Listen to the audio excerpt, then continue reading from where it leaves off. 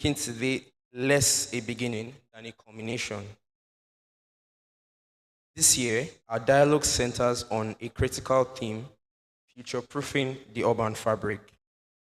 We chose this theme deliberately because our cities are being tested to their absolute limits.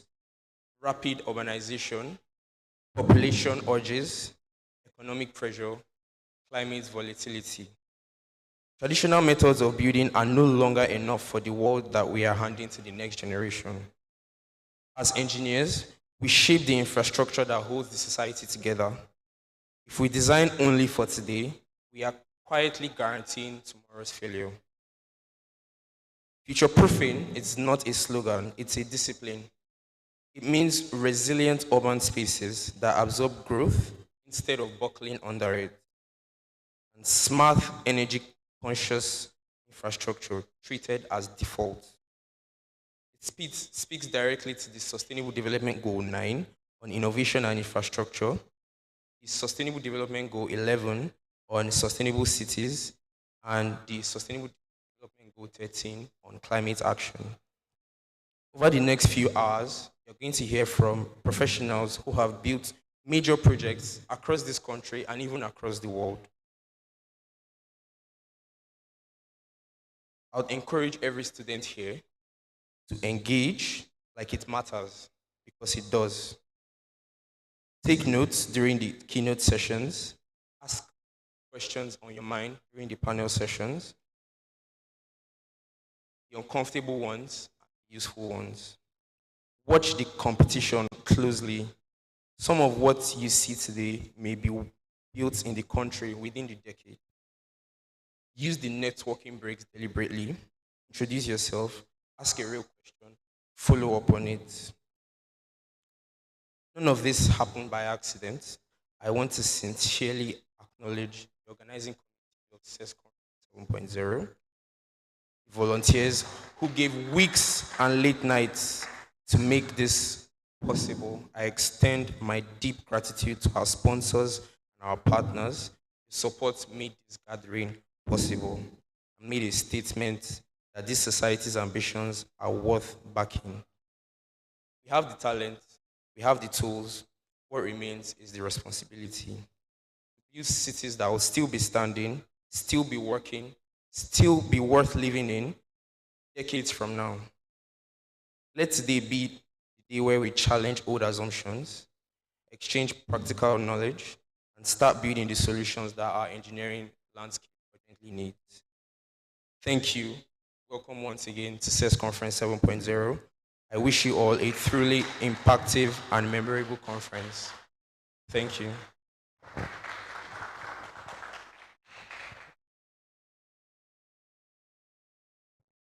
Thank you very much, Mr. Similoloa, for that welcome address. Please give him a round of applause once again.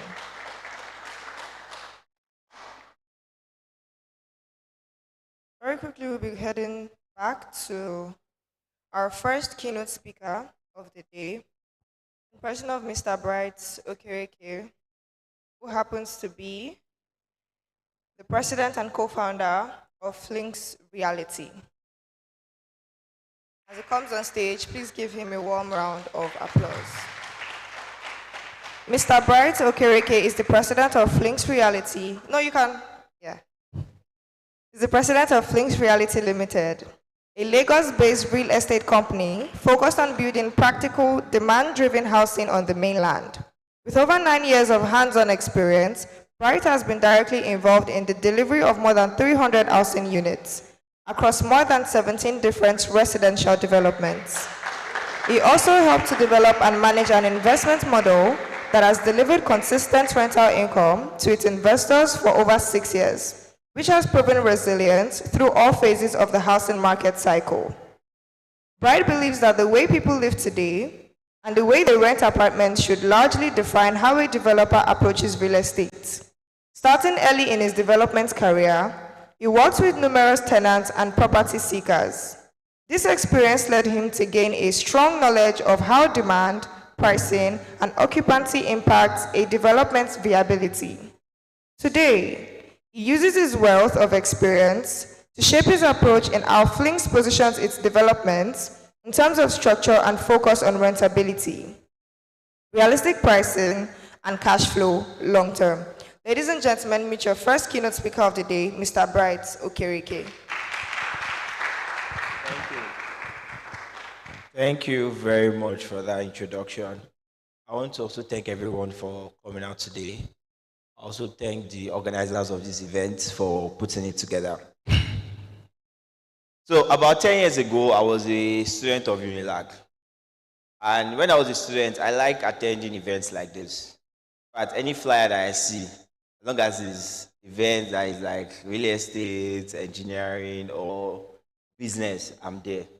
And I usually attend these events for two reasons. One is to learn or get inspired. I like listening to people that are ahead of me talk. So I'll know, okay, this is what I want to do is possible. The second reason is for the food. And I'm sure that we have a mix of both in this room today.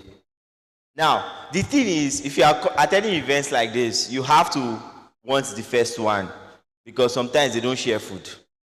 They will just give you bottled water and gala. I don't know the plans for this particular event, but there's a chance that might happen. I don't know what the organizers are planning. So within those times, I learned a lot from people who came to speak to us. I got inspired. And my job today is to inspire, even if it's one person here or two people, the same way I got inspired in those days. And over the past couple of years after I've left Unilag, we've gone into real estate and we have built a lot of urban houses. By next year, we'll be on track to deliver over 1,000 units of urban apartments that mostly have renewable energy. By renewable energy, solar. So most of the houses, they have solar, they have smart devices on them, smart doors, smart locks, smart appliances. And today I'll be speaking on my slide. So today I'll be speaking on re-engineering urban space and integrating renewable and smart solution. Yes. Let me look at it very well. Exactly. I'm also going to be talking about this topic using a personal story. So I'm going to be carrying you guys along how I started as a student and how I got here. I'm going to be sharing the story just one by one. So just follow along. It's going to be a very interesting story. So my story started in Unilag. In my year one, I got a hostel, one of the best male hostels in the school. Jaja Hostel. How many of you okay, you know it was Jaja. How many of you are in Jaja? Jaja House. That place is very nice. But in my year two, they now threw me to one of the most disturbing hostels for boys, Marere. And that was where my life started to look somehow. So year one, I got hostel, I balloted, I got a space, everything was great. And during that stay, I was opportune to meet one of my roommates who later became co-founder of my company, Mr. Adugun. So he was studying civil engineering while I was studying electrical electronics engineering. But as young people, we were very restless, looking for opportunities wherever we can find it. And eventually we found one. So in year two, I could not get hostel, normal stuff. I balloted, did not get to me. And I went to look for apartments. I had like 150K from scholarship that I had. And then I went around Akoka. I had this agent guy that was smoking by taking me on inspection. And he took me to like the worst houses I've ever seen in my life. You know when you enter those houses and you're wondering, people actually live here. After checking like 10 of them, I could not find anything. I decided to go back to school and I did what every normal Unilag student would do. I squat. So I found one of my friends to squat with in Marere. And we were 10 in the room. For a room that was designed for 4 people. And my area, unlike Jaja, is very small. Very tiny with one small window. So at the end of the day, I didn't even find where to sleep, so I ended up sleeping on the floor. But during that period, that was when all the inspiration I was looking for came. I realized that to get apartments and good housing is not easy. In fact, it's almost non-available. So by the end of the year, me and my former roommate started a business called Get Hostel Services to help other students get apartments around school. Now, when we started that business, we started realizing something. The issue is not helping people get house. I know everybody hates agents. They always used to call out agents. They will show you rubbish house. The houses are not good. Agents will take you to rubbish place and be marketing it. So we found out that the problem was not the agent. It was actually the houses. Most of the houses were just not good. Around that time, there's this thing developers used to do. So when they do like a one-bedroom apartment, they will tile the parlor and they will not tile the room. So the room is for the person that rents it to tile. Sometimes they will put door in the parlor. They will not put door in the room. So they just build the house anyhow. And after helping a lot of people get houses like that, we decided that it's best if we start building our own. And by 2020, we started our first project. And we built our first house. Even though it was not all what we wanted, but it was a good start. And one of the things that, I'll move to the next slide. One of the things that we realize is you don't have to be very old to start making a change.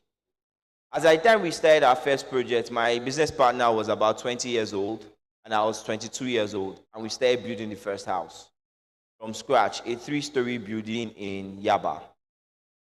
And since then, we've gone on to build more than 20 houses and providing housing for close to 1,000 people. And the journey still continues.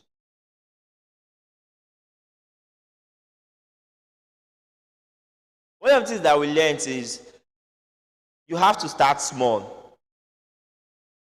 So regardless of what the problem is, you have to start small and build from there. And in Nigeria, you can move to the next slide. In Nigeria, the problem of housing is even becoming bigger because by the time you start checking, you realize that there are two issues. One, there are no houses. Two, the houses that you have, they are not good enough and they have power problems. So you move into a house, you don't have 24-hour electricity.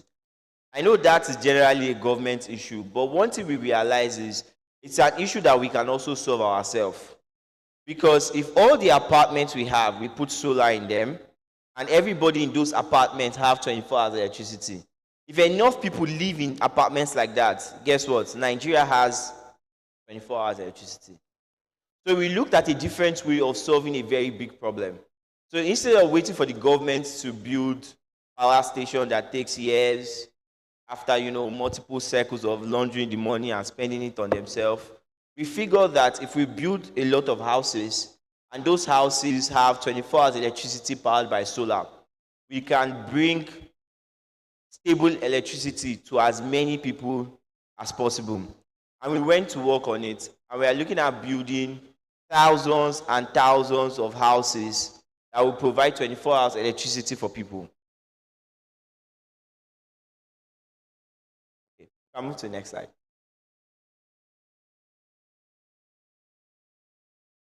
So we transitioned from just building normal houses to building houses that really, really look good and have 24 hours electricity for people and also cheaper for people to rent. So instead of you coming and you're looking for 5 million, 3 million, 4 million to rent an apartment, you can start with just 500K, 700, even 350K. 350K is in the future. We are almost there. But it will make housing a lot more cheaper for people while also enjoying new apartment designs and stable power.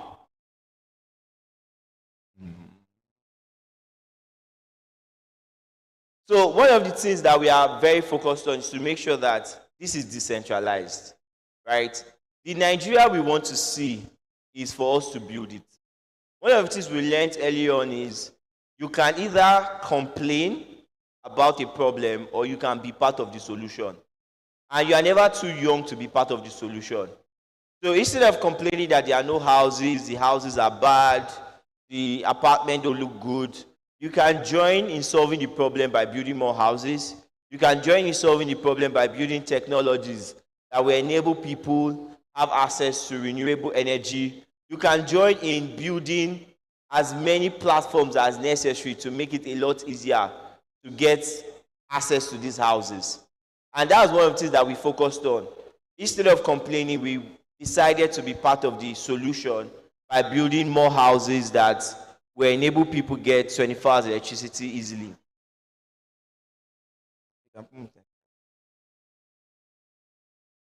So the power to redesign the urban housing is not just in the hands of government or elites or extremely rich people.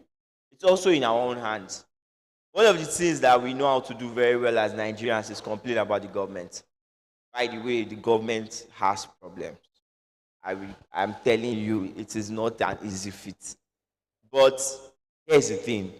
The people who build great countries are the people, not the government. There's this particular series I follow on YouTube. It's a series you can watch like multiple episodes on YouTube. They call it The Men Who Built America. And one interesting thing about that series is it did not cover people in the government. It did not cover politicians. It covered men like J.P. Morgan. It covered men like Henry Ford, Thomas Edison, Rockefeller. And these were not politicians. These were not people in the government. These were businessmen who transformed America. And unlike the way a lot of people think that, oh, other countries don't have corruption like we do, they do, just different. But what they have is people who are resilient and people who build things. America is superpower of the world today, not because their government is the best ever. It's okay, but it's not the best ever. But because of the people they have, because of the enterprising people there who have built giant companies that everybody needs, people who are constantly trying to solve problems, people who are constantly trying to build the future.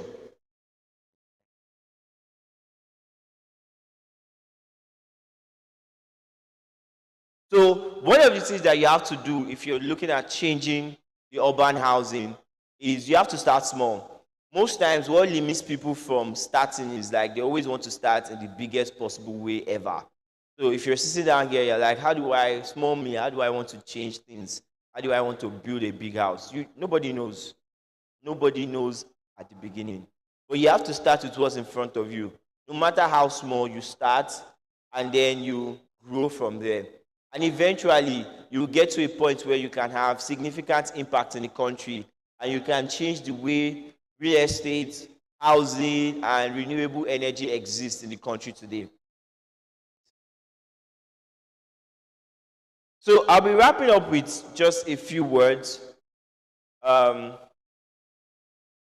We as young people, we have to dedicate our lives to creating the future we want to see in Nigeria. Nigeria is for us to build. It's very, very important for us to know this. It is for us to build. If we want to change the urban housing, if we want to change anything, it is in our hands. We are genuinely the future of tomorrow. And how we create that tomorrow is by getting to work day and night to make those changes. No other person is responsible for changing the country. No other person is responsible for changing housing. It is us, and we have to dedicate our time to doing it. And eventually, we will be able to create the future we want to see. Thank you very much.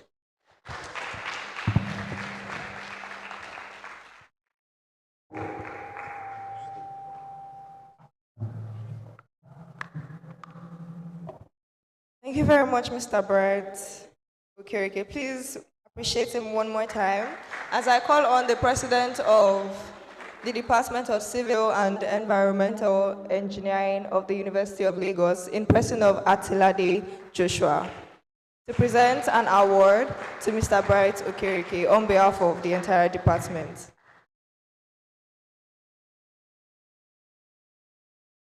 All right.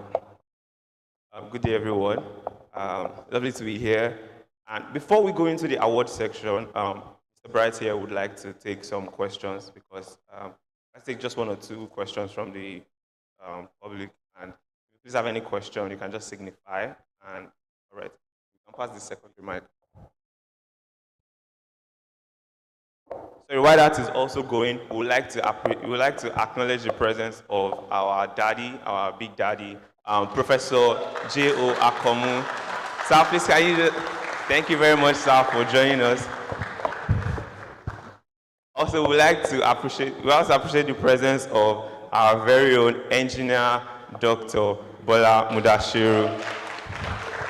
Thank you very much, sir, for joining us today. All right, we'll be taking the questions now. Good morning. My name is Zenwa Dominic. So I have a question for you. From what I get, yourself and your co-founder, you guys built your company by 2022, respectively. So now looking at from people like us, how do we? Because building in houses is not cheap. For example, no matter how small it is. So most of the times you might have the idea, like how is the fundraising process at such a young age? What does it feel like? That's just basically my question. Okay, Thank you. great. So the thing is, it's going to take you a long time to do it, right? So we've been doing this for close to 10 years. It takes a long time. That's important. Now, how do you even do the fundraising? The most important thing you learn or have learned in building houses, raising money is the people you know is very important. And by people you know, I don't mean connection in the way people think about it, where your parents have to be rich to introduce you to people. Is you start and you start meeting people. I'll give you an example. So when we started with helping students get apartments in school, right? One of my biggest clients today was one of the students' dad I met. So she came, she wanted hostel, I helped her get a hostel. And then during that process, I met her dad, and we kept in touch and we were talking. Then I found out he wanted to buy a property. So I'm like, oh, I can help you get a property. And we went back and forth for 2 years. I was able to help him get a property. And since then, we've kept in touch. And now he's one of my biggest clients. We've done maybe 10 apartments, 10 buildings with him, just him alone. And what you learn is if you are out there, you get to meet people. And if you're able to maintain those relationships over a long period of time, whenever you now need money, if you have a good deal, you can talk to these people and they will give you money. Thank you.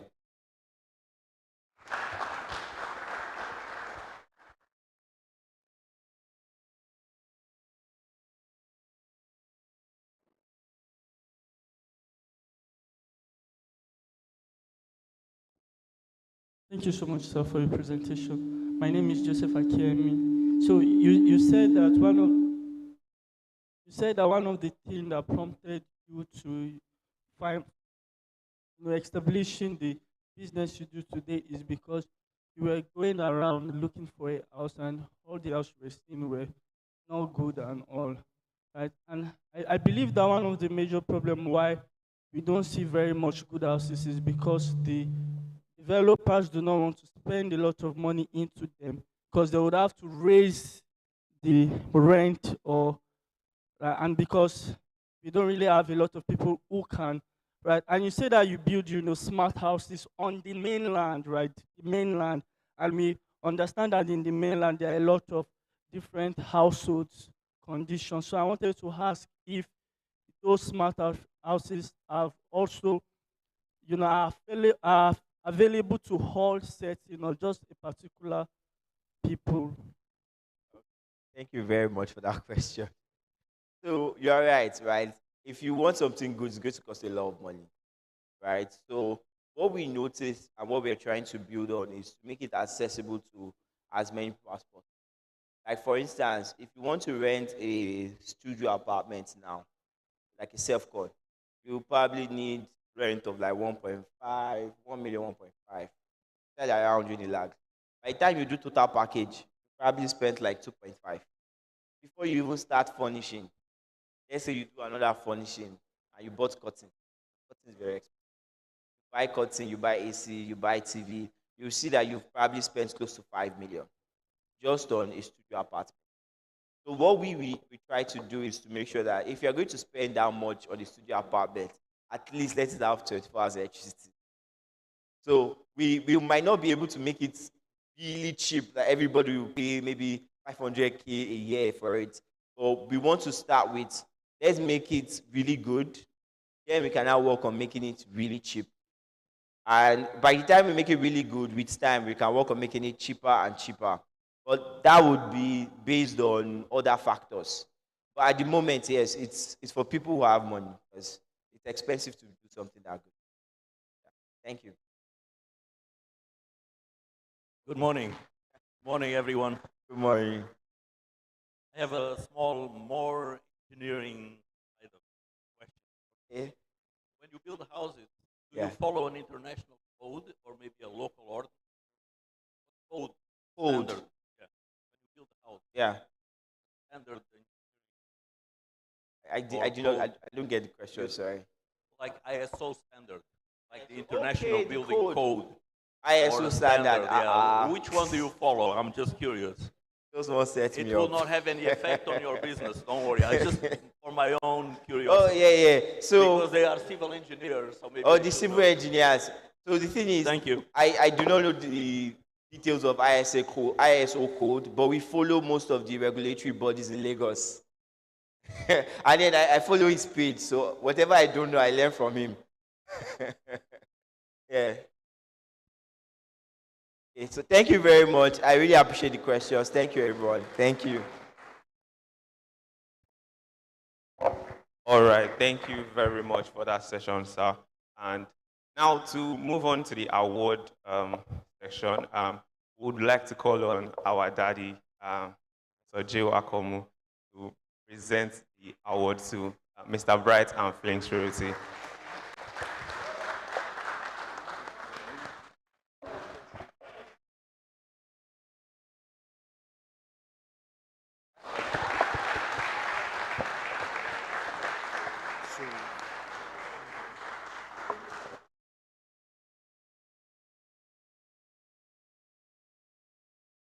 Interesting thing about verse 20.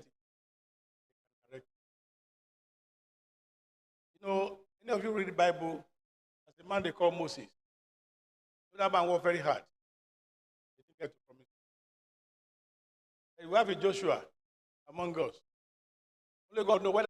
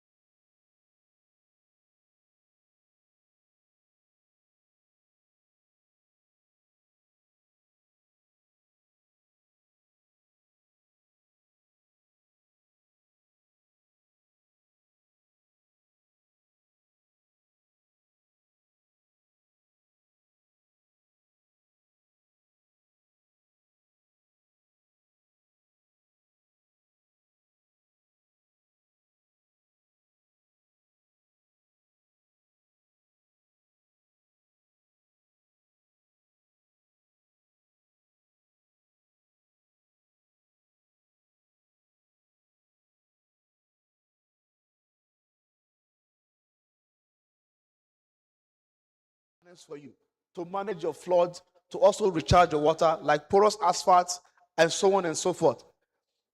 Now, the next slide. Now, everything I've explained in terms of green infrastructure takes us to this slide.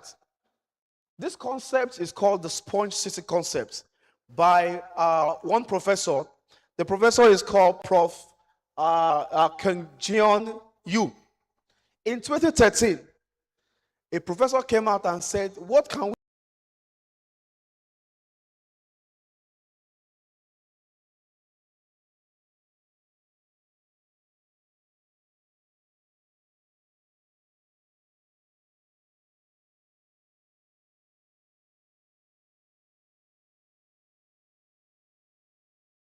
somewhere from the word sponge?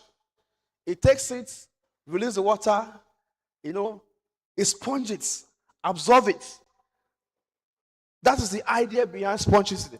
So if we must get it right in Lagos State, in Ogun State, in whatever state we have, we must embrace green infrastructure as a way of future-proofing those life we're talking about. And the 3P talks about the people first. Talks about planet before talks about prosperity. But what we have in most cases is prosperity first, planets and people last.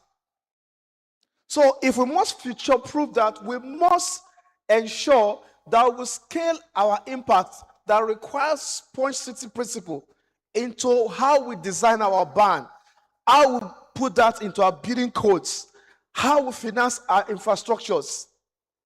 So success depends on national and local governments, coupled with meaningful community participation. Now, this sponge city concept came after the flood of 2012 in China. It was a major disaster. It was a major disaster. And as engineers, we are innovators. Think of a solution to something and solve it. And today, it started from 15 cities. It's moved to about 30 cities. And in China now, to over 250 cities are practicing sponge city in China because they must go against flood and so on and so forth. The next slide, please. And cities like Copenhagen also did something similar to that. We can learn from countries, we can learn from cities and make things better. They also had flood issues. I think in 2011, it was a major flood. And they started thinking, what can we do? And they came out with what we call cloud-based management plan. And they are trying to say, we want to show how we can transform our city against climate threats.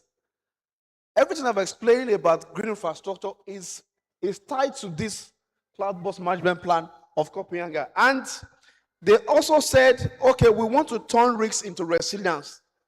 The next slide. The next slide, please.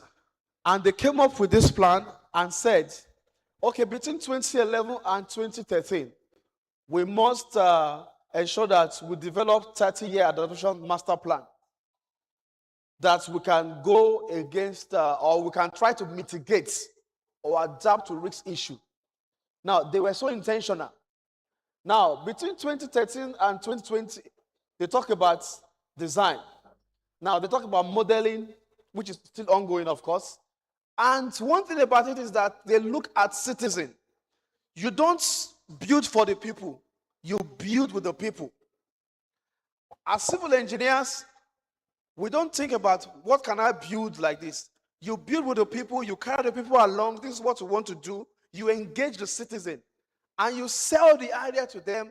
They embrace it. But when you come up with innovations or things on construction and people are not carried along, there you start having some resistance. So if we must future-proof the future, the next slide, please, then we must build with people and move on. Now, with the case of digital twins, virtual reality, and so on and so forth, now talks about where you can, in advance, design a city, picture that city, and look at what could be a problem in the future. Now, that is the concept behind the virtual thing. And Singapore as a country I've done a lot regarding that, where you test what you want to build before you build it. You save money, you don't waste money. But at the same time, you are ensuring that you're also building a city that you can be proud of. So we can also learn from that. The next slide. Now, Lagos, I try to put Lagos side by side with Singapore. Lagos is a city. Singapore is also a city. What Singapore did and what Lagos could do, or what Lagos could learn from it. Because of time, I might not go good, but definitely I'll give you my slides. Now, they came up with the digital twin concept. They moved it. Whether you are too rich, you are poor, you are this, you are carried along. But in the case of the Atlantic, of course, if you don't have billions, you can't even stay there. So what do we need to do as a city? We must think about even those informal settlements as we develop. It is very much important. That is what we need to learn from that. And we have to think about embracing those emerging technologies on how to help us, to build a future that we can all proud of. And beside that, previous simulations and so on, are some of the things that side by side we can learn from Singapore. And of course, we must position Lagos to a living data system where we can embrace vertical construction. I'm trying to rush because of time. Now, while we talk about the future, it's also very much important, the next slide, please, that I don't personally subscribe to when we have a building, we take the building down, we do another one. We should build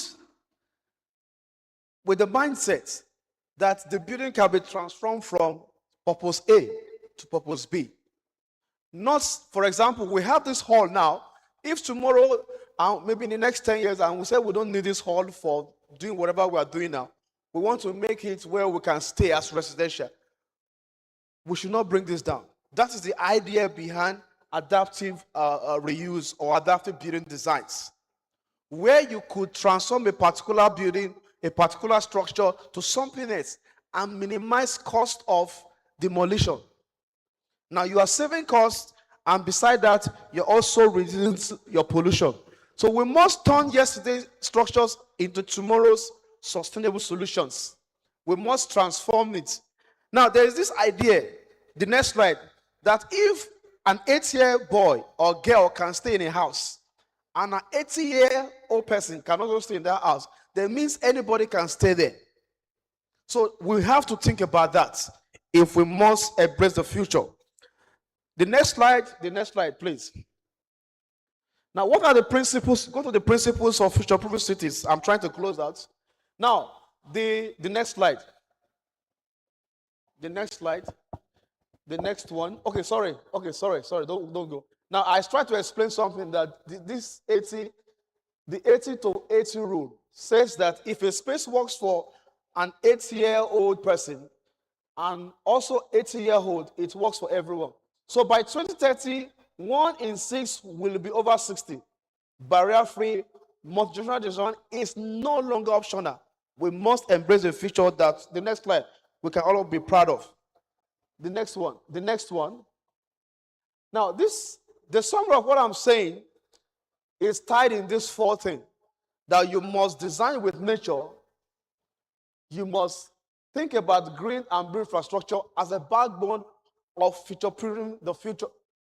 Then, not that as an afterthought. Then build with people for all income levels, not just those who can stay in Banana Island alone. If I can stay in Ikorodu, I can stay in Banana Island, all of us can stay. Let's develop a country, a city where everybody feels belong. That is the idea behind the presentation.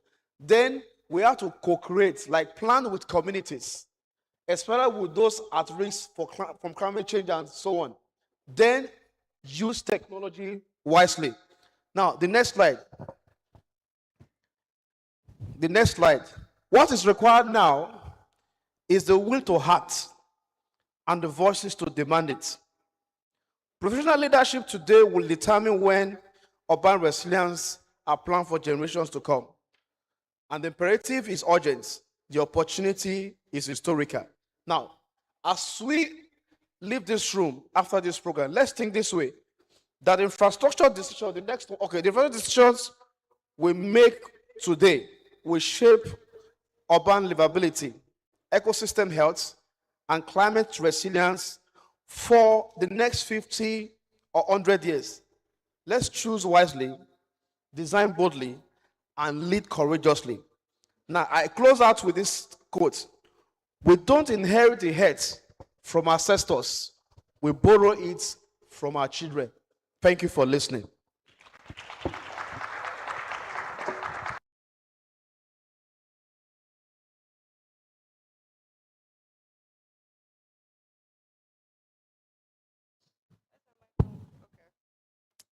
Thank you very much for your keynote speech, sir. We really appreciate your knowledge and your presence at Cess Conference 7.0. Moving on to the next, I'll be calling on one of our own, in person of Sheun Ajayi. She's a final year student, as well as a software developer and a creative in the academic and civil engineering space. She will be our moderator for the first panel session of today. Please appreciate her as she comes on stage and introduce her panel session.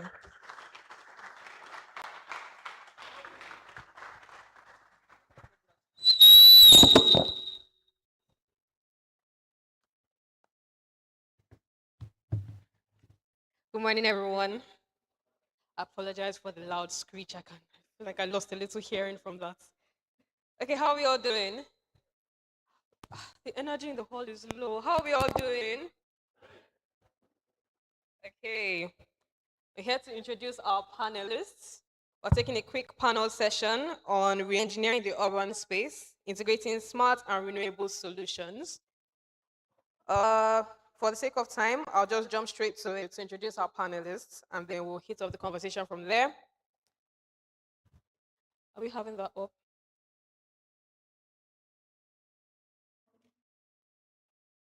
Okay, while the media is loading, I'll just get straight to it.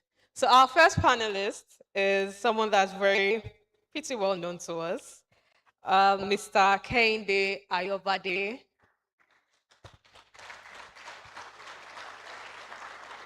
Good morning. Okay, I'll do a brief of his bio so you'd get familiar if you're not already. Mr. Kehinde is a trailblazing tech entrepreneur. He is revolutionizing the architecture, engineering, and construction industry, also known as the AEC. He has over 5 years of expertise spanning civil and structural engineering, BIM management, software development, and construction technology. His work embodies the fusion of innovation and impact. He's the founder of KS Digital Solutions, where he develops cutting-edge software solutions tailored to solve unique challenges in the AEC industry.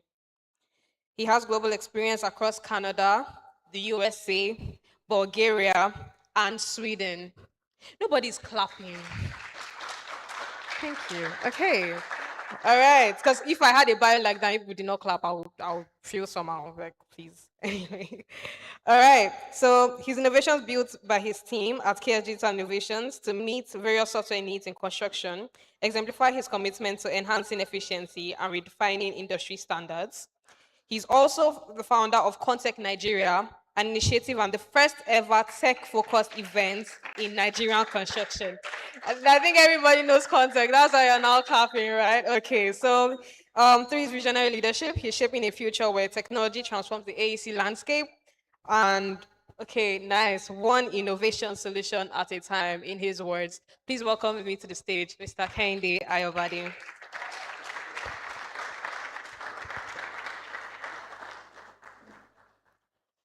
All right, our next panelist is none other than engineer Adeboye Akonji Shoye.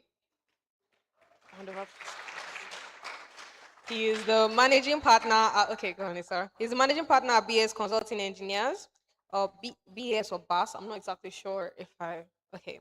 So he graduated from the University of Ado Ekiti in 2005 with a first-class degree in civil engineering.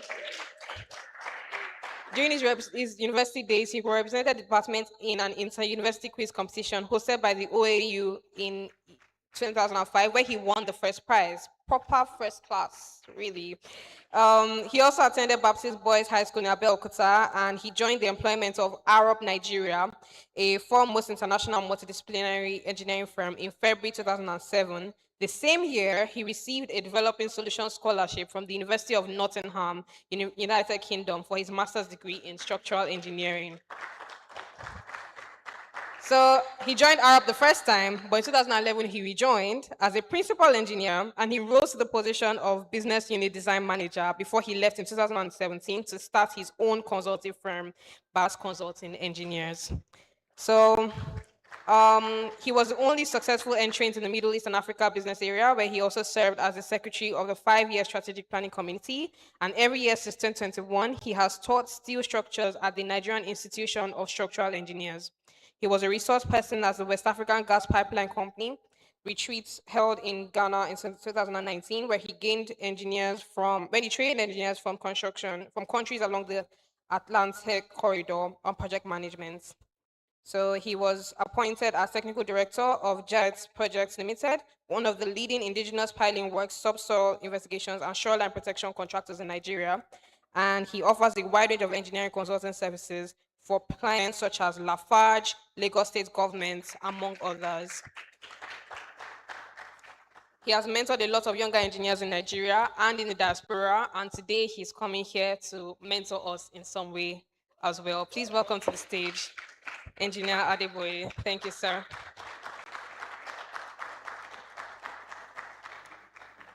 All right, our third panelist is Engineer Louis Lewis. He's the Technical Director at CFI Services, and Indigenous Subsea Engineering Company in Nigeria. Wait, sorry, let me take again. Engineer Louis M. Lewis, he is the Technical Director of CFI Services. Good. I think I'll start doing that if you don't give me an energy. Mic to you. Okay, so he joined CFI after serving as lead structural engineer and advisor for Point Engineering Limited from 2018 onward. And earlier in his career, he was a structural engineer with MSL Services Corporation, with Harima Marine Construction, and with Atlas Engineering Limited from 1999 to 2003. He earned his Bachelor of Engineering from the State University of New York Maritime College in 1983, supported by a scholarship from the Henry Kummerman Foundation in Paris from 1979 to 1983. He's a registered professional engineer in Nigeria and a former registered professional engineer in the state of Louisiana. He's a member of the American Society of Civil Engineers, the American Institute for Continuing Education and Training, and the SUNY Maritime Alumni Association.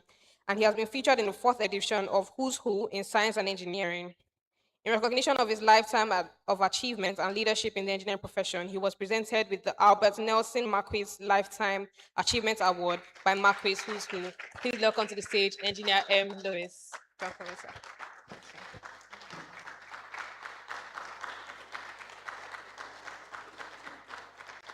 And then our final panelists, second-time guests this year, Sir Folajomi Ibrahim, CEO, Kogen Properties Limited.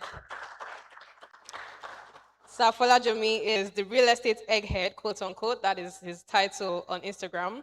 He's the founder of Kogen Properties Limited, a property developer and one of Nigeria's most trusted voices in real estate and construction education.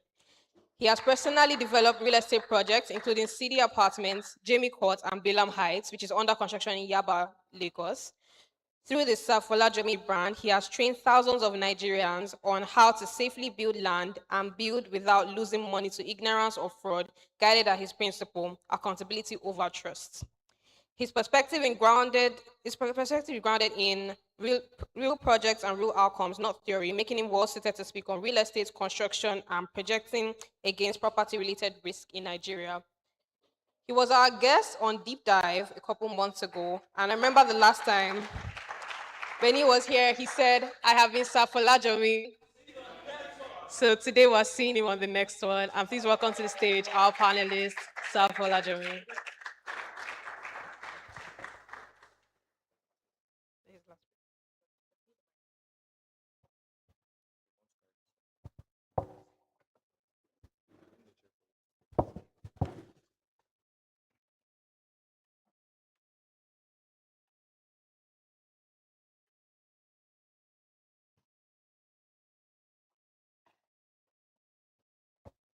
All right, so while prep is going on, oh, thank you.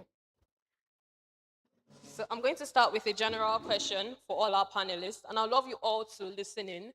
Like I said earlier, the title of this topic is Integrating Smart and Renewable Solutions. If you're not familiar with what smart technologies really are, smart buildings and smart technologies in the construction space, I think you should definitely listen in because you're going to learn a whole lot here.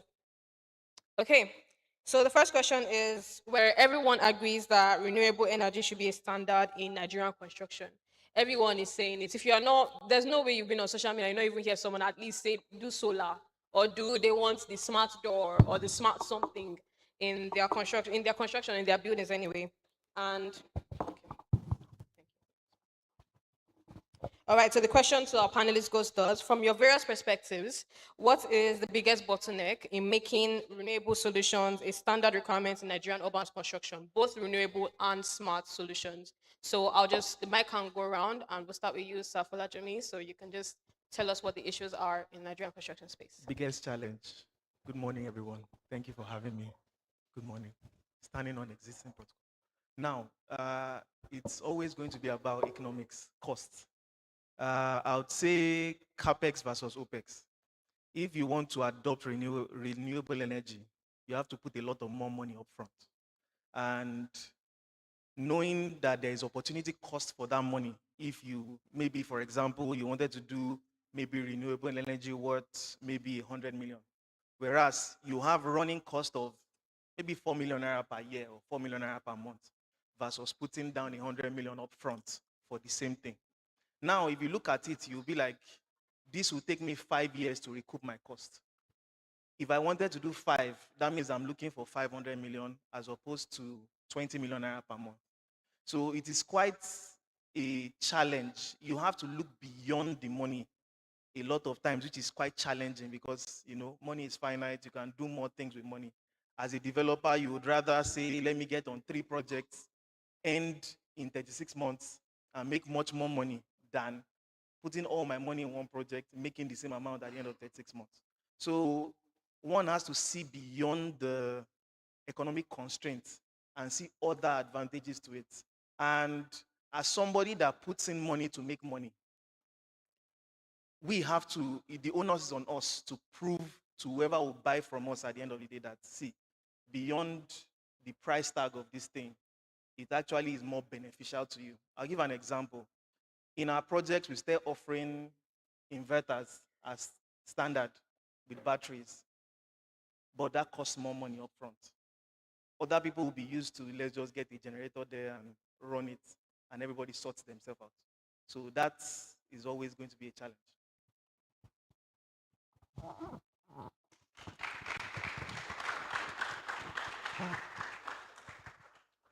My opinion now. Well, besides what this engineer already said, I think another constraint is the present day technology outside of Nigeria and its cost to implement here. Because, you know, outside, you guys look at millions of dollars, and because of the Nigerian currency, is at the level where anything is basically already in the millions. It gives you a shorthand in acquiring the best that there is around. Also, from my observation that I've been in Nigeria basically in and out since 2005, mostly in Port Harcourt, I can see that there isn't much emphasis in maintaining an infrastructure, probably because of funds. And so the education in getting the people involved in maintenance of industrial, whatever it is, solar or wind or whatever, maintaining a program of predictive maintenance would save money in the long run, and it will allow the services to work a lot better in that respect. I think these are big challenges. We'll address that, I think, in some of the questions that you sent me personally. Thank you. Okay. Again, my name is Boye Shuri, and now we are speaking about the bottlenecks that there are. I want to reiterate what the first speaker said by mentioning that most of the time we are carried away by the initial capital cost as against the life cycle cost of such investment. I think this approach, needs to be reappraised. If you really want to address this issue, you need to look at things holistically. Currently, we're working on a combined 60 megawatt project in Sierra Leone, and I see the sort of investment put into this, and it tells you that it's not the entire infrastructure is not just going to serve today; it will serve beyond today, beyond tomorrow. It appears like it's huge, which of course it is, but then if you look at the alternatives, the foregone alternatives, you will realize that it is still um, a very sensible option. The other bit for me is there's always this gap between policy and implementation. And that's one of the reasons why, you see in a state like Lagos, we would do better if, smart infrastructures are incorporated from the policy point of view. Yeah, from the design stage. I mean, we shouldn't see smart intervention as an appendage to our designs. It should be part of what we do. And if we take that up, I believe we are all going to be better off. Thank you. All right. Okay, good morning, everyone. My name is Kenny.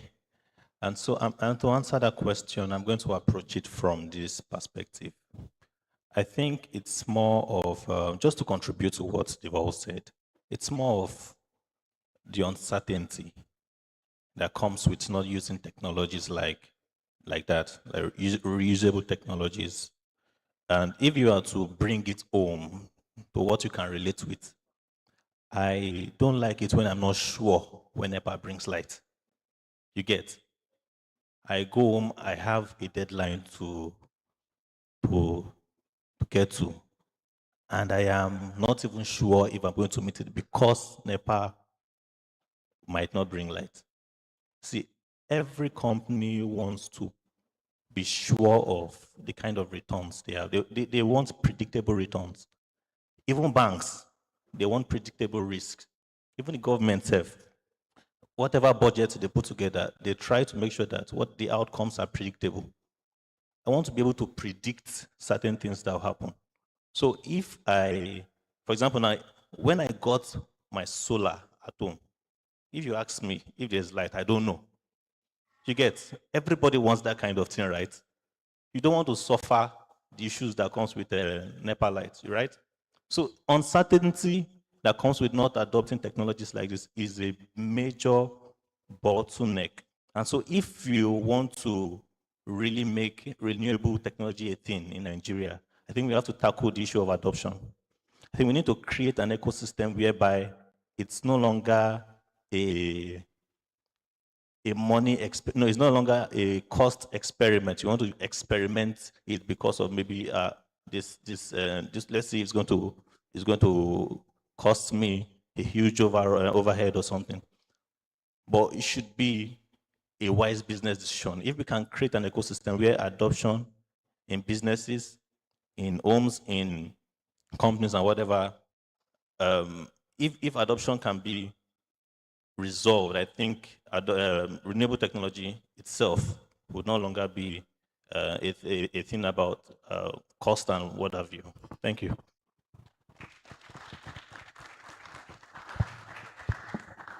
All right, thank you so much, Mr. Kende. So I'll just, I think to all the panelists for answering that question. So while you're still with the mic, I'll just go to your next personal question. So if you're familiar with the work that KS Digital does, speaking on what he said about like, losing uncertainty and just trying to optimize, you find that that's primarily what KS Digital does. They're focused on software development, especially in the BIM sector and basically like building digital twins. So the question for you is not to just basically at this point we want to hear you talk more about your work. I love hearing about your work. And I think that everyone here will definitely hear a lot about it. So just want to talk about like the importance of digital twin technology and also like the biggest gaps that you've seen in I'll say in the implementation, in the adoption, like you mentioned, tailored to like the smart technologies that you said. So basically just talk to us a bit about how critical it is, how important it is, and any issues that you have faced in this. Okay, thank you for that question. I'm going to say this. Digital twins, this technology already exists. The digital twin, when you talk about technologies associated with digital twins, like your beam, like renewable energy that was discussed just now, I personally believe that if we want to compete globally as a country and not just rely on foreign technology, we have to start looking at how to implement these things for ourselves. And so one of the major problems that we are trying to solve as a company is to take away that reliance on foreign technology. Why is that so? If you look at the cost of implementing some of these technologies that we use on a daily basis at companies, at our work, the typical, the ones that you know, the AutoCAD, the Revit, the cost is crazy. An average engineer cannot pay for it. If you look at the salaries that engineers earn, it's very hard for an average engineer to combine their entire 1 year's salary to pay for softwares like that. So now that begs the question of why can't we create for ourselves, you get? So if we want to really open up the need for technologies like this, we need to understand that there are local problems that we need to solve for ourselves. We need to understand that we need to start approaching things our own way. And that's because beyond cost, beyond the way technologies are built over there, which doesn't really align with the way we work, we also need to understand that there's a thing that comes with, there's this pride that comes with something that you build for yourself. You understand? There is this pride that comes with it. So understanding that digital twins is understand that digital twin is a technology that needs to be implemented on a local level is where all of this starts. So I'm going to just give you a short about what we are doing. At Cess Digital Innovations, we understood that one of the reasons why projects are being delayed, why projects are hard to deliver on time, is because of how much time we spend designing projects, how much time we spend putting documentation together on projects. And we said, okay, from my own background, which is civil engineering, having had a few experience on projects, a few years of experience on projects, I understood that there are certain gaps in the way we design, there are certain gaps in the way we deliver our projects. And I felt, okay, if we can start closing that gaps with certain kinds of technology, as simple as generating your drawings, as simple as detailing your components, your structural components, it helps you to deliver projects faster. So we started building these technologies, simple technologies like plugins to AutoCAD, plugins to Revit. And then we discovered that, okay, not just solving these problems helps to deliver projects, it gives engineers the ability to actually do engineering properly. Engineering is not just about drawings. It comes with decision making, it comes with creativity. So once you help them buy time to do this aspect of engineering, which is the creative part, you see, we have better projects, we have better buildings, we have more intelligent buildings, we have more intelligent systems. So I think the major bottleneck with implementing smart city, digital twins and what have you, is basically solving local problems. If we can really pinpoint our local problems and start solving them, like I'm doing at my company, I think we'll start making good progress on that end. Thank you.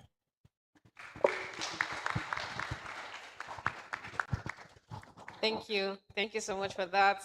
All right, awesome. Now, this next question, before I throw the next question, I want to just ask the audience, how many of you can swim?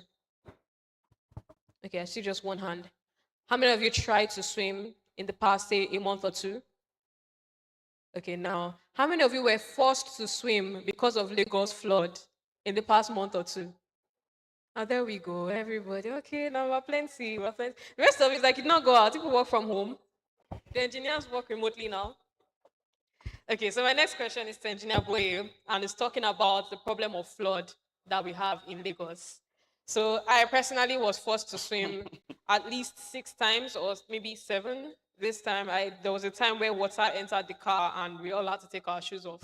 So we have a serious flooding problem in Lagos and I'll say in some other parts of Nigeria. And so the question is, since BAS Consulting, you have a lot of experience in, I'd say in city planning and water resilience. And so we want to know, because we've had a lot of questions, especially even up in Twitter, people be like, oh, engineers, what are engineers doing about the flooding problem? There was one time that someone even quoted one tweet and it was like, well, we have civil engineering graduates. What's going on? Why is Lagos still flooded? And so now, since we are civil engineers in the room, maybe we can answer the question that what can we do about these drainage problems? Maybe do we need to redesign our drainages? Is there any new drainage problems? Or maybe not even just the drainages, maybe the geotechnical parts of it. What can we do about the flood problem? What are you doing in your company, and what are maybe like best practices that can maybe help us improve or redesign to solve this problem? Thank you very much. That's a hydrated question. But I think when I walked in, I saw the presentation from the keynote speaker, I believe, and he mentioned a lot of very interesting points, which I've always told people in my immediate cycle that, I mean, there are certain things that we need to do differently. There is no better time to talk about these other than now, because in the last 4 weeks, we all know what we have gone through in Lagos, commuting from one end to the other. And I like to mention that, see, I know government is trying, but and I see the amount that has been voted into flood control. But again, you can only measure the success of such interventions by hydraulic performance, by hydraulic performance of the infrastructures. And what I see here is that, which I think is the biggest issue we have, is that planning, lack of adequate planning has led us to where we are.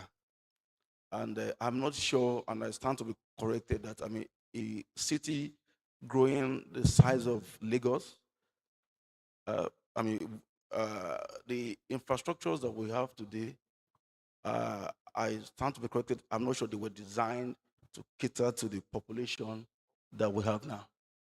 And then we are really not helping ourselves too, because everywhere you go in town, you realize that there is a need to make quick gains.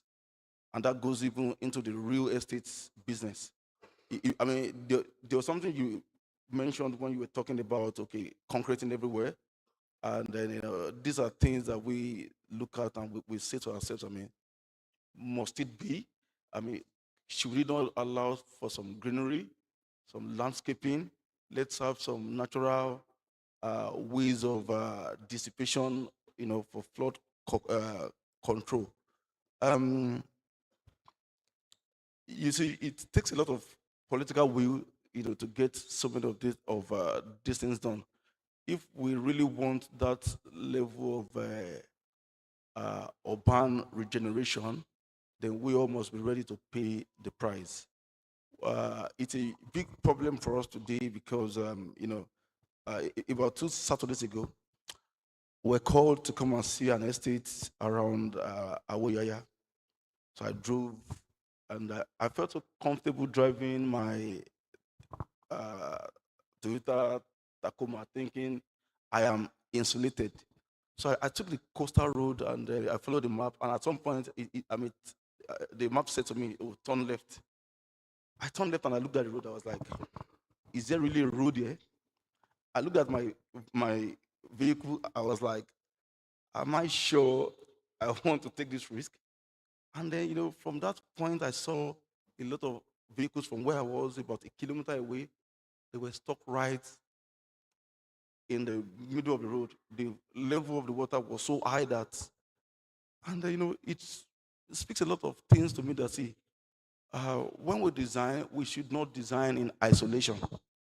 And that's one of the biggest problems that we have. Oh, you design now, when we get there, we're going to cross it. Drainage issues are not issues you will solve when you get there. If you don't solve it from the outset, you are only postponing the day of evil because it is going to come. You cannot run away from it. So really, for us to, I think, hello,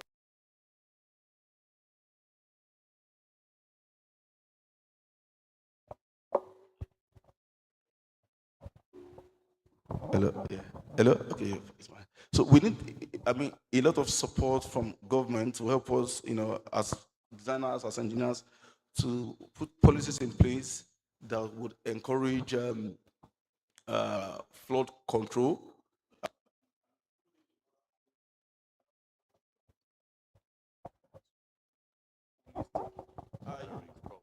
Yeah, I think it's.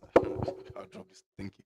I mean, it should be something we look at holistically. And let me give you an example. I worked on a project some years back, and then the client was saying to me, "Oh, that whenever it rains, the water, the flood water from the road gets into their living space." And then when we had the conversation, I was made to realize that that wasn't the case when they moved into that area. But you see, over time, we had same government coming to do the road, not taking into cognizance that there is an existing level in everybody's property. Your ground level is at a certain, height. They come in, they build on what is existing. By the time they are gone, your sitting room is perhaps below the road level. Now you have no other option to start creating dams around your houses because you can't afford the water getting into your space. And then you say to yourself, what alternative do you have? You move on to the unsustainable option of pumping, which would require energy to sustain. And then you begin to pump. After pumping for a while, where you're pumping into, the water is not really flowing anywhere. So at some point, the pump breaks down and it finds its way back into your house. So you see, this is the story of so many people in Lagos, and I feel we have to be intentional about it. We need to appraise our hydraulic structures. We need to ensure that they are future-proof. And being future-proof doesn't mean that there won't be issues, but we have to create some gateways for exceedance. When it exceeds that limit, water, should be redirected towards a different destination. And then in the way we build too, we need to be, it's not all about profit. If you ask me, it's about saving the environment. It's about saying, you know what, the environment comes first, and it is whatever is left that we are going to, allocate to development. But if we sit back and reappraise how we do these things and we're not profit driven all the time, I think we can still save whatever is left. It's a huge call. It's going to be difficult. Houses would have to be taken down. People would have to make ultimate sacrifices. Not by laying down their lives, but perhaps properties would have to go for us to, get back to where we are supposed to be. Thank you very much. Thank you so much, sir, for that very detailed response. I think that we have a lot more insights as to the problem with flooding now in Lagos, and maybe the things that we can do, or maybe the government or basically contractors, engineers can do in the future. So thank you so much. A round of applause once again, please. All right, so our next question is for you, Engineer Lewis. And for this question, I think we're taking into account the fact that we have multiple years of students here. This is the Civil Engineering Conference, so we have people from the 100 level freshmen up to the finals here. And I would say that project management, you have decades of experience in project management to start with.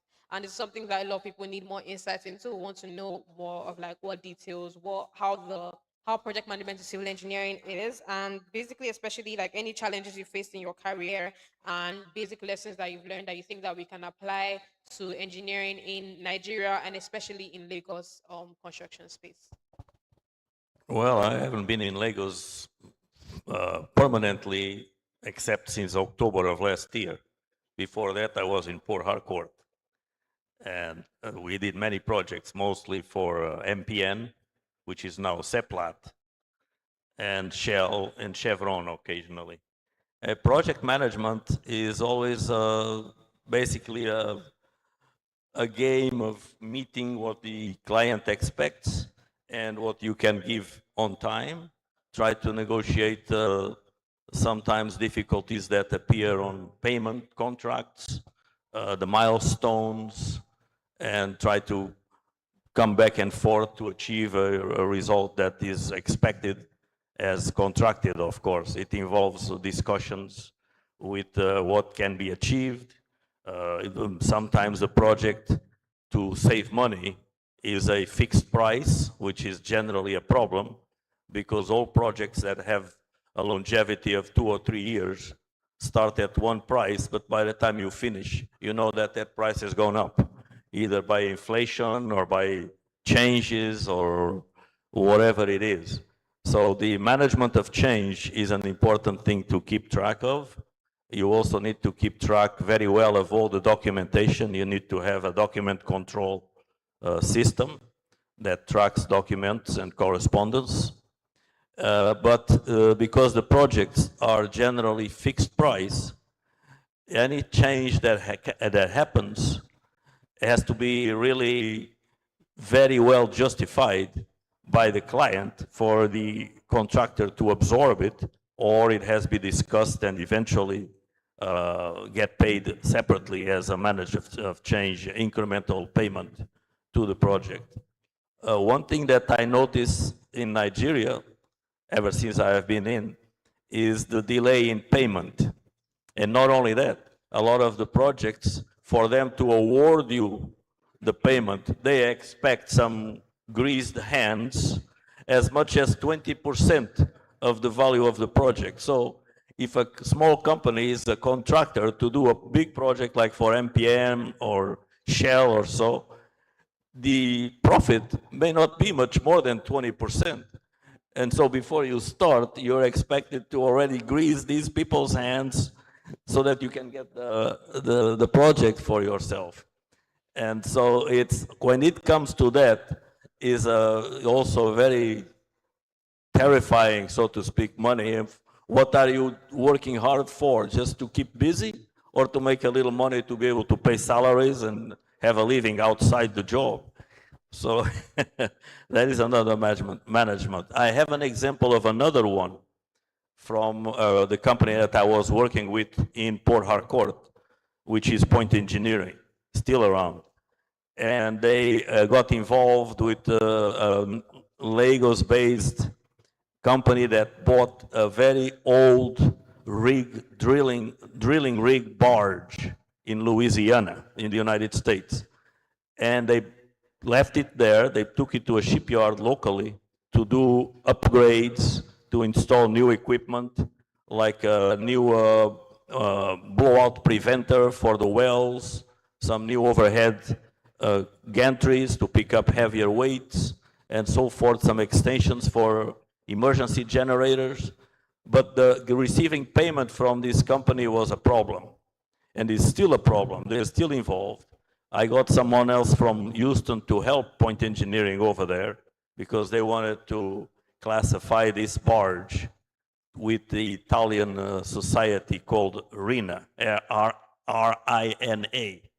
So they needed a lot of work in developing a whole new plate drawing for the barge hull itself, which does not exist. Most of the equipment on that barge does not exist anymore as far as the original drawings, construction drawings, that the drawings don't exist. So they developed all of this, and now we have been expecting payment, and I am just in the trail mail of that. I'm not directly connected with it, but because I brought some guy into this from Houston, I keep in the trail mail. And they've been waiting for some payment for almost 3 months now. No payment is coming. So this guy from Houston told the Point Engineering to tell the administration here, the owners of the barge, to either pay up, or he initiated now a lien against the barge with the United States Coast Guard. So if they don't pay, the barge is arrested, cannot leave the country. So this is some big changes. I mean, challenges that they are facing. And it just, probably because of the, as I mentioned earlier, the incremental cost of a project that goes way above what you estimated originally. And then you get to a point where, well, the money starts lacking and it becomes a problem. So that is, I think, my experience. My experience is not so much in civil engineering. It is in oil and gas, offshore, in the design of offshore platforms. Like I said, MPN, there's many around here in the Gulf of Guinea, more toward the Wari and Port Harcourt. There are, I think, about 300 offshore platforms in various depths of water. And that is where I come from. Now, mentioning also using smart technology, we already use a lot of computer software to design. We use the international standards, as I mentioned before on the first presentation here.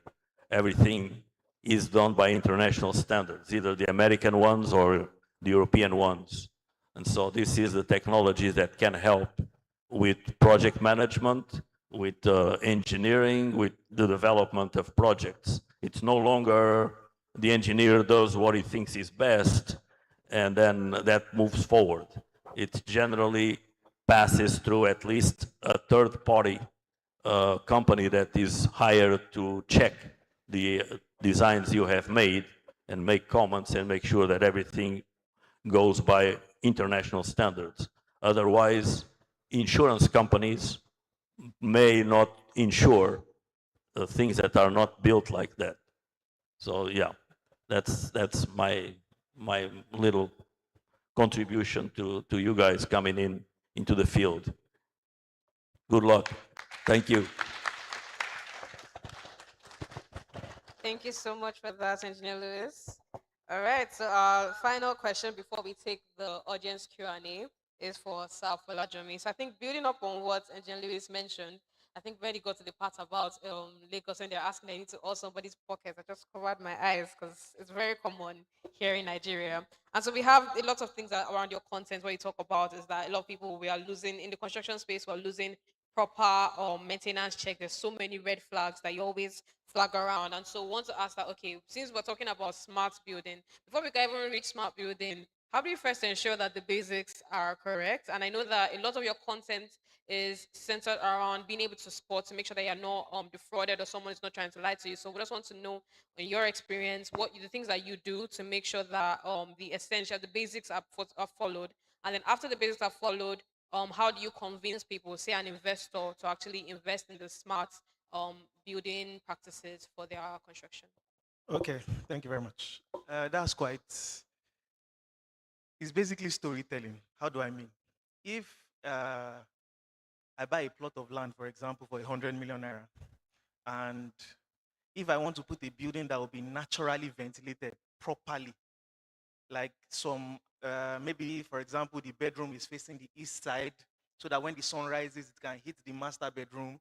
You know, you put the kitchen on the south side, you know, different things like that. You can probably put maybe a maximum of 1 unit in that space. If you say you want to push it very hard, you put 2 units.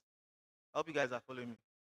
You put 2 units. Now, each building that you are putting there, each housing unit you are putting there is costing 50 million naira each of the land cost without the cost of construction. Now, if I want to sell those units. Yorubas will say, Alaye Makpo. You go shalaye wewe. Because you have to be explaining to the next person why your apartment is, for example, 40 million naira more than the next person. Whereas, if I wanted to do it the way it's affordable, or dancing to the tune of the people that want affordable housing, I cannot change the cost of land. What I can do is pack more units in that space. So now, instead of 1 unit or 2 units, I decide I want to put 10. Those 10 units now, the land cost on each unit is 10 million naira. If I wanted to be crazy, I put 20 units, although Lagos State will never give me approval for such. But you put 20 units, now the cost of land drops to 5 million. But now you've done that, thinking as a developer, you solved the problem. Housing is now cheaper. But you took away something and you did not put it back. And that is why I'll always fight for the need for construction professionals in your space. A mechanical engineer understands that, yes, natural ventilation has been taken away, but now we have to put it back mechanically. But what happens in the industry is that we take those things out and we don't put them back. And a lot of the reasons why we do that is because the demand side of things too do not ask. When, for example, you want to take a flight from here to Abuja, somebody might say, let's go for Airpeace. Airpeace is cheaper. Or we go for Max Air. No shade to any airline. But me, that I know I'm going for a business trip and I know I cannot be late, I go for Ibom Air because they are more expensive, but they will leave you if you are late. They will go on time. So the selling point that might have not been clear initially when you were booking that flight is that these guys are never late. Not this one is more expensive, this one is cheaper. Same with a building. If you remove natural ventilation and you replace it with mechanical ventilation, for example, and the funny part again is the developer doesn't bear majority of the cost. It just shifts that cheap apartment from initial cost of being cheap and moves it to the client. Now they have to run diesel every day as long as that building exists. So where is the middle ground?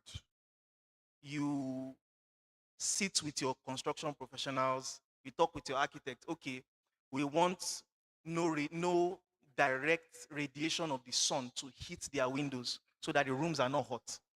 That way you introduce a balcony, you introduce brise soleils, things that can block off the natural sun from hitting your window.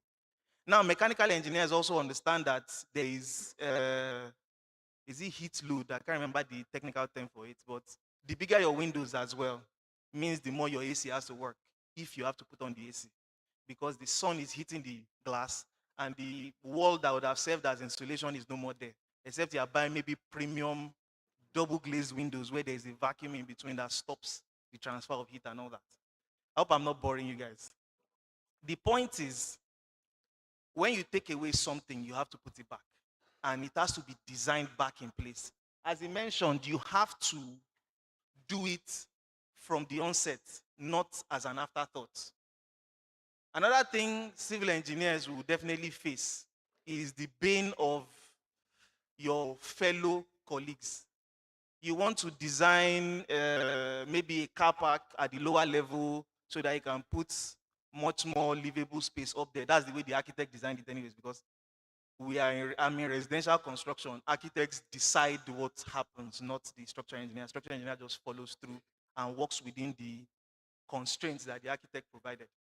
So now, because maybe, for example, they want to introduce 25 columns on a floor, on the first floor, all the way to the 5th floor. But on the ground floor, because of parking, they can only put maybe 12 columns, for example.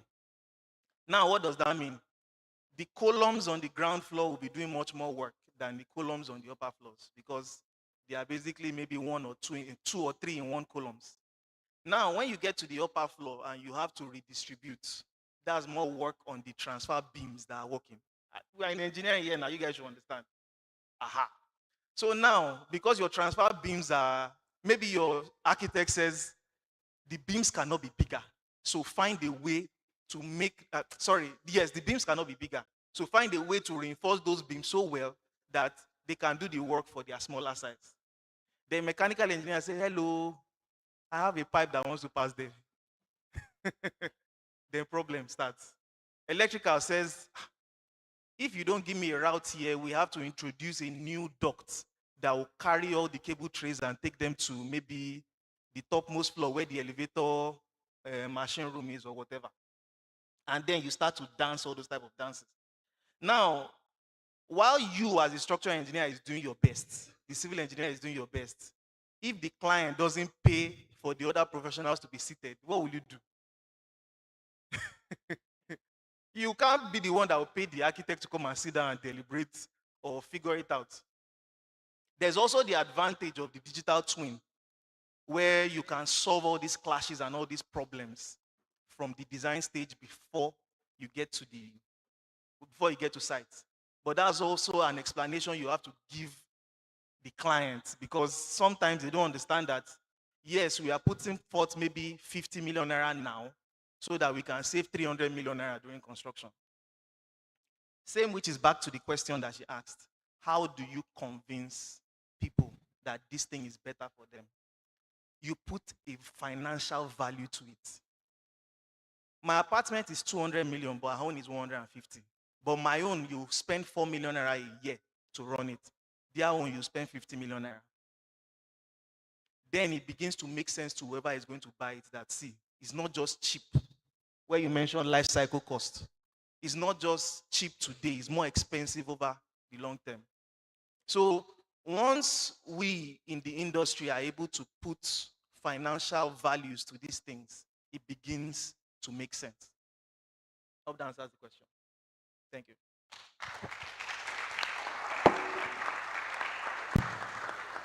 All right, thank you so much.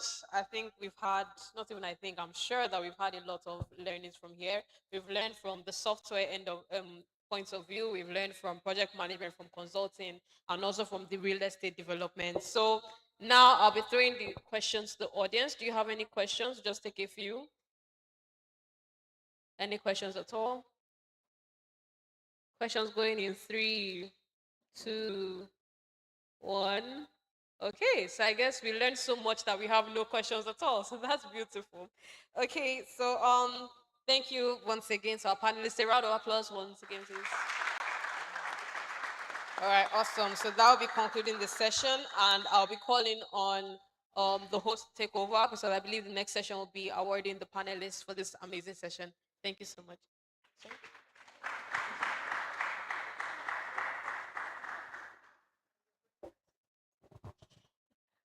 Thank you very much, Ms. Shion Ajayi, and thank you very much to our panelists. We really do appreciate your presence and the knowledge you've come here to share today. I'll be calling on the chairperson in person of Similoloa to present the awards to our panelists.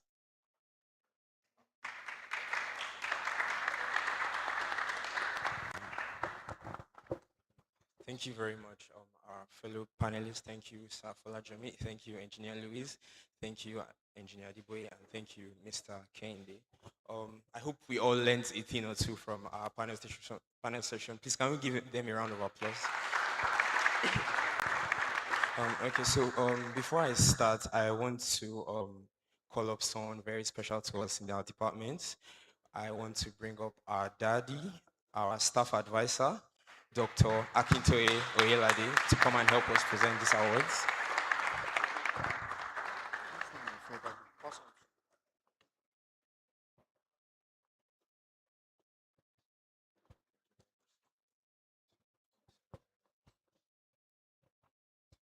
Thank you, the panelists, for this wonderful presentation. So on behalf of the Cess, University of Lagos, we are presenting a sincere appreciation of your invaluable insight, time, and outstanding contribution to discuss future-proofing the urban fabric.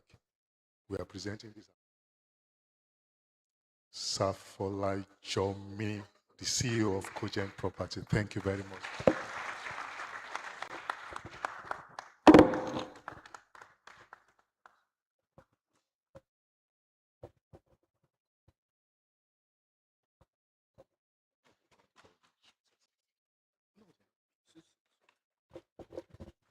Now, the next award is to Engineer Adeboye. Please, can you come forward, please? Yes, sure you. So this award in appreciation of your invaluable insight, time, and outstanding contribution to the discourse of today. Thank you very much for this wonderful presentation. Thank you.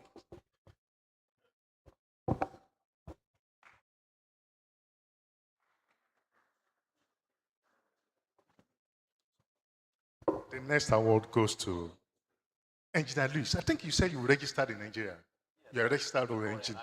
Okay. Okay. Engineer Luis for his presentation. Please, can you come forward, sir? Thank you very much. This is from Cess for this wonderful presentation. Thank you very much, sir. Thank you. I appreciate it. I would like to have a minute to introduce myself. Okay. Once. Okay. I haven't said exactly where I came from. Okay. Then we'll have opportunity to do that. Let me just do the presentation. The last award to Engineer Ken Ayobade. Thank you for what you are doing. We really appreciate.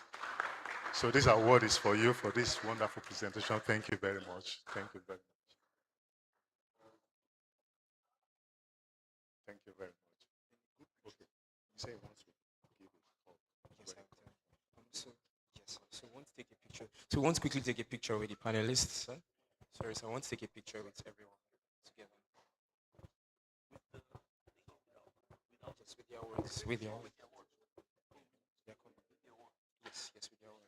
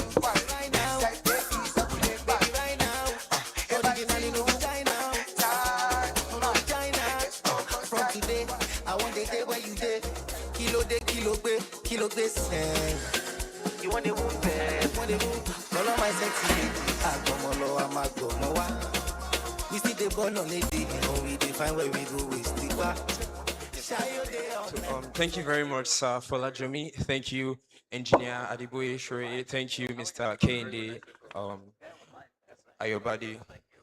So, quickly, we want to hear from one of our panelists, Engineer Luis M. Luis. He wants to give us a short talk. So, please, I would like if we can pay attention to him. And if you have any questions for him as well, please go ahead. Thank you. Good morning, everyone, again. I realized I never even said my name when I started talking over here. So I want to talk a little bit about who I am and where I came from. My name is Luis Manuel Luis. I am an African like you. I was born and raised in Angola, in the capital, until independence. So my other language, my native language is Portuguese. But I am American citizen since 1983. So I graduated in New York City in 1983 from State University of New York. I spent many years working in America. Started with a big shipyard in Mississippi as a naval architect, which is actually my degree from university. Is a Bachelor of Engineering in Naval Architecture from New York City. And because we were coming as a sort of refugees in 1975, with another about 1 million people who left the former Portuguese possessions in Africa and went to Portugal and finished high school there. And then I wanted to come to America.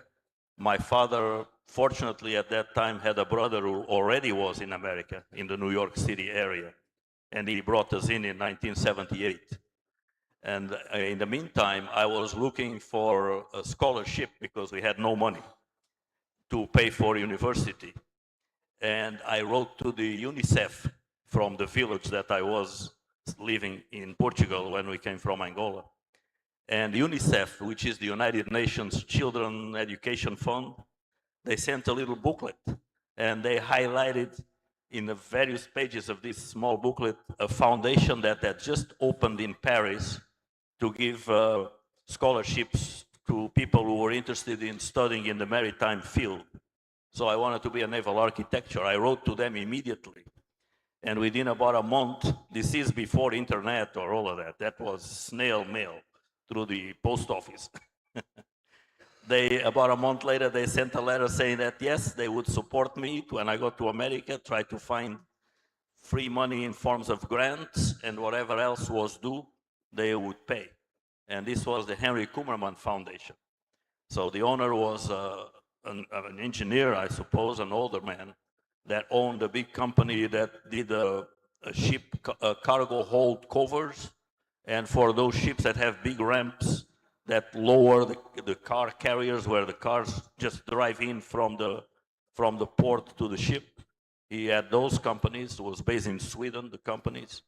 And then later on, when I got married 4 years later, after 4 years at the Maritime College, I asked the man who came to my wedding with his wife why he gave me this scholarship, because I didn't have A grades. I had basically B's or C pluses. He said that my letter was the first one that arrived at his office once they opened the foundation. That's like winning the lottery. That was very, very lucky. Worth about $20,000 in 4 years. So at that time, back in 1979 to 1983. So I'm American. I have done my best to be a good American citizen. Also done my best here to help develop the local content development to many people around Lagos here that are now in higher executive positions.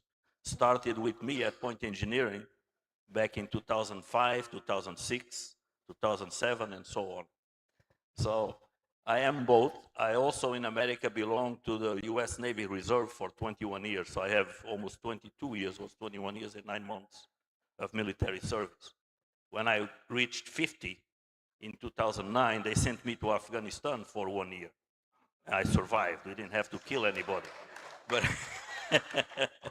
so I have had some adventures, and I think one of the ones I cherish is being in Nigeria, being the Oyibu in the office.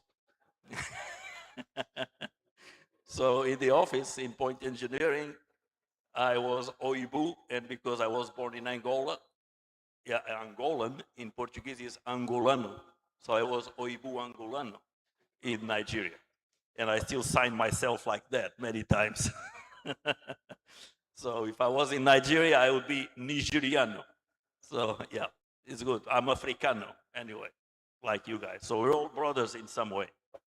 Although I'm a colonial product, I must admit. Thank you so much. Wish you the best. And be open-minded. Think out of the box. And don't be afraid after you all heard here of the potential problems and headaches. Only the timid might change careers, but the strong ones will stay as engineers.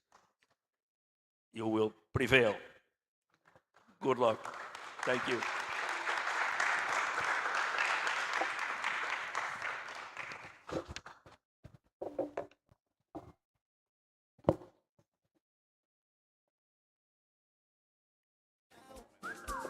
Baby, right now, originally no be China, oh no be China. From today, I want the day where you did. Kilo base. All right.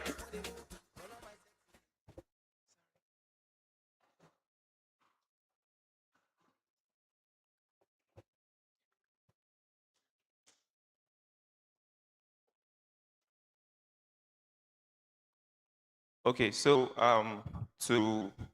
want to present an award to Engineer Dr. Bola Mudashiru for his in grateful recognition of his outstanding support and partnership with the Civil Engineering Student Society. We want to thank Engineer Dr. Bola Mudashiru, who is the Deputy Chairman of FNIHTE Nigeria. And we would like to welcome Associate Professor Oyelade on stage to present the award. Thank you very much, sir. Right now, baby, right now. Originally no be China. Oh no be China. From today, I want the day where you day. Kilo day, say. Because he's a colleague, he's a doctor like me, understand that just I should say something. And he was about to leave when I said, I would have loved you to be present in the next program that we are going to have. But he said he has an appointment that he needs to go. So we really appreciate your coming and giving us this wonderful lecture. Thank you very much.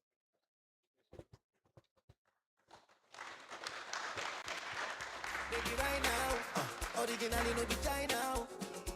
Oh no be China. From today, I want the day where you day. Kilo day, say. You want the moon, babe? Want the moon? Follow my sexy lady. Also, in the spirit of recognizing, we also want to say a big thank you to our sponsor, CFI Services. So a round of applause for CFI Services.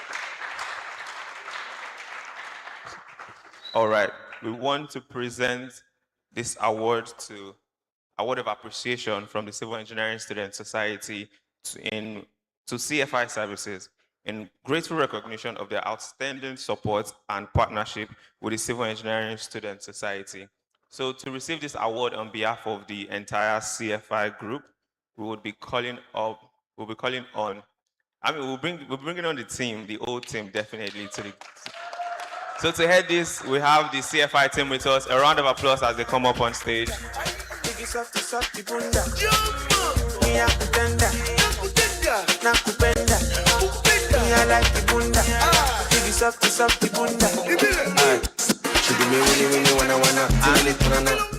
Also, he's not here presently, but we want to say a very big thank you to Engineer Victor Ikem, which is the Managing Director of CFI Services, for his exceptional leadership and dedication and dedicated support to Cess Conference 7.0. So say a big thank you to CFI. And yeah, to present this award, we'll be calling up on our daddy, Associate Professor A.O. Oyelade.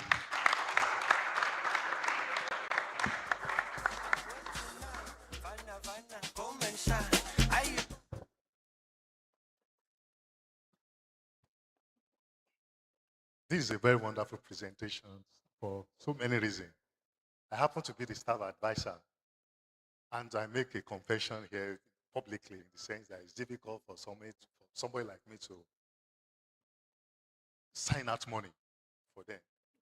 Yes, and for this company to have assisted to support Cess, we really want to appreciate you very well, sir. Thank you very much.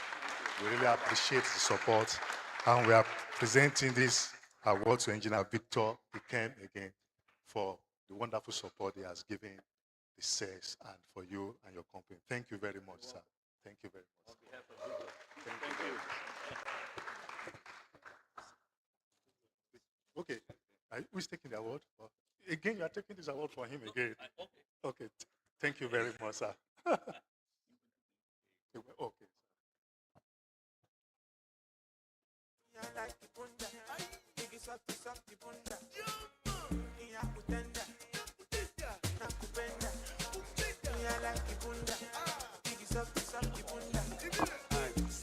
All right, to break the ice up a little, we'll be having a game session, and we'll be calling up on Miss Oluwaseun Ajayi to moderate that session.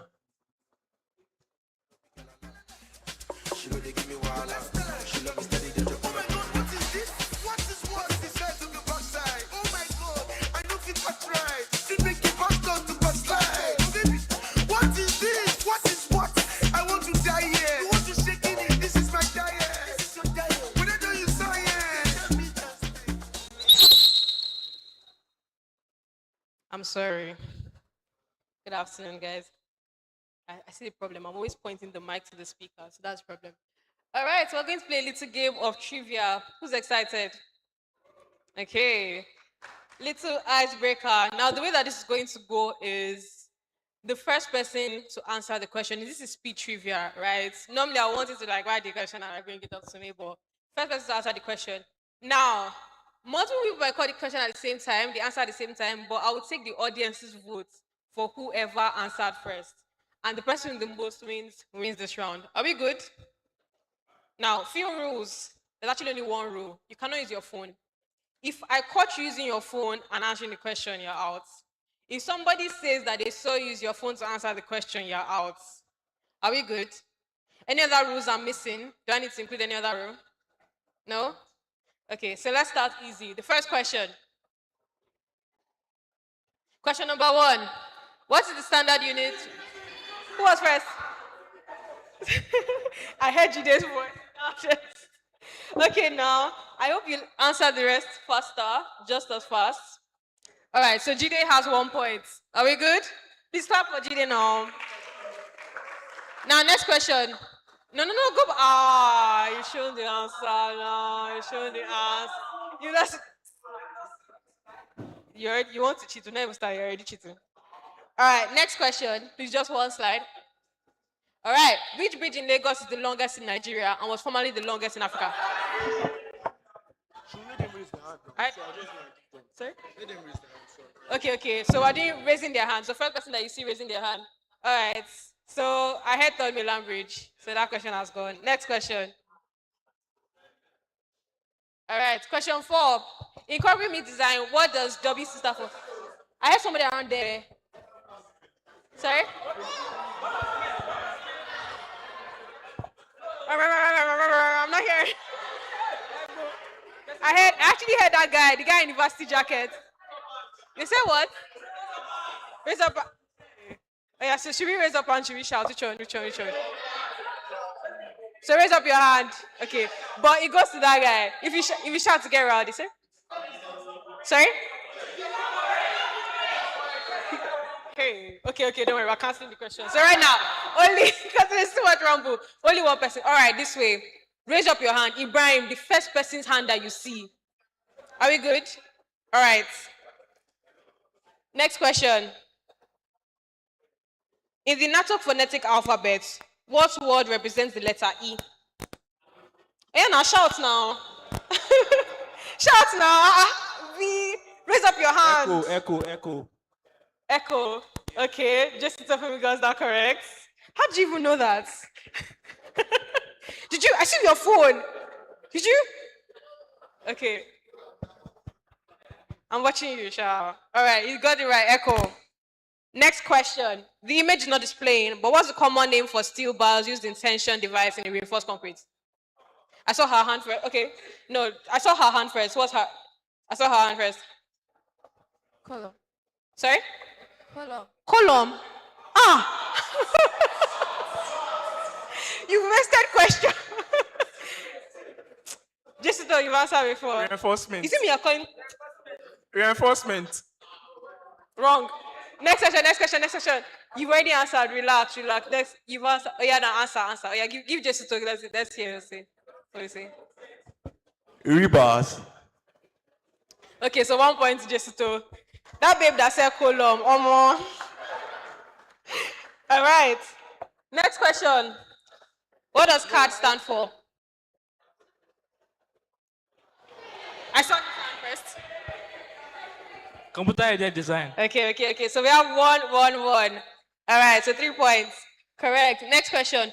Official name for the newly built urban rail network in Lagos, featuring the blue and red lines. Lagata or something. Huh? Lagata. No, Lagata. Whose hand is that? I'm seeing her hand. What's the name now? Lamanta. Nope. I want the full name. And it's not even Lamata, it's correct. It's wrong, rather. What's the answer? I'm not sure, but I think it's the Blue Line Project or Blue Line Transit Project. Did you read the question? What's this? Blue Line Project. Do you think I would wait? So me, I'll ask you a question and I'll put the answer inside the question. As how now? You guys are wrong. So the question is going. Let's hear you, Sha. Last chance. Lagos Rail Mass Transit. Lagos Rail Mass Transit. Swear that you not cheat. You guys, everybody see. Come on now. Come on. Chai. -1 is gone. Again, the rule was simple. Don't check your phones. He checked his phone.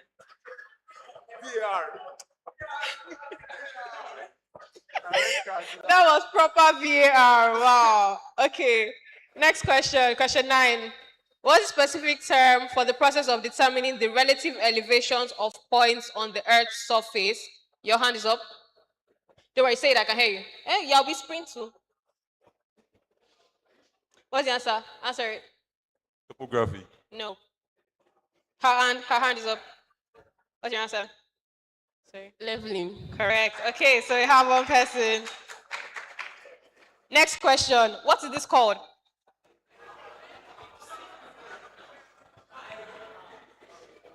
Excavator. Sorry. All right. Next question. What planet has the most recognized moons in the solar system? Yeah, now. Okay, your hand is up. No, it's not Jupiter. Saturn. Who said Saturn? Okay, correct. We have 1 point. All right, next. So there's a problem going on right now, right? Let me just note it. Okay. Which prominent free trade zone? Where is this? Which prominent free trade zone and deep sea port is located in Ibeju-Lekki? I don't even see one hand. If you are whispering the answer, you're just anyway. I'm hearing a lot of whispers, but I'm not hearing the answer actually. Anybody? Hence, what's it? Lekki Deep Sea Port. Check their phones. Did they? Okay, now fair enough. One. How many questions have you answered? Just your first one. Okay, so before we go to the next question, he's correct, by the way. Please, round of applause. So before we go to the next question, everybody has only gotten one answer. And remember, to win, you have to win everyone. And I'm not going to do tiebreaker. He got 2. Just so us 2.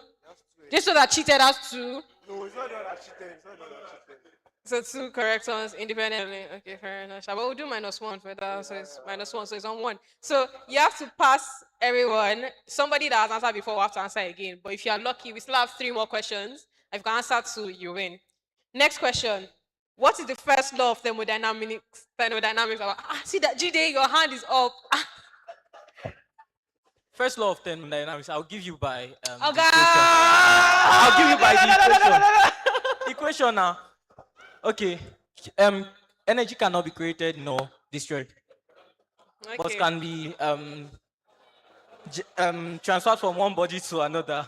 Sorry. Clap for our 5.0 boy. Changing Q is equal to. So that means Jide has 2 answers now, right? 2 answers and lost. So Jide is our standing winner. Let's see if anybody win him. Second question. What's the name of this type of retaining wall? Year 5.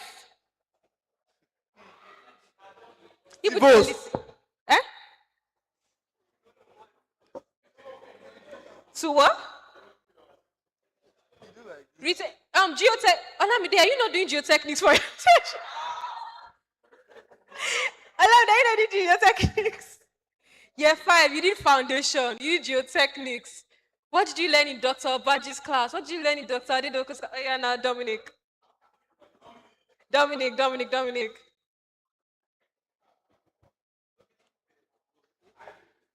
What's the answer?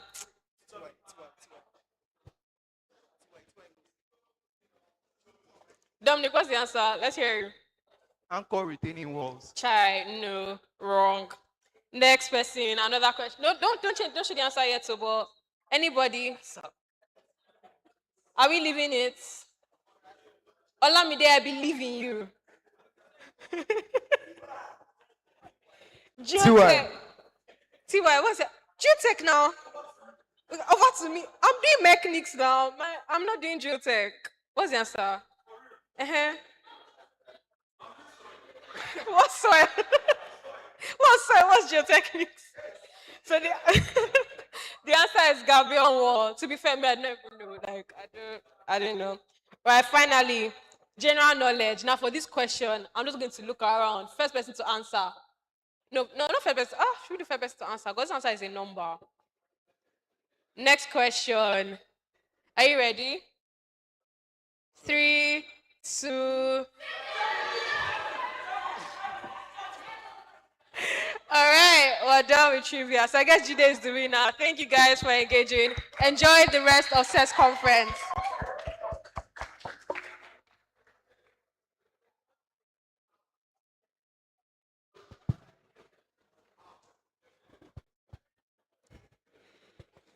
Please let's give our moderator and finalist students, Ms. Shehu Ajayi, a round of applause for the icebreaker session. All right, moving to the next. Our sponsor, CFI, are setting up their booth. So if you have your CVs here and you'd like it to be reviewed, they will be helping you to review it in a bit. So start preparing your CVs. If it's a document, an image, start getting them ready, keep it within reach. And for our next agenda, or for the next on our agenda, I'll be calling on the president of, or let me introduce you very well. Please allow me to do my job. I'll be calling on the president of the Department of Civil and Environmental Engineering. Atilade Lekonsi. Atilade Joshua. All right. So it's not something serious. We'd like to recognize some dignitaries with us today, and we'd like to recognize our ESCOs in person of the president of the University of Lagos Engineering Society, ULES, Mr. Olawale Ayola, and he's accompanied here with his General Secretary, King Sam. Yeah, thank you very much for honoring our event. We also have ESCOs from the Federal University of Abeokuta, that's FUNAB. Sorry, where? Federal University of Agriculture, Abeokuta. So sorry about that. Federal University of Agriculture, Abeokuta, FUNAB, here present with us. So please, can you all just rise up and say, all right, thank you very much for making it all the way here.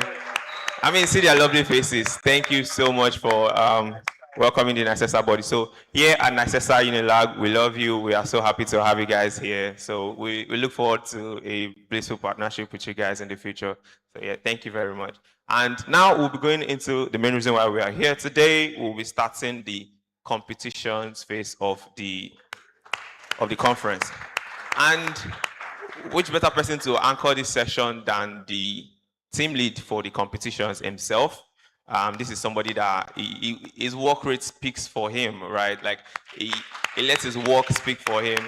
In person of Mr. Ayodeji. A round of applause for him, please.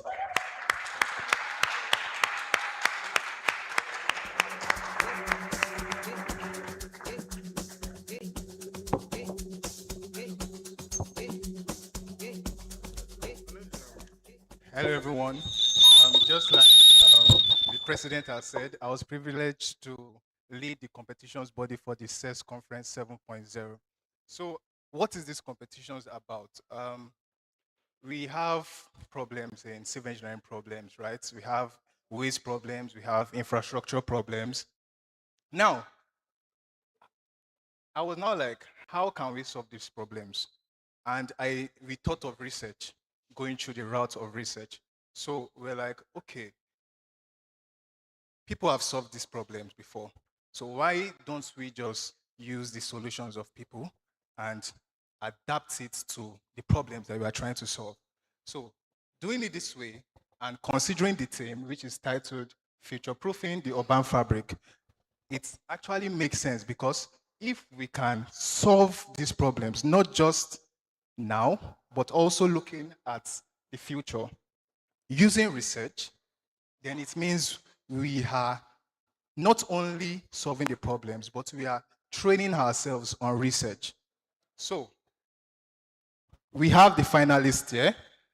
And once again, the competition was open to all engineering disciplines. It was open to all engineering disciplines. Over about 50 teams applied, and we were able to shortlist 5 teams to come and present here. Now we'll be starting with their presentations. Ladies and gentlemen, let's welcome Team Stella up to the stage to come and present their work.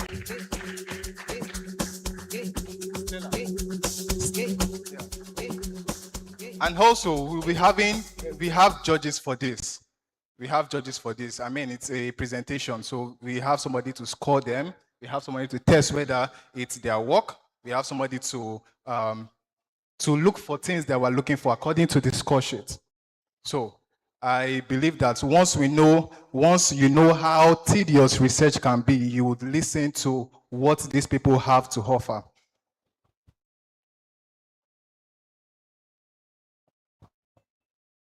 Just 5 minutes before.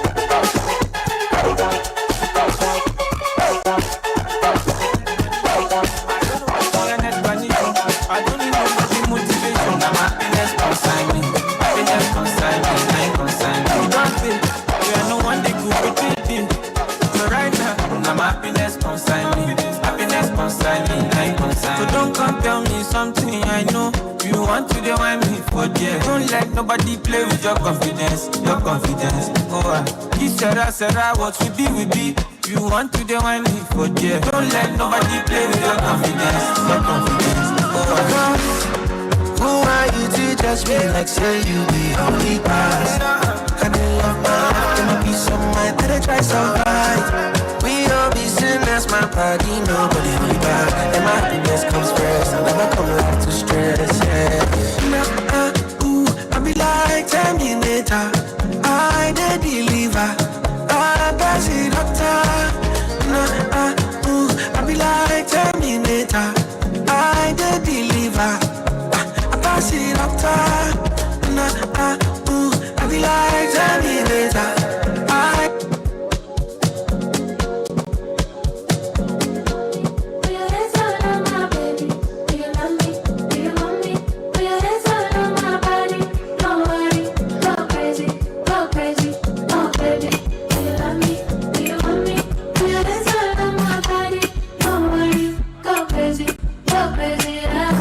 Slay, slay, slay, slay.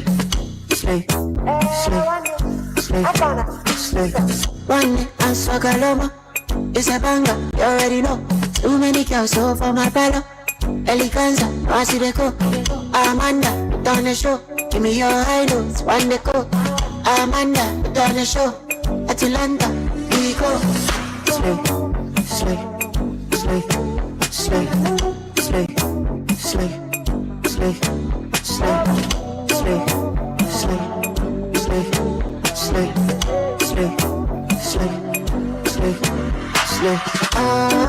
On to the next. Oh my baby now, on to the next. She fuck with the best. Oh my baby girl, show that finesse. Oh my baby girl, show that finesse. Girl, you sweet like sugar. I don't represent. I got this fine flavor. I do my bouquet. Everybody get out the way.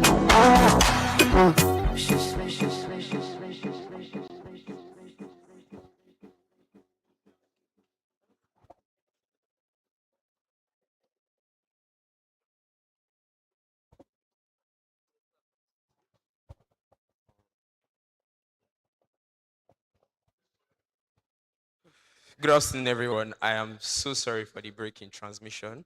We are about to start the competitions right now. But before we do that, we have to obviously announce some of our distinguished judges who will be helping us, get to the outcome of the presentations. So I am going to start with our first judge for today. His name is Engineer Tolu Adekola. Let's give him a round of applause. Engineer Tolu Adekola is a corporate member of the Nigerian Society of Engineers and a fully registered chartered engineer with Corin. He is a passionate mentor, a champion of integrity and diligence, and a relentless advocate for raising the next generation of professionals to reach their highest potential. He earned his Bachelor of Technology in Civil Engineering from the prestigious Ladoke Akintola University of Technology and has since built a remarkable career spanning over 17 years of excellence. Throughout his journey, he has spent a decade honing his expertise with leading consulting firms before transitioning to executive leadership. His professional footprint is stamped across some of the most critical and complex engineering landmarks in the country, from the structural design and supervision of the Overland Airways hangar to the laying of the foundational engineering for one of the world's largest LPG storage tanks. His work stands as a testament to technical mastery, precision, and an uncompromising commitment to safety and quality. Ladies and gentlemen, once again, Engineer Tolu Adekola. Our next judge, we already know who he is, Engineer Luis Manuel Luis, the Technical Director, CFI. He is going to be our second judge for today. Our third judge for today, once again, our dad, Associate Prof. Akintoye Oyelade. Associate Professor Akintoye Oyelade is a dedicated lecturer and researcher in the Department of Civil and Environmental Engineering at the University of Lagos. His academic and professional pursuits are deeply rooted in understanding and improving structural resilience through advanced engineering mechanics. Through his extensive research, which includes highly cited experimental studies on nonlinear oscillators and the thermal loading of structural components, he contributes valuable theoretical and practical insights into the development of safer, more adaptive infrastructure. As both an educator and a forward-thinking structural researcher, he is committed to advancing the engineering frameworks necessary for modern urban environments against complex physical challenges. Once again, Associate Professor A.O. Oyelade. Sorry, sir. I want to come and sit down here, sir. And finally, our final judge for today is none other than Engineer E. Popola from BAS Consulting. Sorry, sir. We also want you to join us here on the judges table. So our judges are here on the judges table right now, and I believe they all have their score sheets with them. So now we can go into the competitions properly. So you guys should sit back, relax, and you're going to learn a thing or two from the competitions. I was actually part of the, the judges which we're able to shortlist these people. And I promise you, what you're about to see is going to blow your mind. Thank you. Now, let's give it up for Team Stella once again. Let's give them a round of applause.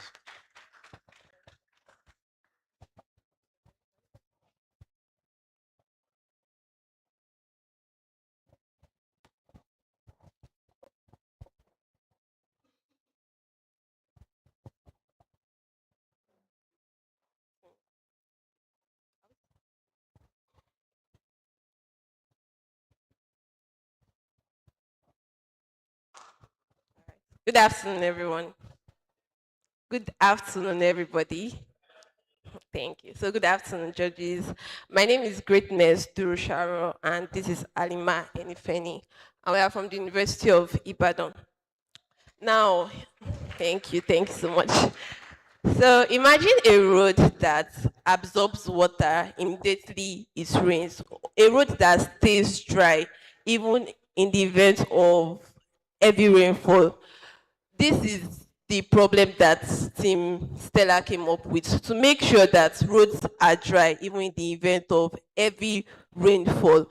So we'll be taking you through our adaptation to a porous pavement. Thank you. Standing on the existing protocol at the Ojo interchange in Ibadan, one of southwestern Nigerian passage corridors, which has it's a very busy place, and our site assessment revealed that there were consistent and persistent water pooling. Basically, it means surface. It means when there is like standing water on the surface of a road, and this is basically um, something that was caused by ineffective stormwater management. So basically, when there's standing water on the road, it accelerates rotting, it causes accidents, and it does a lot of damage to the existing road. So then there are next slide, please. So there are countries that have already solved these problems and they adopted the use of porous asphalt. For example, Netherlands have been doing this for about 40 years since 1980s, and they used ZOAB, which is zero open asphalt beton. So it's basically a porous asphalt road which drains water into the ground instead of going to the drainage provided for the road. Then Germany uses it on heavy traffic motorways. Japan combines it with polymer modified bitumen. Then the USA adopted it into LID for stormwater and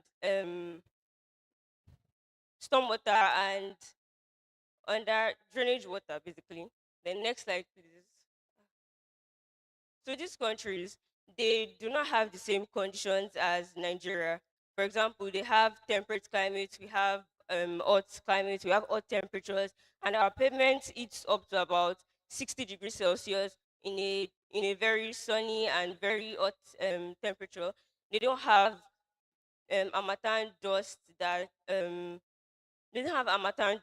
that blocks the pores that is contained in the porous asphalt.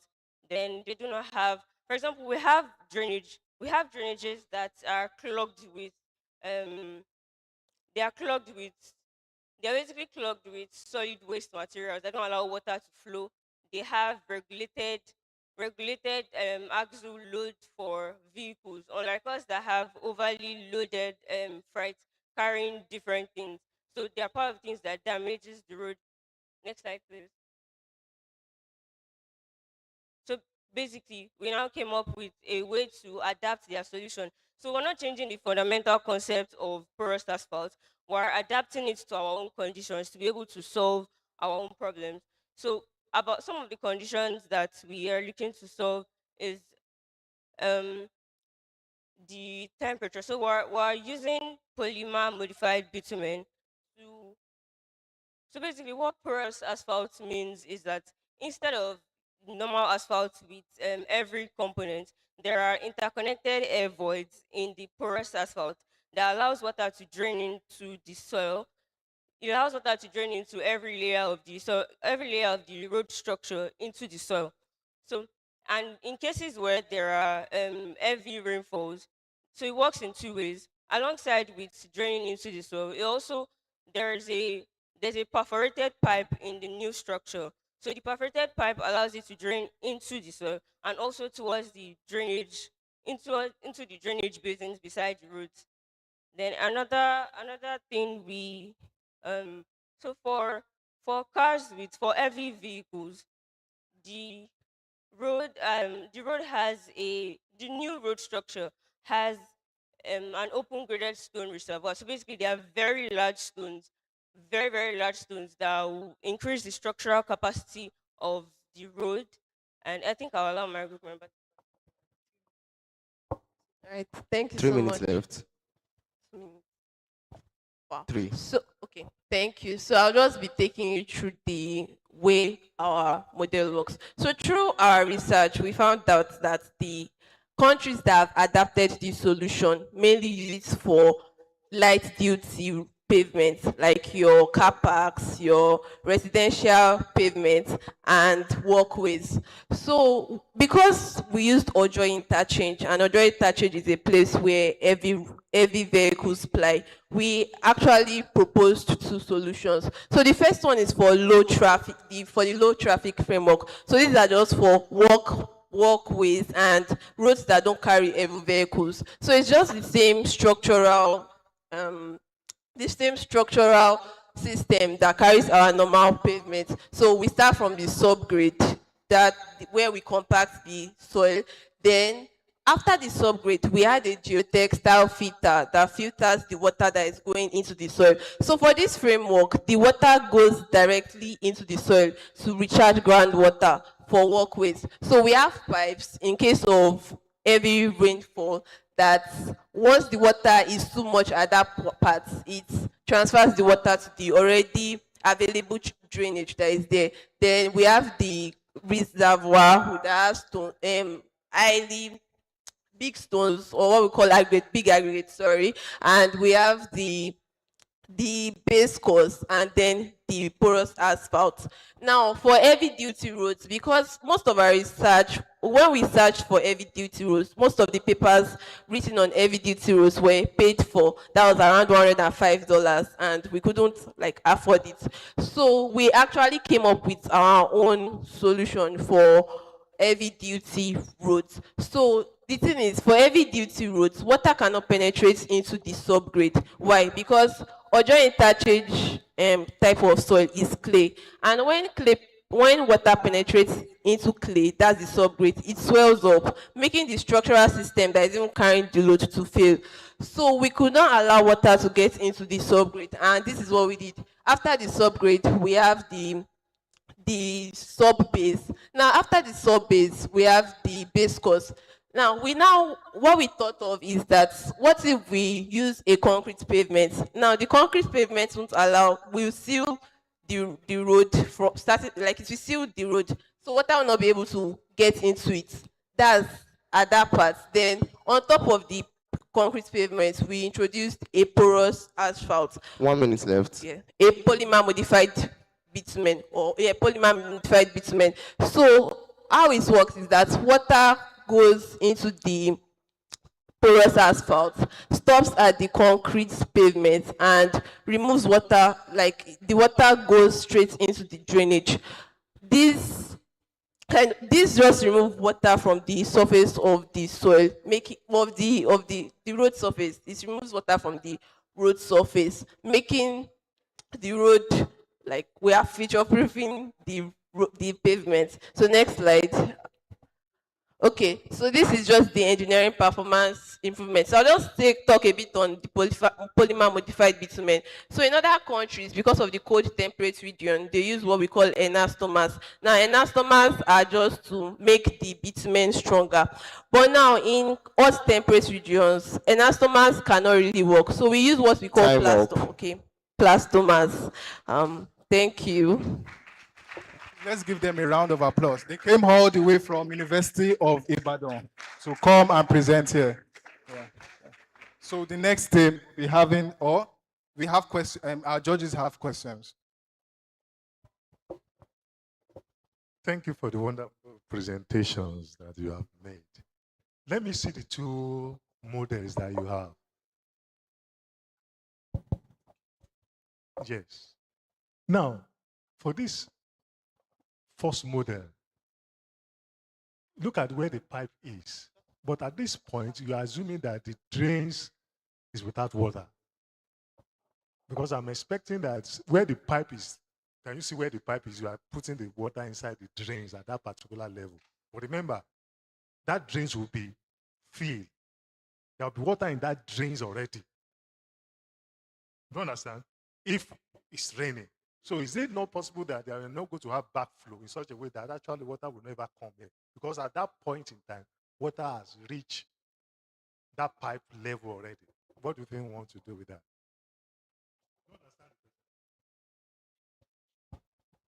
Do you understand the question? Yes, sir. Okay.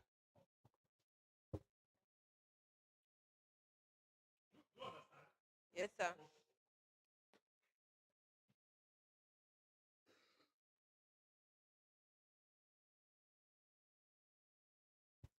Okay. So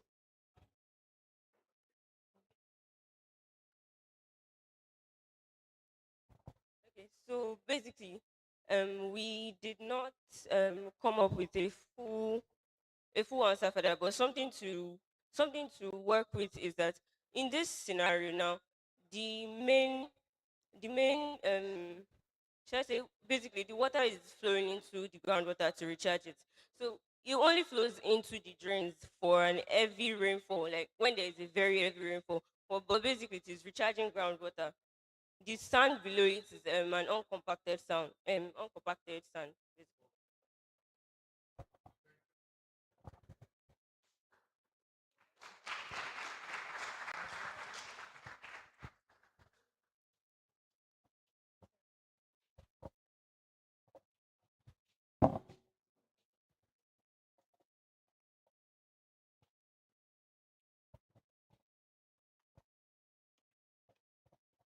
Let's give Team Stella another round of applause.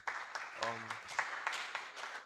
so quickly before we go to the next participants, I want to quickly announce that I know we announced earlier that CFI is doing a CV review. So if you have your CVs and you want them to help you review it, they are going to be outside at the booth outside. So just take your CV, either soft copy, hard copy, anything. Talk to them, ask questions. They are going to be outside for you. So thank you very much. Let's give a round of applause for Team Stella and CFI once again. Okay, so another round of applause for CFI services. Louder. It's not loud enough. Thank you very, very much. So next is Team Stormwater Engineers. Let's give me a round of applause.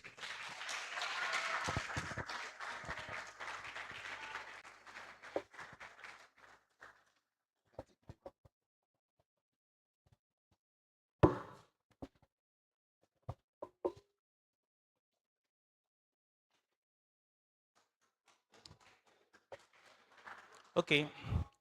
Good morning, everyone. All right. Sorry.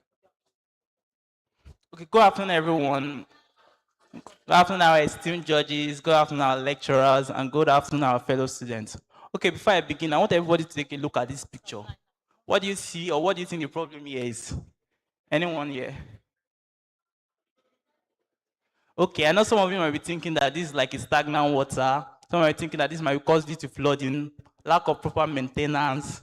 Some might even be thinking that this place has a lot of drainage issues in general. But what if I told you that all your answers are all correct? This is Indomie Bridge at the Faculty of Engineering, at the back of Faculty of Engineering, University of Lagos. So before the end of this presentation, we're going to show you how we can we're going to show you how we're going to solve a recurring problem by using sustainable engineering solutions. Okay, the next slide. So Indomie Bridge is not only, Indomie Bridge is not only it's more of a, it's not only a, hold on, okay. Enemy Bridge is not only a big Lagos wide. This is not it's not an isolated case, but it's a Lagos wide pattern. You can see from these pictures here that this happens all over Lagos. So before I continue, I want you to give you a wider context in this. So according, you can see this, like 106.6 billion naira is spent on Lagos drainage infrastructures from 2025 to the first quarter of 2026. And over 12% of Lagos land area sits on high flood risk zones. So you can see that it's not only caused by rainfall. Things like proper maintenance, things like drainage systems are also considered in ensuring that flooding and drainage issues happens in Lagos State. So can you go to the next slide, please? So during our research work, we took photos before and after a rainfall event. You can see before a rainfall event, and this other photo is after a rainfall event. And after the rainfall event, you can see that there's some stagnant water, and this can lead to mosquito breeding and endanger public health. And we found out that due to some various causes, we call it the root cause analysis. The first one is no routine maintenance. We found out there was no routine maintenance taken in the place. That vegetation and sediment build up unchecked over time. The second one, we found out the reduced channel capacity, that the surface runoff water from heavy rainfall the drainage system is not adequate to contain the surface water that enters. That the silted overgrown channel can no longer convey design storm flow. The third one, we found out that waste compounds the blockage. That dump refuse chokes the remaining flow path at the covelet entry. While the fourth one is flooding and stagnation. Water backs up and floods the surrounding area and stands stagnant. Next slide. So we came up with two major solutions. We call it the Tier 1 solution and the Tier 2 solution. The Tier 1 solution is more of a temporary solution, like more of an immediate intervention to prevent further damage. And these measures ensure partial flow immediately and protect public health while the permanent redesign is implemented. Okay, and this solution, the first one is vegetation removal. That removal, I saw it from the first slide. You saw that there was a lot of vegetation that blocks the drainage system there. So this is clearing overgrowth from the channel to restore free flow and across for maintenance. The second one is desilting. That's removing accumulated silt that's accumulated that blocks drainage flow. The third one is waste management. Waste management includes like ensuring periodic waste programs that remove waste that clogs up these drainage systems. While the other one is protective screen, that's putting trash screens that block it. So over to you, Malik. Thank you, Tolu. The next slide. We are going to be talking about the two important solutions, which is the Tier 2 solution. Solution 1, which is the site fabricated concrete trench and underground pipe to lagoon. It is a reinforced concrete drainage system designed to restore hydraulic capacity. Looking at this picture here, we can see that this is a short trench concrete drainage system, which there's a flow of water which is passing through the manhole chamber directly into the underground pipe, which is later discarded into the lagoon basin. So the key features of this site fabricated concrete trench and pipe connection are the concrete trench, the underground pipe, the headwall protection, and the routine maintenance. We have possible challenges of this solution 1. The possible challenges are the higher cost, longer construction period, vegetation regrowth, and waste accumulation. Next slide. Solution 2. Solution 2 is the modular prefabricated trench drainage discharging to the lagoon basin. It is efficient, sustainable, and low maintenance drainage solution. What it is a modular prefabricated trench drainage installed underground along the channel route, interlocking polymer or concrete units with a slotted grate elimination vegetation, growth, and later ingress at the source. Flow discharges directly into the lagoon basin through a debit mesh outflow. So this modular prefabricated trench drain is used in the US, Japan, and Germany.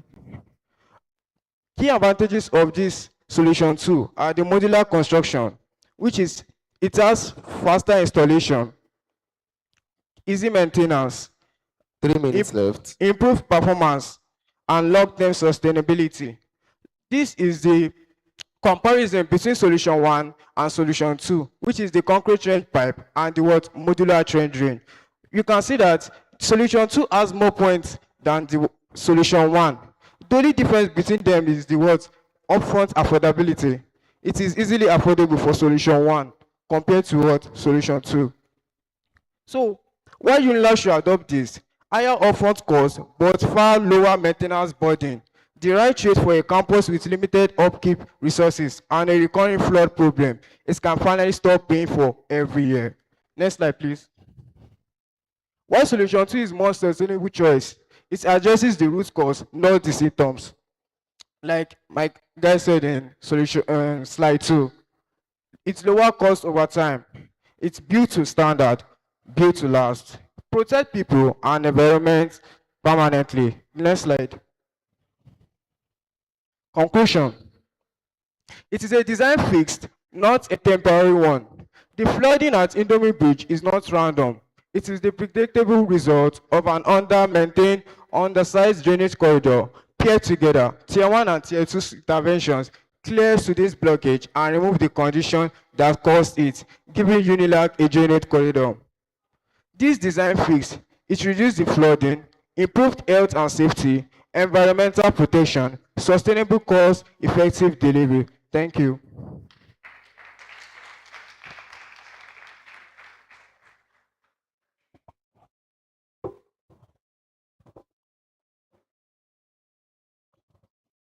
Thank you. I want to ask, in the course of your research, did you relate the invert level of your solution to where you are discharging into? Would there be no backflow of water, which is still result into the problem you are trying to solve? Do you understand my question? So you're saying that there might be, is it possible that there is backflow of water, which should like later clog the area? Because you are discharging into the lagoon. Yes, yes, yes. So did you consider the invert level? Yes, sir, we did. And the solution that we came up with, I don't know if he described it when he was looking at the schematic, but what we did is that we added a mesh. So as it is flowing towards the lagoon, there is actually a mesh that filters sediments, and it's actually an inclined area. If you go to the pictures that we took, there is an incline. And so it is unlikely that water would flow back to the Indomie Bridge area. Sir. Okay, I don't know the Indomie Beach area, but the mesh does not stop backflow of water. It only stops the debris from going into the lagoon. So how do you stop water coming back into your premises? Water from what? Backflow of water from the lagoon back to the area you are trying to dry. So, okay, you're talking about the backflow. Okay, the backflow. Because oftentimes in Lagos, yes, sir, the problem only is not draining water. Where you are draining into is also a problem.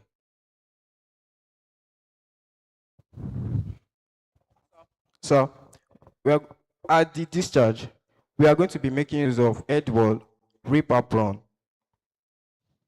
So, and the mesh screen, which is going to be stopping the flow of water to be coming back. Let me help you later on. You can think towards it later on. The level that will have that water, when you go to lagoon, is deeper. So you need to dig. We may get up to 2 meters at lagoon before you can discharge from that place. From that Indomie Bridge. If you want to discharge to lagoon, yes, you have to dig to about 2 or 3 meters before you can get that level for you to discharge.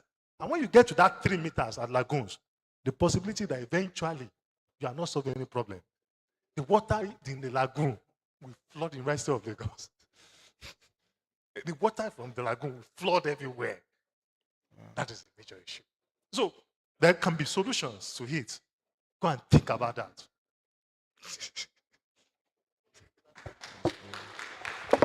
Well done, guys, because what you are trying to do, I have a site that has this problem. If you go to Osborne Foreshore Phase 1, what you are describing is what you are trying to do. But unfortunately, water from the 5 Cowrie Lagoon flows back into their premises and they pump it endlessly. If you go there now, you will see it. So the issue is that you can help us. There can still be solutions to it. We don't know. You are Gen Z. Help us out. Help us. So I still believe that there can still be a way out of it. It's problem we are having. You are identifying a very good problem for us at the University of Lagos. We are seeking for that solution. And I believe the solution can come from here. Thank you very much. Thank you, sir.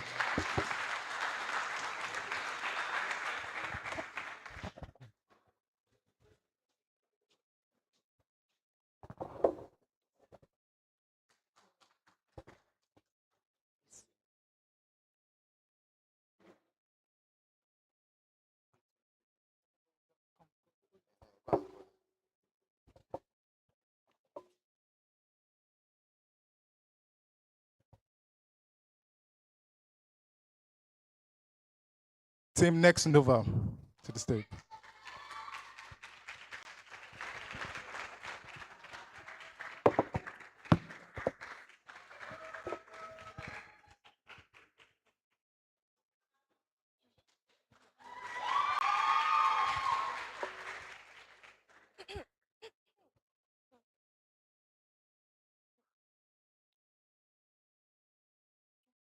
Good day, everyone, our distinguished judges, our invited guests, and my fellow students. We are Team Next Nova. My name is Obiajulum Stephanie Undubisi, and with me here are Olajide Komolafe and Mistura Abdurrahim. Sorry. I'm sure that at least 90% of us seated in this room have experienced this. You're going somewhere, you're going for your classes, you're going for an event, you're going back home after a long, stressful day. But rain begins to fall, and then you say, okay, let me just wait for the rain to subside. But it increases. A few minutes after, you see that everywhere is flooded. The ground is covered in water. Those stones we're looking at to step on, they've also been covered in water. And then you see vehicles are slowing down, the water is approaching doorsteps, everywhere is muddy and messy. So you have one or two options. Either you swim in the mud, let your trousers or your shoes get soaked in water, or you wait for a good Samaritan to help you out. This is how Lagos State is. It's the reality. We know that Lagos State is congested, but it also has a very bad flooding problem. My team witnessed this about a month ago at EYR, that is Unilag Second Gate. We were there. We observed that when rain fell, as expected, the area was flooded and there was water. But even after the rain subsided, there was still water. So it's not even a matter of heavy rainfall. It's the fact that there is no way for the water to go to. And this problem has been termed by the Lagos State as tidal lock. This is exactly what my team has come up with a solution for. Please, the next slide.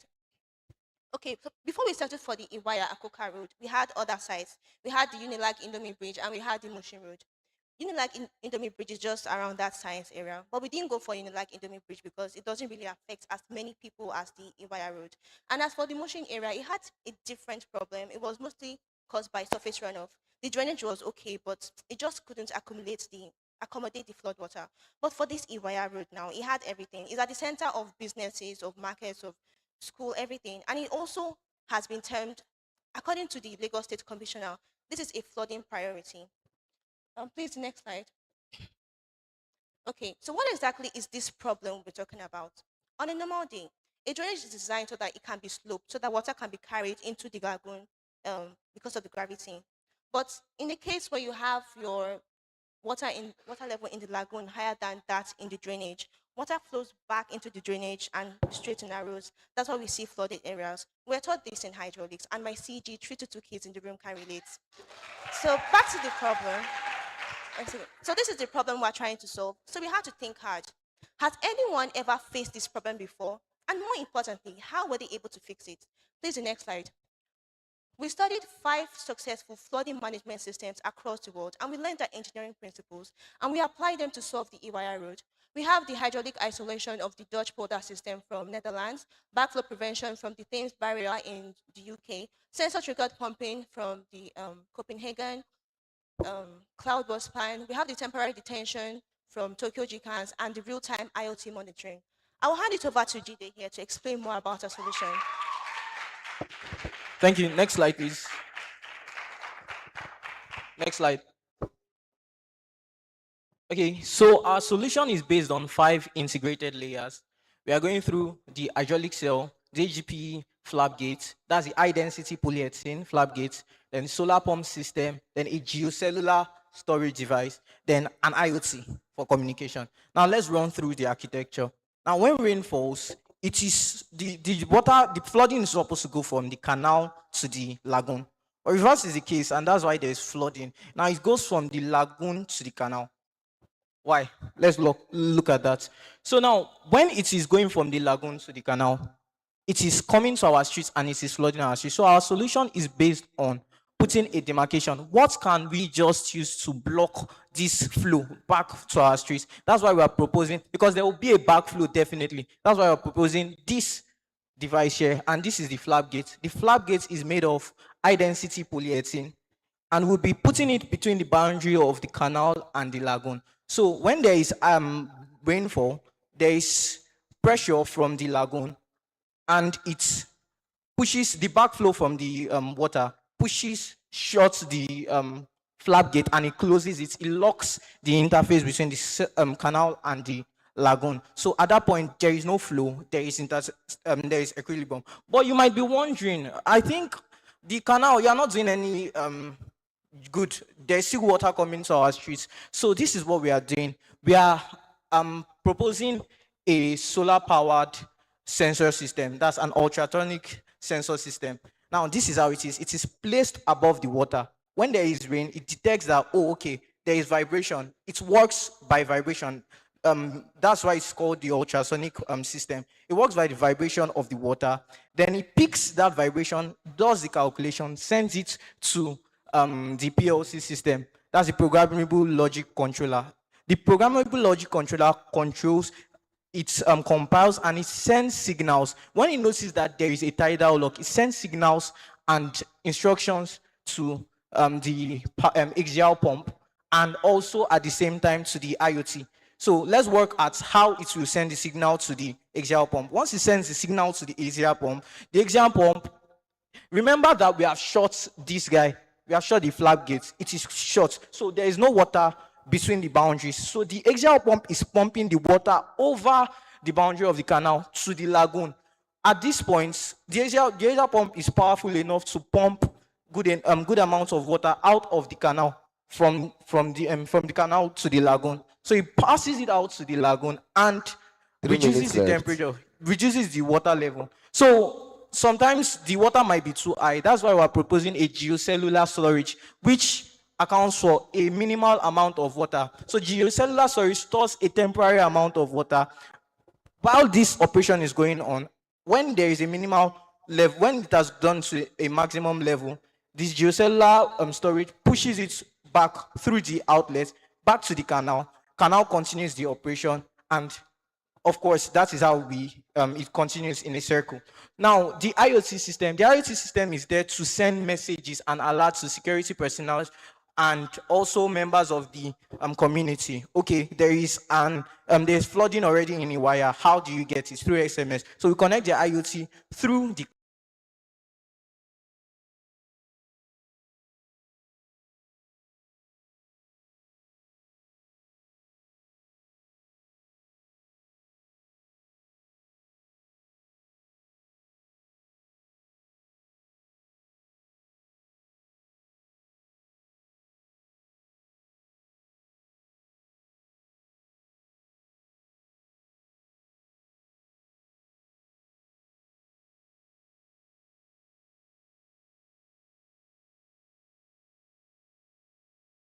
implement this smart system or after? Thank you.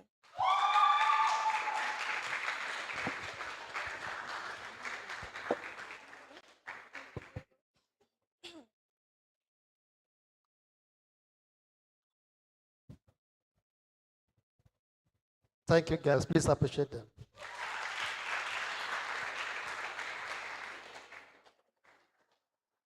Fantastic idea. Thank you, sir.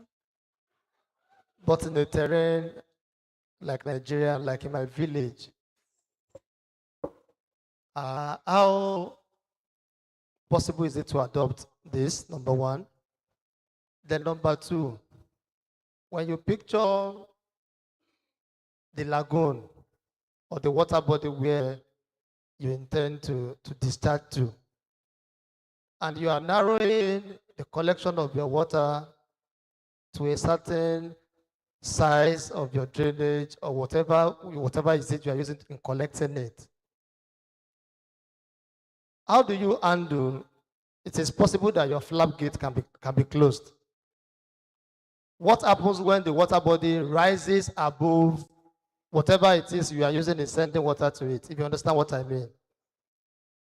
The water body is the size of this all. Whatever you are using from where you are pumping into can't be as big as the water body, right? It will be at a certain level. When your water rises above, what happens? Okay, you're asking what happens when the water accumulates in the canal, right? Yes, from where you are Yeah. discharging into. Okay, so How do you stop it from coming back to where you are taking the water out from? other than the active way of fighting this flooding, which is the floodgate, we have our pumping system and we have our geocellular storage. So the pumping system just works based on, okay, now we've blocked water outside. What about the one that is inside? So it pumps it over the barrier into the lagoon.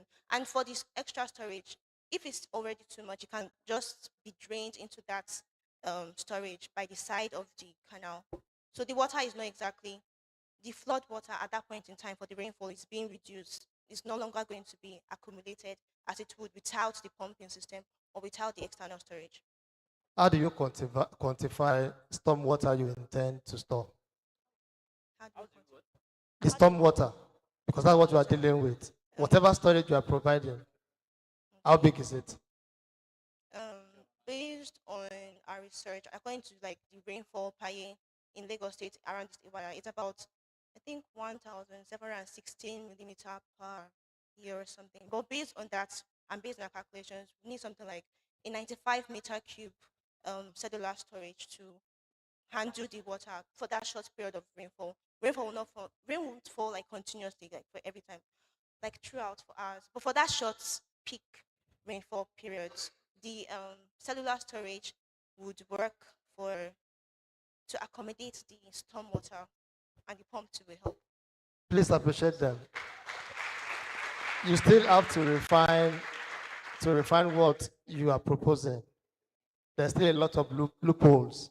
I don't want to discourage you with further questions, but you have to really work around it. Appreciate them once again.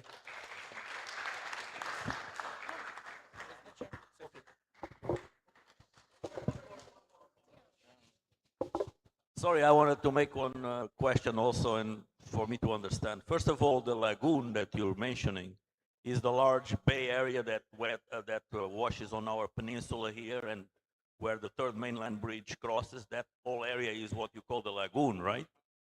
So it's connected to the Atlantic Ocean. So there is tides. Sometimes there is a astronomically high tide, for example. In that case, what do you do? And in the next 50 years, they predict a sea level rise.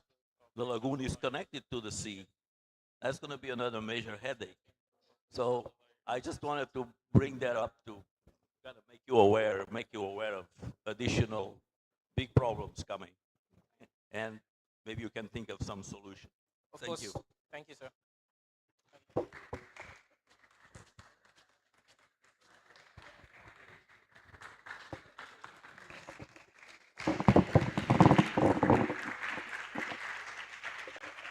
Reinforce nexus.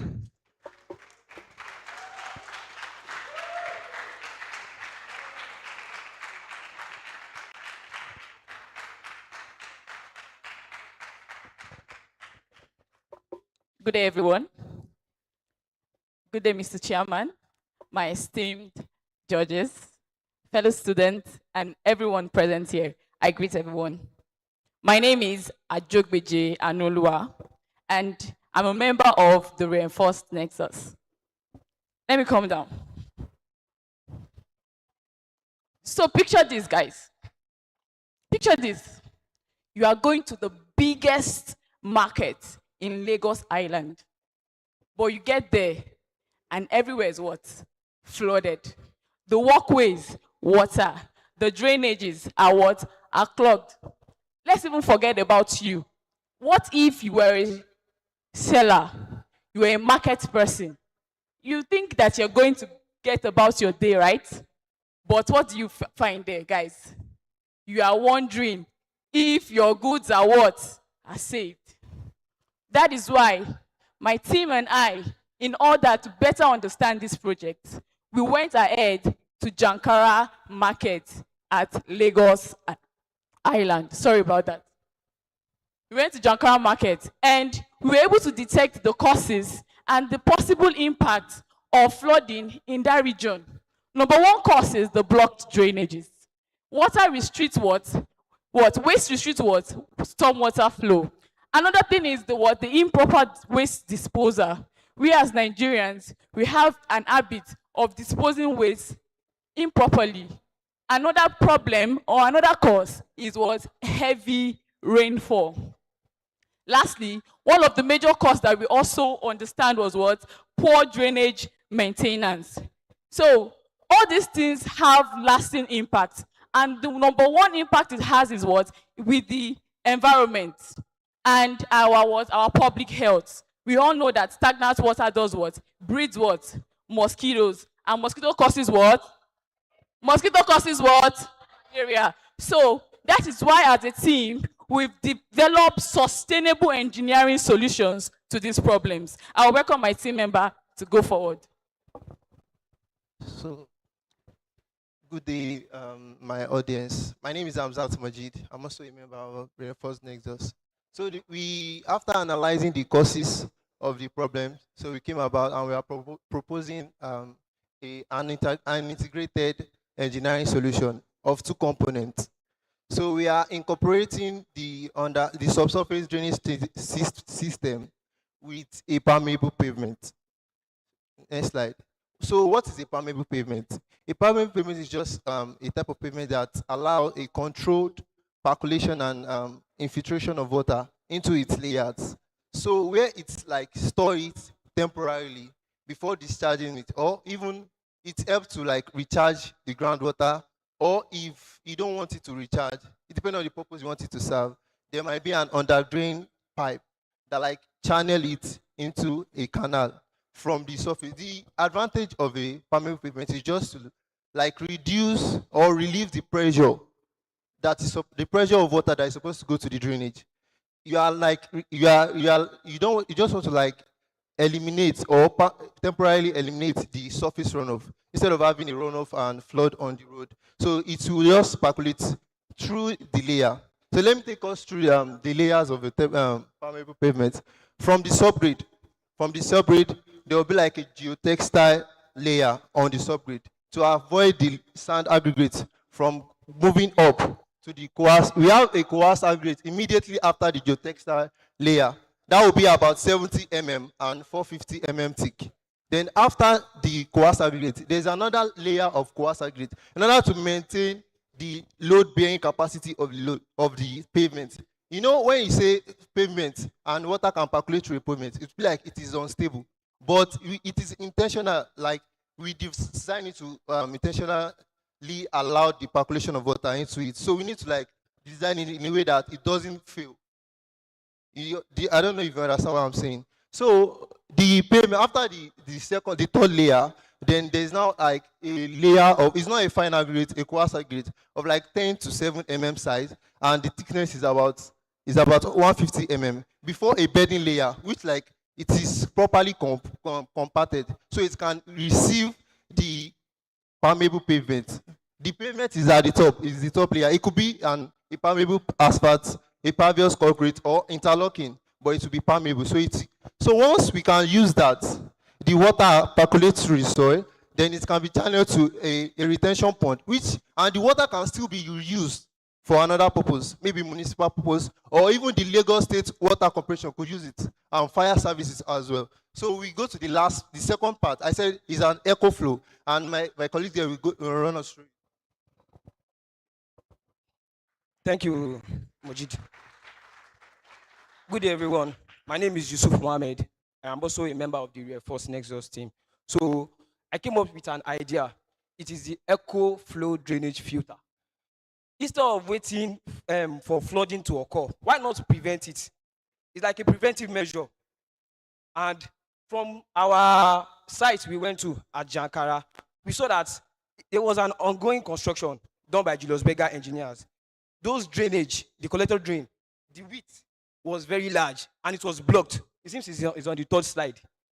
The width was up to 3 meters and the depth was very big, but it was blocked. 3 minutes left.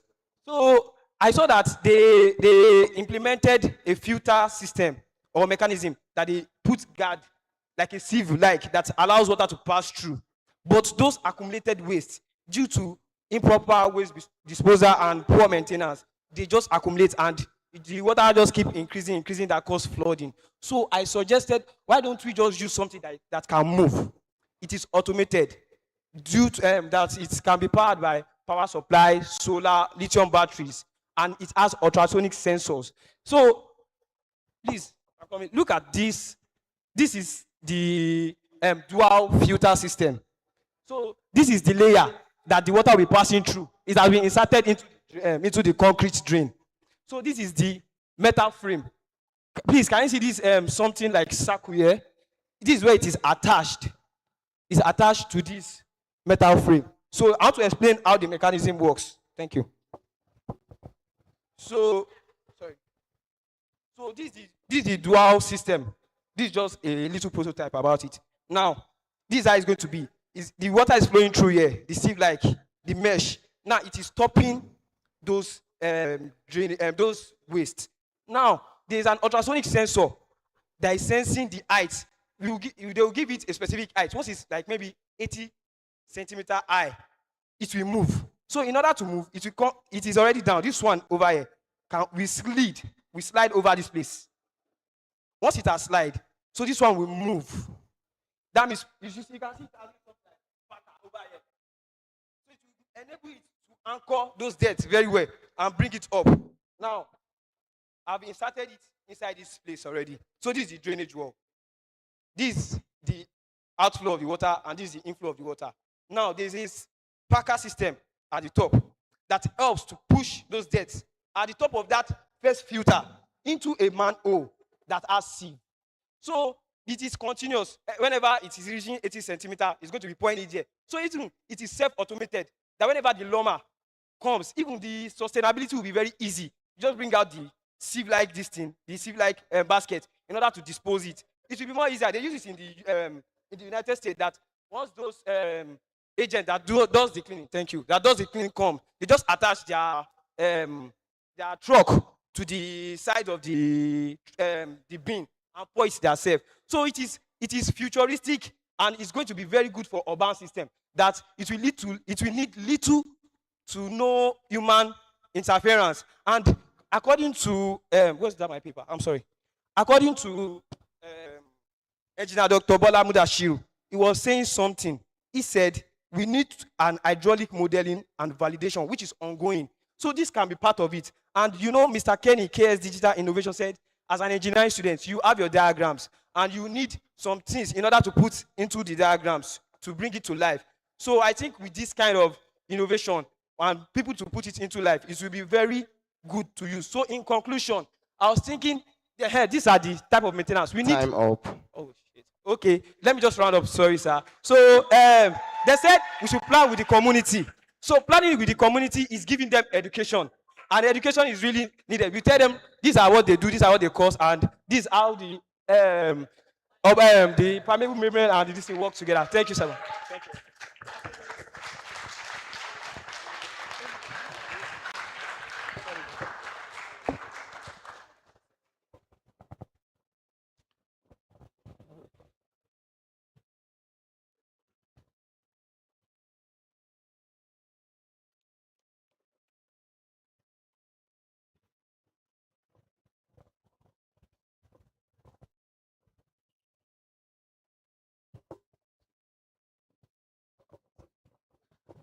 Well done, guys. There's a gray area I would like you to explain. Okay, sir. And also, Mr. Yusuf Mohammed, you took the shine away from your team when you kept using I. It is a teamwork. Please think about that the next time. So now you have what you are proposing is quite similar to what the first team spoke about. You are collecting the water at a certain layer. You are throwing it into the drainage, right? Yes, sir. We are not throwing into the drainage. Where are you taking it to? It's going to the canal.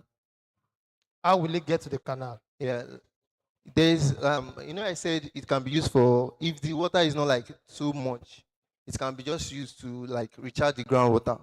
But once it is like much, we need to like pass it to go to a retention pond, a regenerative pond, where it can be used for another purpose, maybe municipal use or any other. You are still looking at it like you are dealing with a small body of water. If it rains for an hour, can you imagine what the quantity of the water will be? So in Lagos, how many retention ponds are you going to have?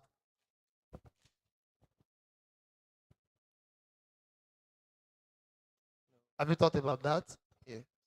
How do you collect if it rains here in an hour? What kind of underground structure do you want to have to contain that size of water? And you are thinking about Lagos, about Nigeria.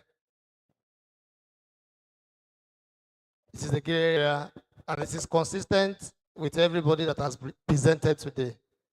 It is an area you have not looked at. Please. Lastly, for me, I really want to thank Mohammed Yusuf for that wonderful presentation also and giving us a prototype for us to see.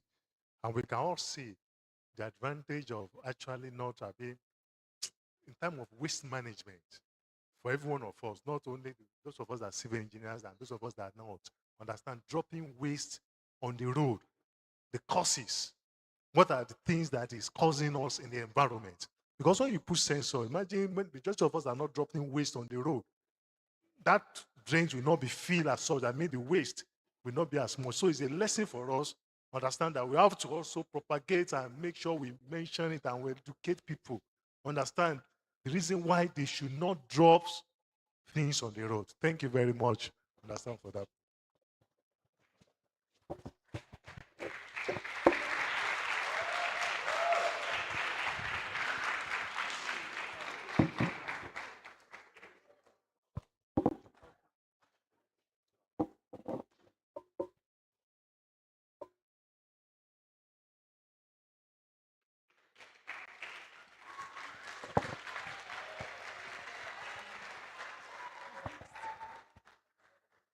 Next, Urban Nexus.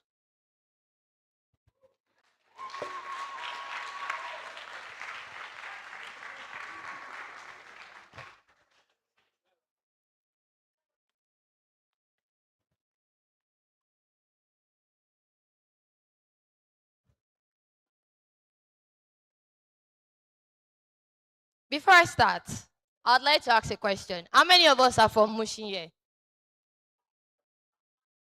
Thank you very much.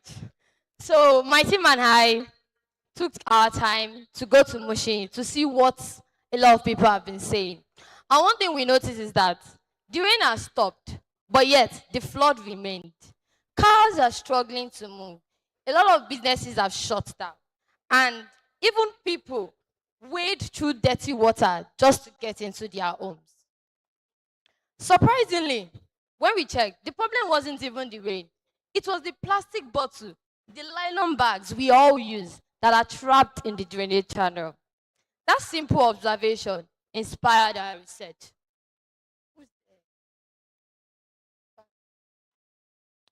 Good day, distinguished judges, guests, ladies and gentlemen, and my fellow students. We are Team Urban Nexus, and my name is Onoshoga Ibolu Adebusayo, and we are from the University of Lagos. And today, we would like to present our research titled Integrated Solid Waste Management as a Strategy for Flood Mitigation and Urban Infrastructure Resilience in Motion. Next slide, please. What exactly is the problem? This is a tree diagram that exactly explains our problem. As we all know, a lot of people will say waste management is an environmental issue. But one thing we notice is that it is also an infrastructure issue. How? We have poor waste management, which eventually leads to blocked drainages. And when drainages are blocked, the rainwater, the stormwater happen there. Also, this particular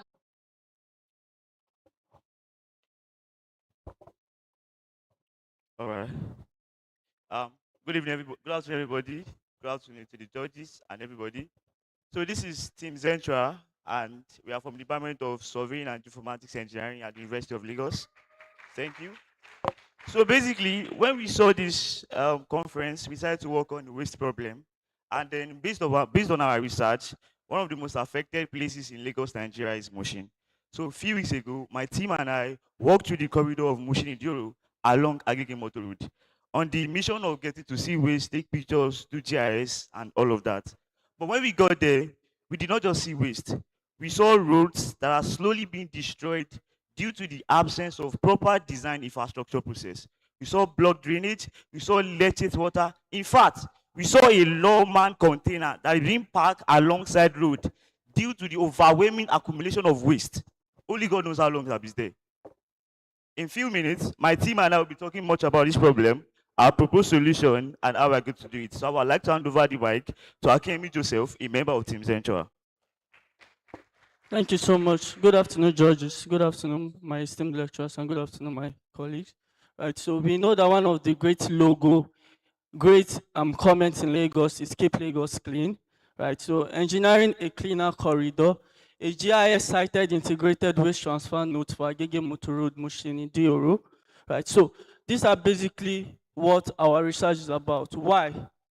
A road being destroyed, a 3.5 kilometer of drainage, pavement, road pavement, and walkways falling under uncontrolled waste and leachate water. How?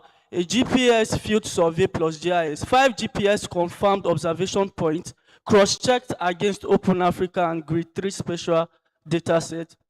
Then we have 3 GIS cited IWTN nodes, a locally adapted transfer and drainage module cited exactly where the field data shows failure. Next slide, please. So basically, this is like our observation points showing on a map, right? We have from Mushin to Fadei, which was where our observation stopped. We have Papa Ajao, we have Olorun Shogo, we have, Agege Motor Road and many other things there. So we discovered that waste is not, the only problem of waste is not just the accumulation and that it smells. It also affects our drainage, right? Our drainages get blocked, and when rain falls, leads to overflooding into the roadside. We also saw that leachate water is an issue. Why? We discovered that when this leachate water is continuously kept unattended to on the road, it seeps under the sub base of the road, causing the road pavement to weaken and allowing the road pavement to get cracked, right? And in long term, actually, and we also know that when heavy trucks, climbs those roads, because of the leachate water that has seeped inside, it allows the pavement to get cracked easily, right? So these are observation points. So using, GPS analysis, and this was based on a research paper by a professor in our department, Professor Makinde and Professor Okoli. We got from their data set that they had already, done a research on how to possible places where waste accumulations are.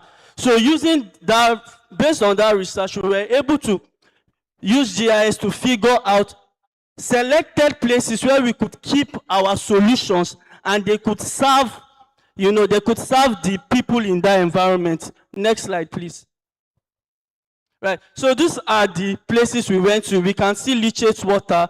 So sorry, it's not clear, but there's like a drainage very close there. We can see accumulated waste. So in all our observation, we saw open drainage channels. We saw there were roads all around, right? We saw it was a pedestrian walkway, and then there were lawman collection containers that has been fully filled with waste and had not been moved over time. Next slide, please. Right, so the problem in waste is really not that we don't have a system of waste management. We have, but it's rather a design failure, not a behavior failure. What do I mean? Waste blocks the drainage channel, hydraulic capacity drops towards zero, rainfall causes surface flooding, leachate saturates the road subgrade, and then pavement cracks and fails. Next slide, please. Right, so this is our solution. Our solution is a one standard IWTN module deployed at 3 nodes, right? So how was this solution gotten? After doing our research, we found out that in developed countries like China, Senegal, Japan, Nairobi, they actually have what they call WTS, which is called waste transfer stations, right? So these waste transfer stations are actually sited away from residential area. And how they work is that they have very good, effective waste management trucks that regularly goes to the residential areas to pick up the waste and take it to the transfer unit. But when we were thinking, we got to know that in Nigeria, we actually do have waste transfer stations. So what we figured out was a IWTN. And what it is, the meaning is integrated waste transfer node. So what is this? This is a module that solves three solutions at the same time. What is the three solution? It solves a container where waste can be kept into. How does it do that? Using the GIS map I showed, I told you that using GIS analysis, we were able to cite these three nodes. 3 minutes left. We were able to cite these three nodes in specific areas, 500-meter walking distance apart, where these people of the environment can be able to access and put their waste into. And we did not only think about the people, we also thought that many of them might not have chance to walk that distance. So we also know that in Lagos, we have ant-cart carriers, like ant-cart carriers, people who carry waste and push it and they drop it to wherever. So right now, there is a specified provision for where they should go to drop the waste, right? And it's not really far. So what's this node about? So the node is, it has a capacity 3 times 10 meter cube demounted containers per node. So in a single node, we have 3 containers, right? And we have 3-sided galvanized steel sheetings, right? Those sheetings for rain might fall so that it would not fall directly on the containers. Then we have a base, right? This base is a reinforced concrete, 2% slope to central leachate drain. So what does that base do? So the base is a concrete, right? At the bottom of this container, we have like a mesh that filters solid waste from the leachate water that comes out of waste, right? So when this leachate water comes out of the waste, right, there is a drainage channel. There is an internal drainage channel that is built into underneath the concrete. And what this does is that it directs, because of the concrete is 2%, has a 2% slope, meaning in every meter there is a 2 centimeter declination in the concrete. So all the leachate water that drains from the waste finds its way into this leachate collection center. Yeah, it finds its way into this leachate collection center and then is directed through the internal drainage system under this concrete system and now directed into an existing external drainage, right? So this is basically it here. And what this prevents the leachate water from getting into roads and also prevents the waste, solid waste from getting into existing drainage. Next slide, please. So we saw that when we did an estimated cost of what the IWTN would cost, we saw that per node, it will cost 25 to 40 million each. And then the total of the 3 nodes is 75 to 120 million. And the maintenance for it is 8 to 12 million. And then when we now looked at the road rehab, if we are to actually, the bad roads because of the leachate water, destroying the sub base and then every truss climbing and then the road spoiling. And they would have to fix this road over and over again. And even the drainage system, because of the clogged waste, over time, the drainage gets spoiled and they would have to fix it. We saw that the estimated cost to fix a road or a drainage, the drainage is not really here, but for the road is 520 million naira to 1.05 billions. Next slide, please. So basically, we are not creating new waste bins. Rather, we are redesigning the waste infrastructure system of Lagos to solve 3 solutions. Time up.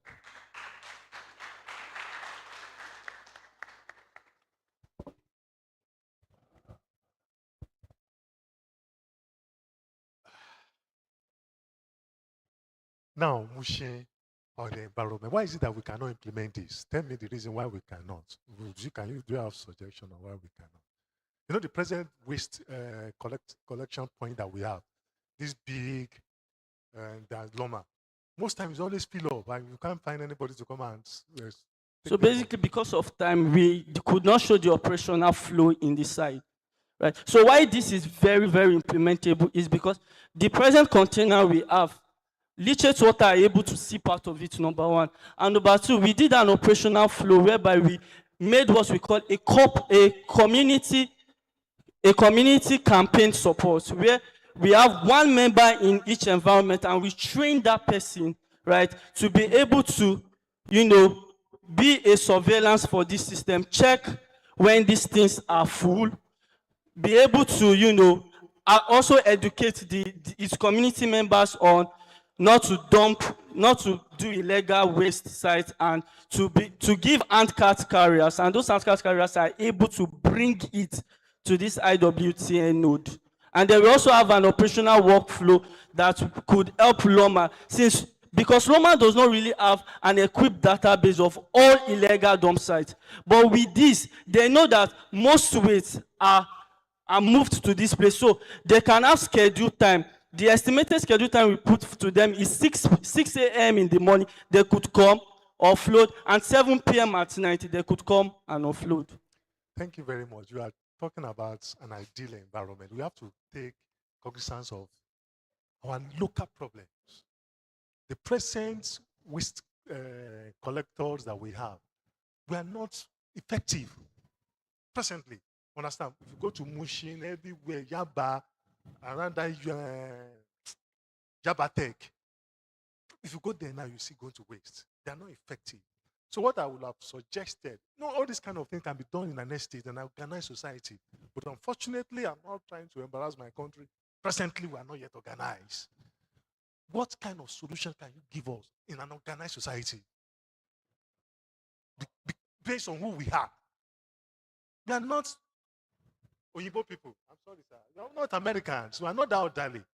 So I would prefer a situation whereby you take our present circumstances into consideration when you are making our peculiarity, when you are giving us solutions in such a way that these are area boys. These are a set of people that live in this place. They hear word.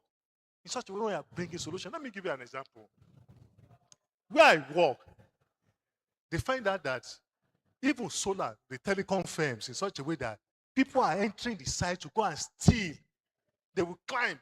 They're not trying to find a situation in such a way that it's as if they padlock it so well. They want to put iron, something gaze, understand, electric things in such a way that in advanced country, we never see anybody climbing tower. To do what? But in our environment, they are putting electric wires on top of fence so that people cannot. So what I'm just saying is that, yes, good. If you have mentioned, where is this VI? Not VI, Ikoyi, and it's not Ikoyi, Banana Island. So this kind of solution, perfect. It's possible. But when you mention Mushin, that's the only issue that I have. When you mention Mushin, Right. I understand you, sir, but personally, I believe that the future of a company, the future of a country comes, what will bring that future is awareness and education, right? So we cannot continuously deliberating on that.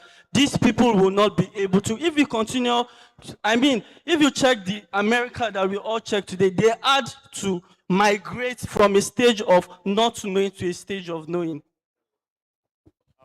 Sorry, in addition to it, sir, I want you to believe that it's actually possible to solve this problem. What I was saying, I said when we got on site, we saw a lawman container along the Soad Ride. They are overwhelmed by waste accumulation. So we have staff people. We can start from University of Lagos. We have because Banana Island is clean, and the environment you live, your workplace, and the place you do things are clean, doesn't mean the Lagos is actually clean because you are not affected. So we chose Bushi because those people are actually affected by that. So, and we believe that realistically it's possible to solve that problem. So if we can start from University of Lagos, just as he said awareness. Those that do waste for us, we can write a letter complication in connection to work together with the lawman. The lawman are overwhelmed by waste accumulation, and we can only help them out. Thank you, sir. Well done, guys. Did you do any calculation to advise on what population of people with the capacity of what you have suggested will work effectively for? The 3 times 10 cubic you suggested. What population of people? Come again, sir. Sorry. In your presentation, the capacity that you proposed, the 3 times 10 cubic of waste, right? What number of population of people will that serve effectively? And that will translate to how many of that will you need in Lagos? So we did not really look into that. But one of the way we tried to solve it, maybe the overwhelming the IWTN was creating an operational flow, working along with Loma, to come in the morning and in the evening to come and offload their demand table, right? To come and offload these containers so that they can work for the next day.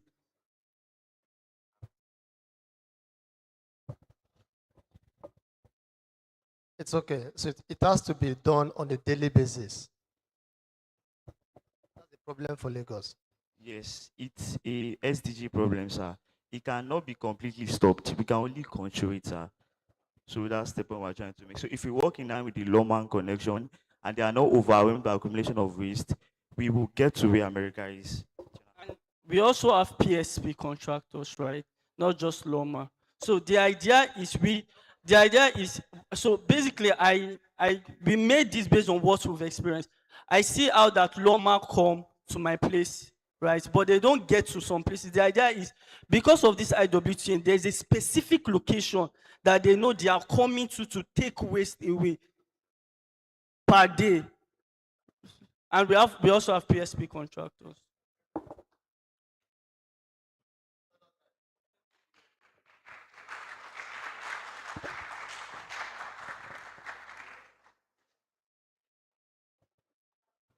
Thank you so much, everyone. Thank you, the audience. Thank you, the contestants. Thank you, our amazing judges. We have 5 people here. They made it to the finalist stage. It has been a journey, actually. It has been a journey. Out of over 30 teams, we were able to scrutinize and really dig through and see that these people are worth it to come and present, here today. We'll be moving on to the next agenda of next item on the agenda. But while that will be going on, we'll be compiling the scores and we'll announce the winners shortly. Thank you.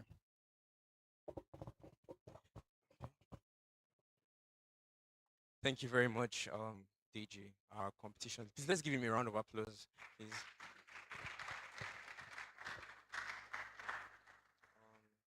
So as he said, the competitions it was a research competition, right? And what we did is that we made sure that our competitors they were able to take some primary research documents and we were able to adapt it to our. So the idea was that they had to make sure that they've seen something that has worked before, and then they try to like use an idea to come and solve a problem in their immediate environment.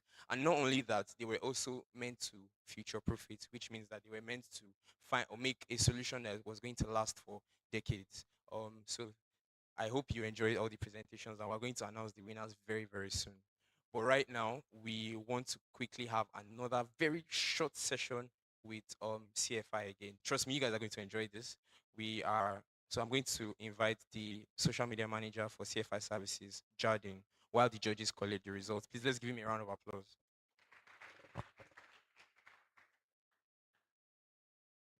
Please let's give him another round of applause. Louder. You guys at this side are not clapping. Let's give him another round of applause. Thank you. Good day, everyone. Good afternoon, everyone.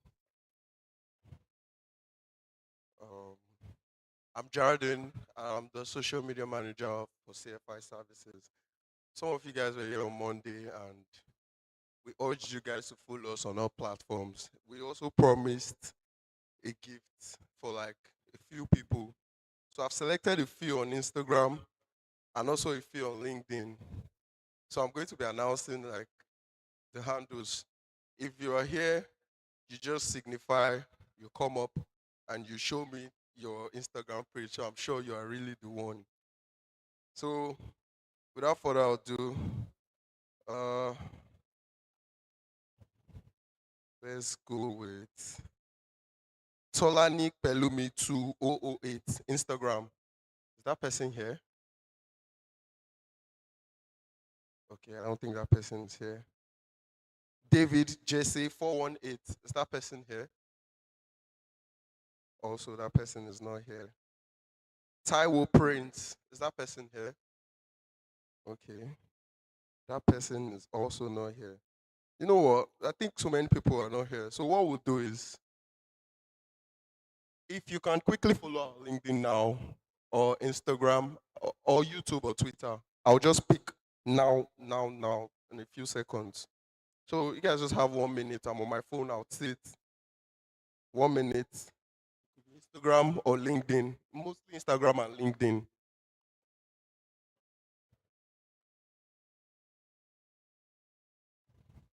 So sorry. Please, next slide. So what to expect? What to expect while following us at CFI Services? Educational and engineering and subsidy. On our LinkedIn, if you go on our LinkedIn, you see so many educational videos just to like improve your knowledge on engineering topics, industry insights and technical tips, project highlights and innovation. So when we have projects, we currently have a lot of projects. So we have workshops. You could see the workshops on our pages, so you know how we operate. Training opportunities and professional development. I feel this is the most important one.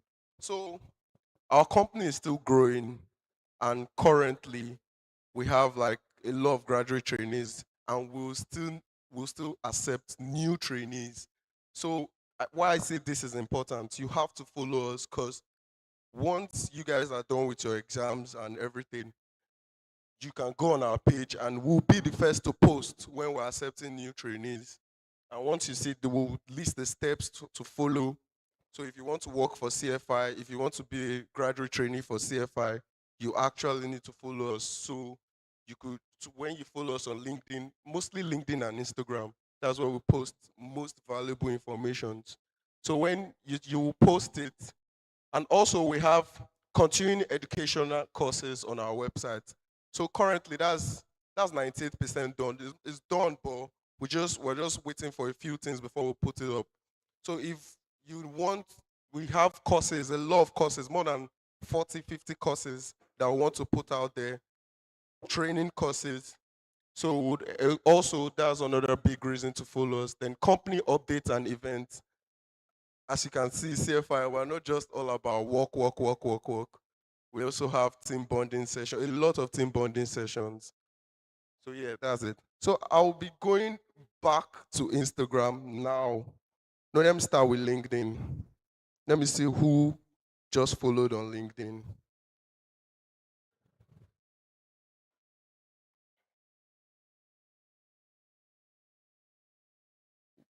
Yeah. Chidera Divine, is that person here? Really? Gemini, is that person here? Okay. Gemini, is Gemini here? Okay, please. We don't have much time. Chijoke Fidelis, is that person here?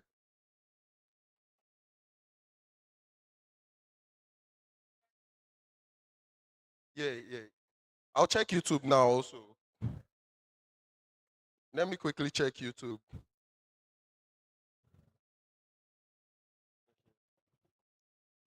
On behalf of CFI, thank you very, very much. Chidera Divine, okay. On behalf of CFI, thanks for following us. Yeah. So let me just quickly switch to YouTube and see our new subscribers.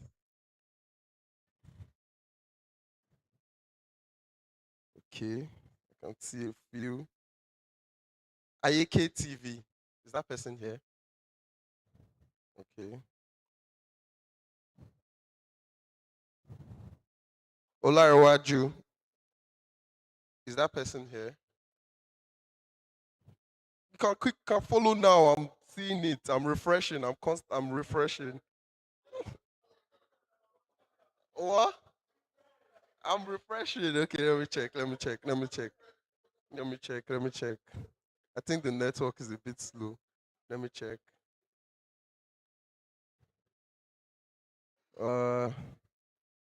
Okay. Enoluwa Fisayo Gordon. Is that person here? You here? Okay. Thank you. On behalf of CFI, thank you for following us. Okay. Should we still do YouTube? Eh? Instagram, Twitter. Okay, let's check. Let's check Twitter and Instagram.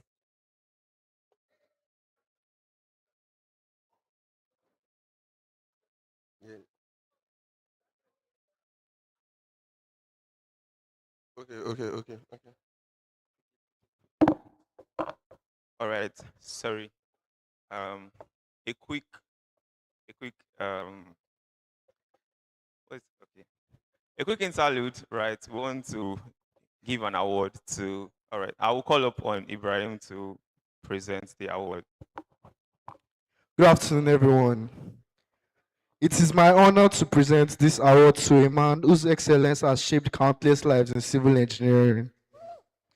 He's a distinguished scholar, an exceptional mentor, and without question, a structural analysis guru whose mastery of field continues to inspire us all. Through his unwavering commitment to excellence, discipline, and academic rigor, he has not only taught us how to analyze structures, but he has taught us how to think like engineers. You guys should clap for Dr. Iladi. On behalf of my assessor Unilag, it is my privilege to present this award of excellence to our esteemed staff advisor, Dr. Iladi. You guys should clap for that, you. If you not clap, we'll not give you food, though.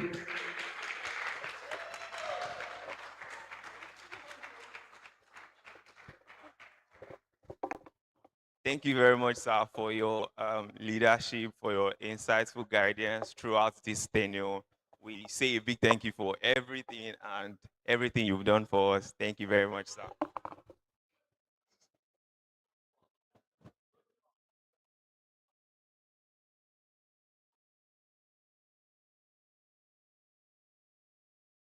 So for me not to disrupt the meeting, I can't hear what some guys are saying. How many of you have I taught? I know. No. I don't believe you. I don't believe you.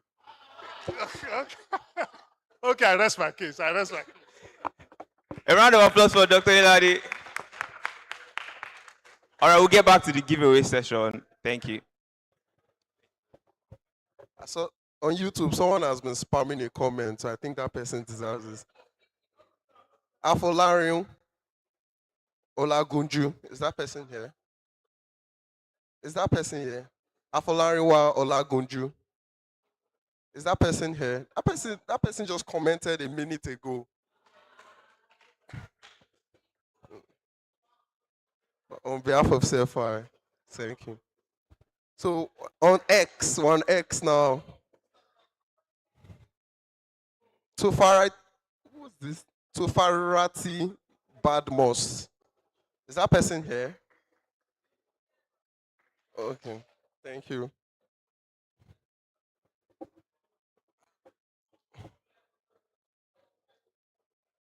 On behalf of CFI, thank you. Oh, we have two more to go. Should I just still finish it on X? YouTube, Instagram.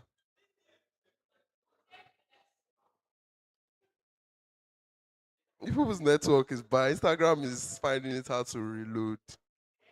LinkedIn. Okay, let me check. That's true. Let me check LinkedIn because LinkedIn is very important. Oh, I can see the notification. Uh, okay. Akimbo Taufik. Is that person here? Is that person here? That person just followed. Though. Okay, let me. Uh,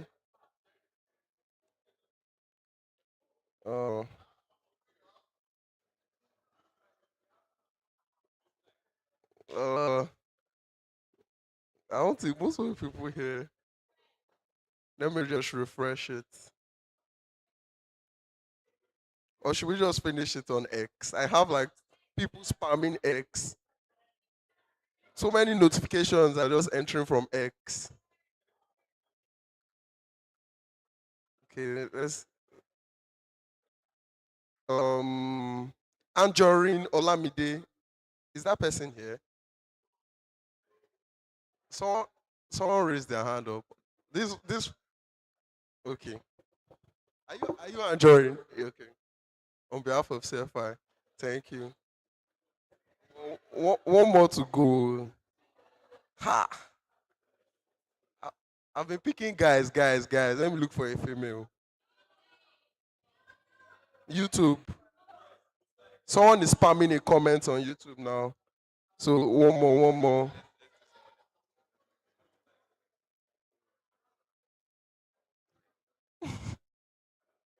Okay. Okay, for the final giveaway, Abisola Money. Is that person here? Okay.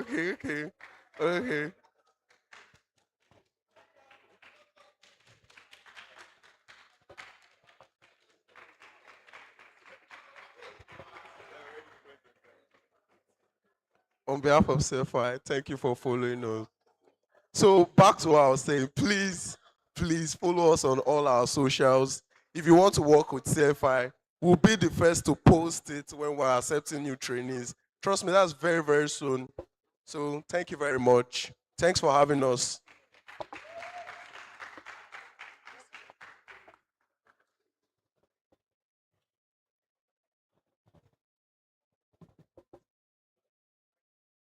Thank you very much, Sephai, for giving us gifts along with your knowledge, your wisdom, and your expertise on the panel session.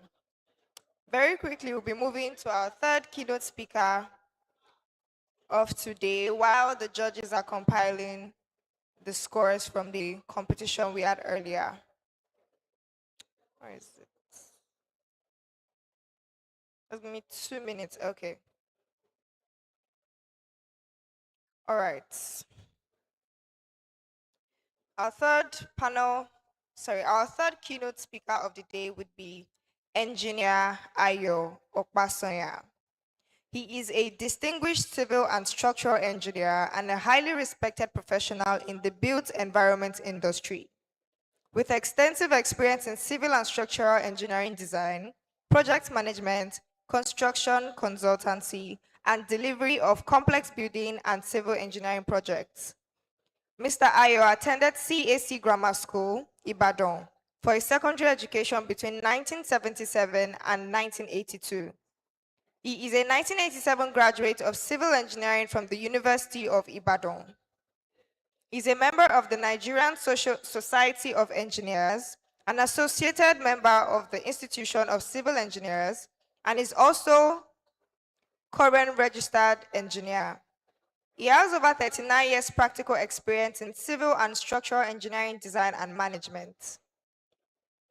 He's a partner and executive director at MO&A Limited, formerly Morgan or Monitor and Abel Limited, a leading multidisciplinary engineering consultancy firm, where he has contributed significantly to the successful execution of landmark projects through innovative engineering solutions, technical excellence, and a commitment to quality and safety.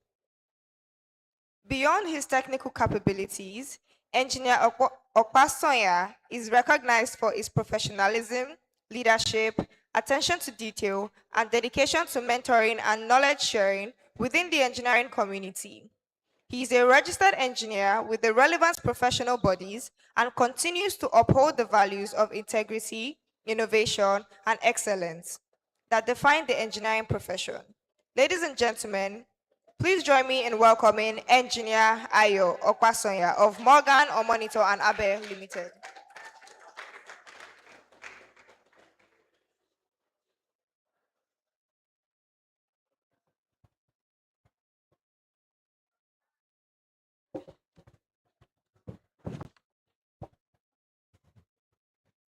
Good afternoon, distinguished lecturers, honored guests, and most importantly, the young civil engineering students gathered here today. It's a great privilege to stand before you. You represent the next generation of builders, innovators, and problem solvers who will shape the future of Nigeria and Africa. You will design bridges that connect our economies, buildings that define our skylines, the water systems that sustain our cities, and the infrastructural supports that support millions of lives. The future is not coming. You are the future. Today, I want to speak to you about a subject that is no longer optional in engineering practice: sustainability. It is not a slogan, nor it is as a trend, but as a professional obligation and a powerful opportunity. The world is changing, and the engineering must change with it. We live in a time of rapid transformation. Climate change is no longer theoretical. It is visible in our streets, on our farms, and in our homes. You could see this afternoon that I joined you, quite a lot of your colleagues have been talking about waste management, how it had caused problem of flooding. So flooding that destroys infrastructures and displaces communities. Coastal erosion threatening cities like Lagos and Port Harcourt. Desertification advancing across the northern states. Heat waves stressing our power systems. Rapid urbanization that outpaces planning and design capacity. Across Africa, the story is similar, but the opportunities are even greater. As civil and structural engineers, you are the center of this transformation. The decisions you make today will determine whether our infrastructure survives tomorrow. So what does sustainability really mean for engineers? Sustainability is not just about green building. It is about designing systems that are resilient. That is, they're able to withstand climate shocks. Efficient systems to minimize waste, cost, and energy use. They must be durable, performing reliably over long life cycles. Context appropriate.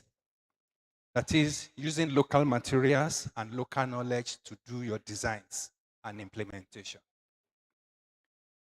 Sustainability also means being inclusive. You must serve your communities fairly and safely. For civil engineers, sustainability means designing foundations that survive extreme flooding. Just before coming here today, I watched a video clip of a tower falling in Chile. This tower is a tower mast that has been moving materials, things around the site. For God knows why. Something happened and you could see the tower moving. After some time, it now hit the building, snapped, and it crosses to the other side of the road, hitting private buildings, cars parked. Thank God there was no casualty. But it implies that we must design things properly. Because if that tower had been designed properly, it will not happen. Because we have so many towers that we're using to do construction that didn't happen to. You have to create structures that remain stable under very high wind loads because everything is changing. The type of wind load that we design building against, everything is changing. So we have to be able to check what are the new wind load that buildings are being subjected to. So young engineers, these are opportunities for you. You must use materials with lower carbon footprints. So you have to be thinking out of the box. Why should we keep on using cement? Can't we use fly ash? Can't we use this? Can't we use that? These are opportunities that are open to young engineers to be thinking about and be coming up with ideas. You must plan drainage systems that anticipate future rainfall patterns, rainfall intensities. When I was a young engineer several years ago, that we used to design rain for drainage in Lagos, the rainfall intensity for Lagos was about 150 millimeters per hour. Today, if you design any drainage with that rainfall intensity, I'm telling you, it will be a mess. So you must also evolve with time, which means you must keep on learning more. You must design buildings that stay cool without excessive energy consumptions. Sustainability is not a constraint. It is smart engineering. Now, in our African context, what is our challenge and what are our advantages? Africa is unique. We are not burdened by centuries of outdated infrastructures like the rest part of the world. We're still evolving. So what that means is that we have chance to leapfrog, to build modern, efficient, and sustainable system from the start. We have the youngest population in the world. We have rapidly growing cities. We have vast renewable energy potential. We have abundant local materials. And there's a rising demand for infrastructure. You can see all the discussion of this afternoon that I met. So imagine solar-powered water treatment plants in rural communities. Bridges designed with recycled steel and improved corrosion resistance. Flood-resilient housing in riverine areas. Smart drainage systems that reduce urban flooding. Building designed for natural ventilation instead of heavy air conditioning. Roads built with plastic reinforced asphalt. Green concrete, reducing carbon emissions. These are not dreams, they're engineering possibilities. And you are the ones who will make them become real. So what is your role as a Nigerian, upcoming Nigerian engineer? Your role is evolving. You are no longer just designers. You won't just no longer become designers or builders. You will become environmental stewards. You will become risk managers. You will become innovators, policy influencers. Some of you will go into government. Some of the things we've been discussing here today, if we have responsible government, we shouldn't be discussing about them. But obviously, all of us know the circumstance that we are going through in our country today. So many people are being trusted into position of power that they are not ready for. And the only thing they discuss are self-benefits, not something that impacts the rest of us. I'm sure you agree with me. You will become community partners. So you must think beyond all the things that you've been taught in school. You must ask, if I'm designing a structure, how will it behave in the next 30 years? Will it behave the way I've designed it today? Because things are changing with time. What environmental impact will it have? Can we use local materials instead of imported ones? Sometimes ago I traveled to Spain. I think it was Spain, yeah. So we were doing a federal government project and there are so many glass panels, auditorium with chairs for universities and so on. So when we got there, we have been taken around through the factories to see what they've produced. And I was pleasantly surprised when one of the people, our tour guides, said that the best sand for glass is in Nigeria. Can you beat that? So we are blessed with good materials, but we're yet to tap into them. As we speak, Nigeria sits on incredible mineral resources. But rather than use it for the benefit of everybody here and people outside here, few people are taking undue advantage and creating tension politically. So we need to start thinking properly. The future engineer is not only technically competent, but you must be environmentally conscious, socially aware, and globally informed. You must know what is happening, the latest trends. You must be able to see how we can adapt it to our environment. So what are the prospects? Why is sustainability your advantage? Let me be clear. Sustainability is not a burden. It is an opportunity. So across Africa, governments, development partners, and private investors, they are all prioritizing sustainable infrastructure now. This means there's likely to be more funding if our people get serious. There will be more projects, there will be more innovation, more jobs, and more global collaboration. Engineers who understand sustainability will be the most sought after professionals in the coming decades. Take note of that. You will lead renewable energy projects. You will design climate resilient cities. You will shape national infrastructure policies. You will build the future. So your responsibility and your power. As young engineers, you must embrace continuous learning.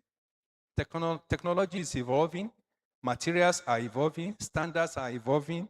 The world will not slow down for anyone. You must be curious. You must be bold. You must be willing to challenge outdated practices. I ask a lot of engineers working, new engineers coming. These are the questions I throw at them when they get into my practice. Please, I've shown you how to do something. Can you please think and come back to me that we can do it better than this, sir? And I have seen some wonderful young people that are doing very well in this area. So for you, you also have this opportunity. You must be willing to innovate.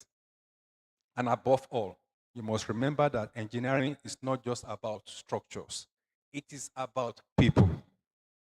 Every bridge, every building, every road affects our lives. Sustainability ensures that those lives are protected, empowered, and uplifted. In conclusion, this afternoon, building a future worth living in. We are at a crossroad in our country. You can see any little rain, everywhere is flooded. You can't drive through roads without you hitting potholes, damages your car if you are the type that have one, or you are rushing for an important appointment, there's so much traffic, you are not able to get to where you're going. So it affects everybody. We can continue building the way we've always have, or we can choose a new path. New path that is smarter, safer, and more sustainable. You, the young engineers of today, will decide which path to take. The world is changing, like I said before. The climate is changing. Technology is changing. And the expectations of societies are changing. But one thing remains clear. The need for engineers who can build responsibly, creatively, and sustainably. I believe you are those engineers. I believe you will rise to the challenge. And I believe you will build a future worth living in. Good afternoon, ladies and gentlemen.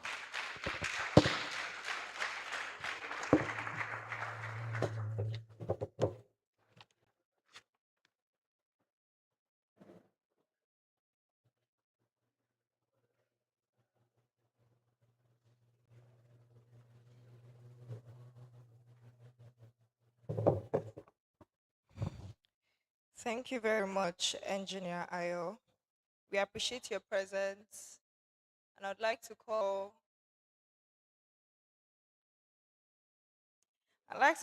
again the department president of Civil and Environmental Engineering to present an honorable award.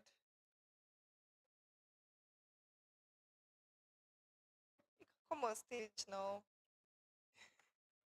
Please clap for him.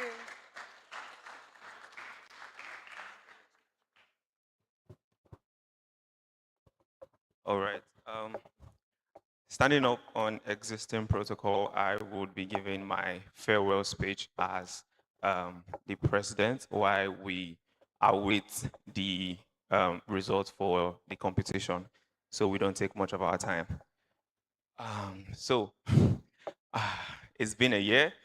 My name is Atilade Aderito Joshua, and I think it's fine if I say I am the ex-president of the Nigerian Institution of Civil and Environmental Engineering Students Affiliates, University of Lagos. I mean, it all started around this time last year. It all started Asuku Ifeoluwa. I want to say a big thank you to my classmates. I want to say a big thank you to my chairman for today, Similoluwa Oshodi. I want to say a big thank you to the year 1 class. I want to say a big thank you to the year 2 class. I want to say a big thank you to the year 3 class. I want to say a big thank you to the year 4 class. And I want to say a very big thank you to the finalists, the year 5 class. I mean, it's quite emotional, but like this has been a very, very fun time. And yeah, let's make Cess big. Let's make Cess great. And Cess is something I'll forever hold dear to my heart. And yeah, thank you very much. Let's go civil. Let's go civil. Let's go civil. Thank you very much, everyone. That was very emotional. I hope we have our scores ready for the competition. All right, I'll be calling on the team lead for competitions for Cess Conference 7.0. Oh, okay. I'll be calling up Similolua to come and present the scores for the Cess Conference 7.0 competition. And Mr. Lewis M. Lewis from Cephai.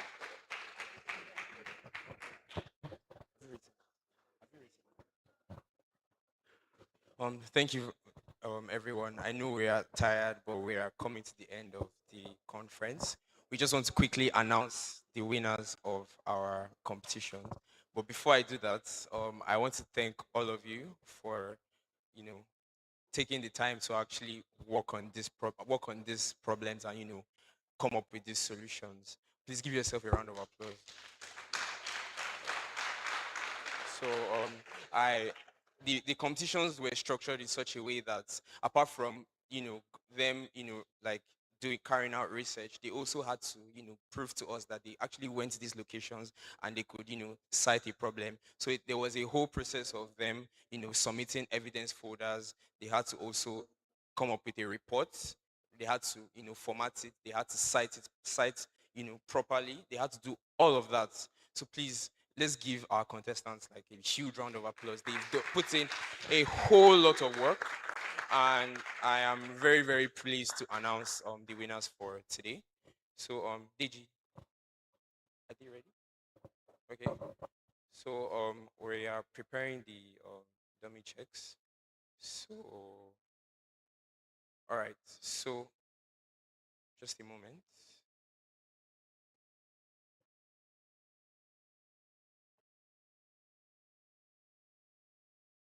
All right, so let's start from our third place. So can we do a drum roll? And our third place goes to Team Zentra.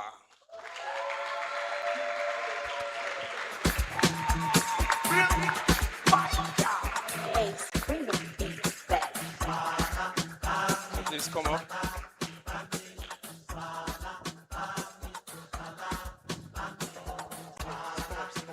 Give them a round of applause, please. So, yes, we have Team Zentra. So you guys should come close.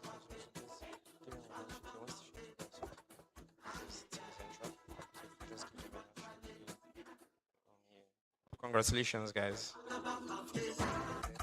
let's take a picture. Bring the beat back.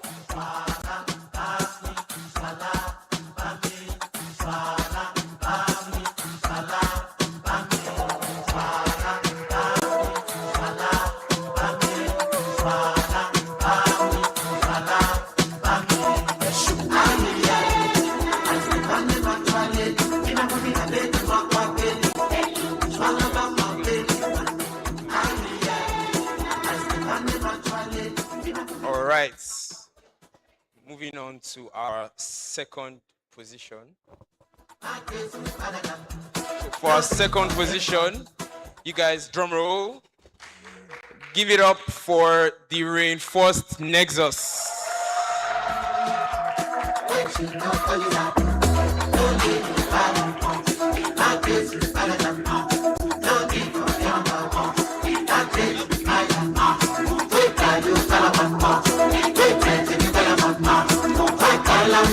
Congratulations, guys.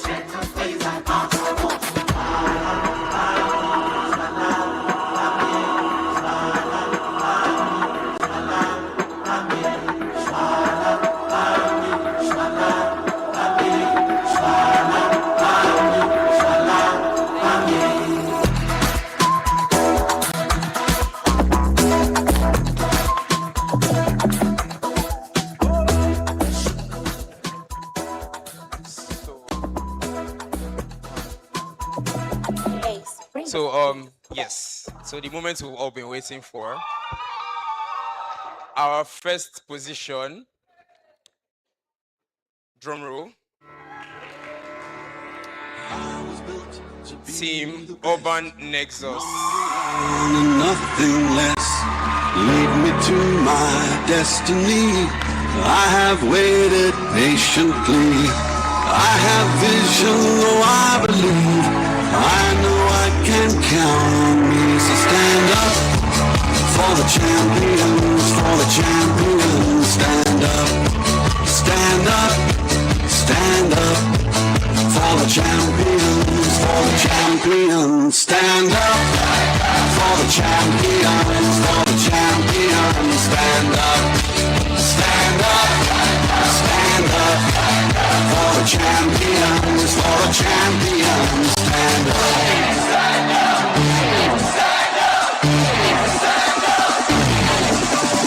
Here we go, it's getting close.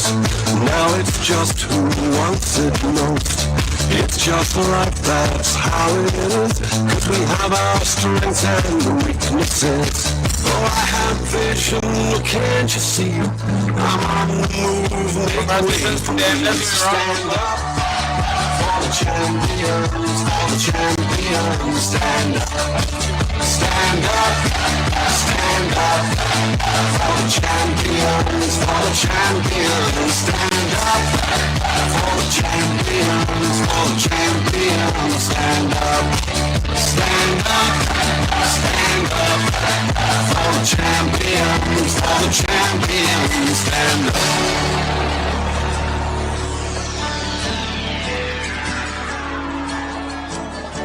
And when I fall down, I have to pick myself back up. And when I fall down, I have to pick myself back up. And when I fall down. So, as we celebrated research brilliance, we would start off by celebrating academic brilliance. And to celebrate academic brilliance, we would be calling up on the highest CGPA in the department, in year 5, Department of Civil and Environmental Engineering.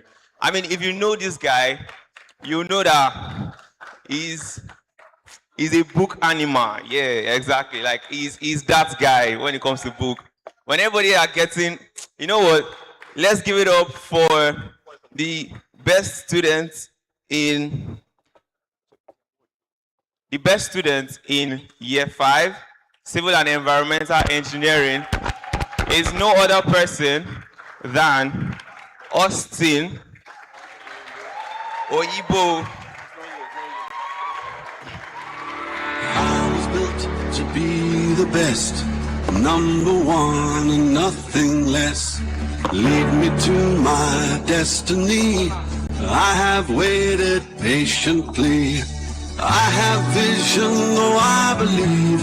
I know I can count on me, so stand up.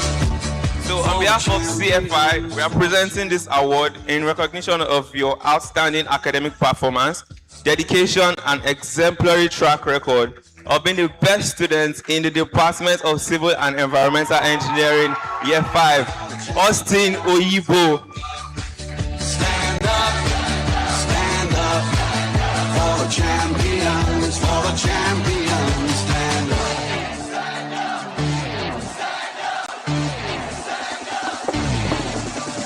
Here we go, it's getting close. Now it's just who wants it most. It's just life, that's how it is. Cause we have our strengths and weaknesses. Oh, I have vision, can't you see? I'm on the move, make way for me. So stand up. All right.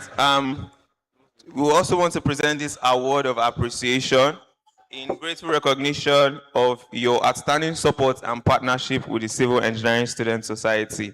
We want to call on Engineer Ayo Okpasoya from M1A.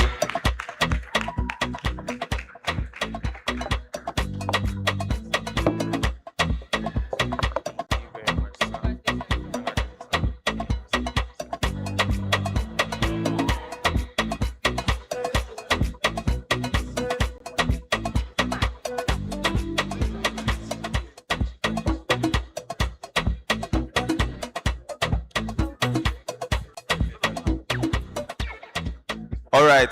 Also, we would like to recognize more academic brilliance.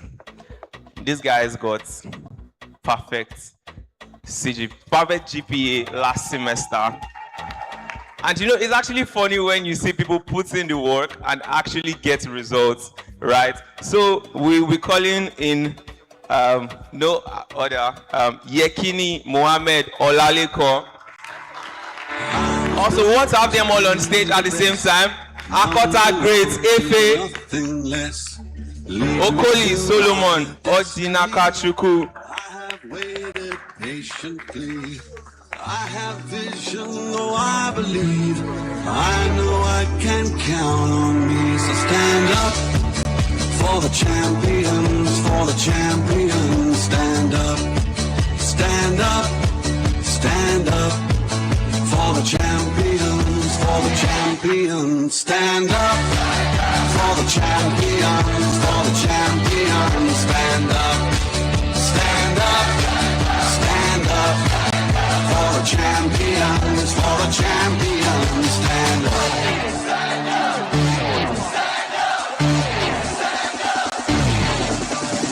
Here we go, it's getting close. Now it's just who wants it most. It's just life, that's how it is. Cause we have our strengths and weaknesses. Oh, I have vision, can't you see? I'm on the move, make way for me. So stand up for the champions, for the champions. Stand up, stand up, stand up. For the champions, for the champions. Stand up for the champions. Okay, thank you very much, guys. So we are moving on to 400 level, and we have another award for the highest GPA of the semester for year 4, proudly sponsored by CFI. It is my extreme honor to call on Divine Chidera Joyce for attaining the highest GPA of the semester, year 4. Your academic excellence is a reflection of your hard work, dedication, and intellectual capacity. Let's celebrate her. Patiently, I have vision, though I believe.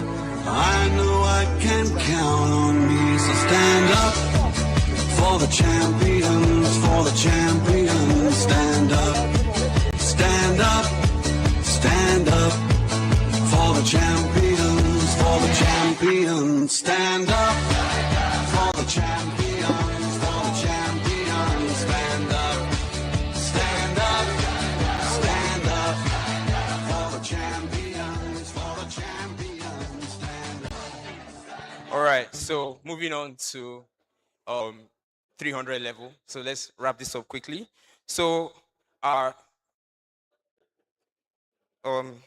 So we have two people actually from year 3, right? In no particular order, the first person is Iwanyawu Emmanuel Somtochukwu and Lawal Habib Temilolua. Lead me to my destiny. I have waited patiently. I have vision, oh I believe. I know I can count on me. So stand up for the champions, for the champions. Stand up, stand up, stand up for the champions, for the champions. Stand up for the champions, for the champions. Stand up, stand up, stand up for the champions, for the champions. Stand up, stand up, stand up. Here we go, it's getting close. Okay. Moving on to 200 level.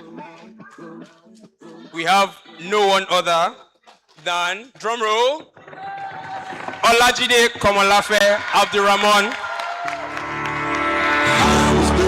To be the best, number one and nothing less.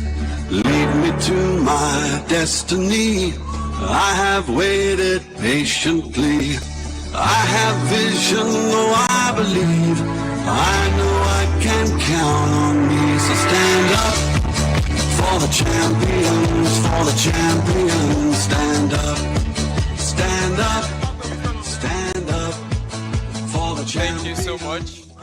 Now, we're moving on to 100 level. And I'm sorry for breaking protocol, but them they show. We have 6 people from 100 level, and I want to call all of them at once. So we have Adeniji Karima. We have Adejimobi Toluwalashe Victor. We have Fadikpe Uluwa Pamileri. We have Lukman Olajide Faisal Olamide.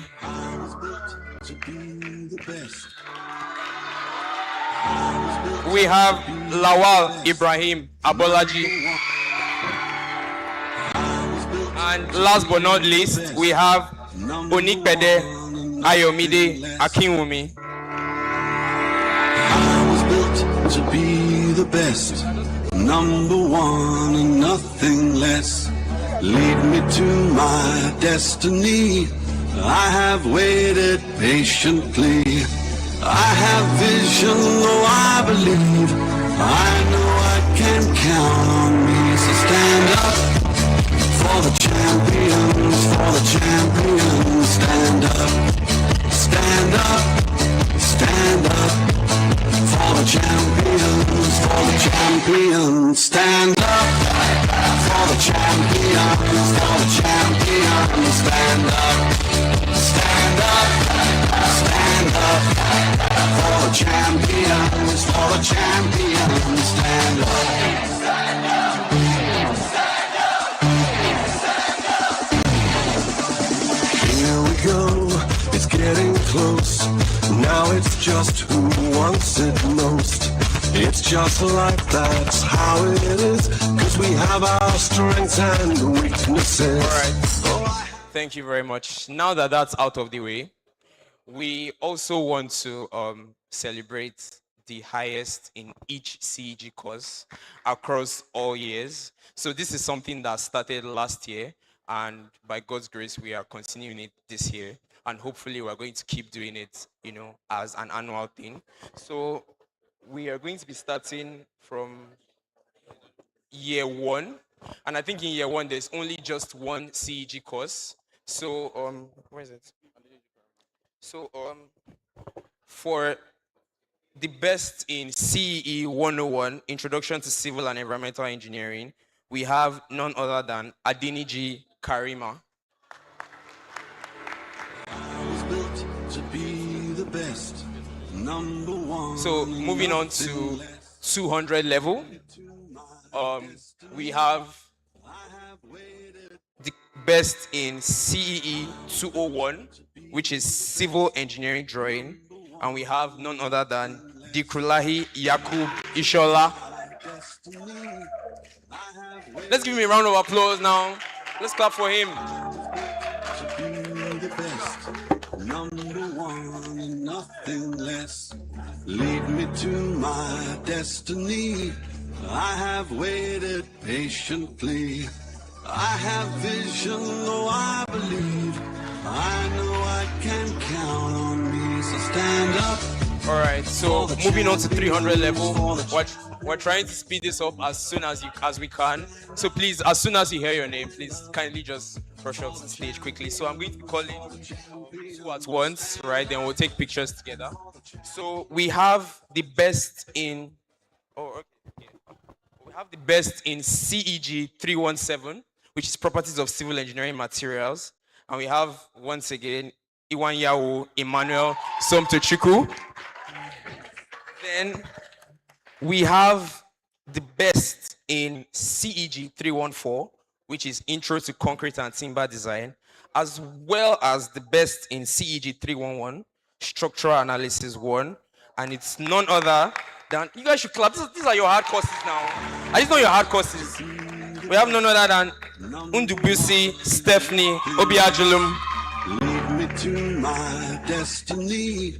I have waited patiently. I have vision, though I believe.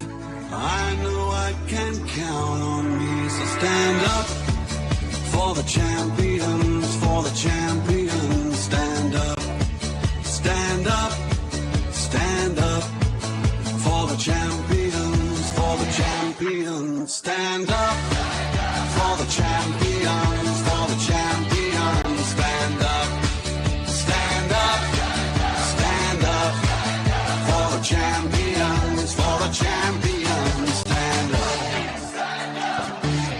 All right, so moving on quickly. So I'm going to call three at once. So we have the best in CG 315, Mechanics of Fluids 2, Adekunle Taiwo. We have the best in CEG 316, Transportation Engineering 1, Ayinde Jamal. And we also have another highest in CEG 317, Properties of Civil Engineering Materials, Onosoga Ebunoluwa Adebusayo.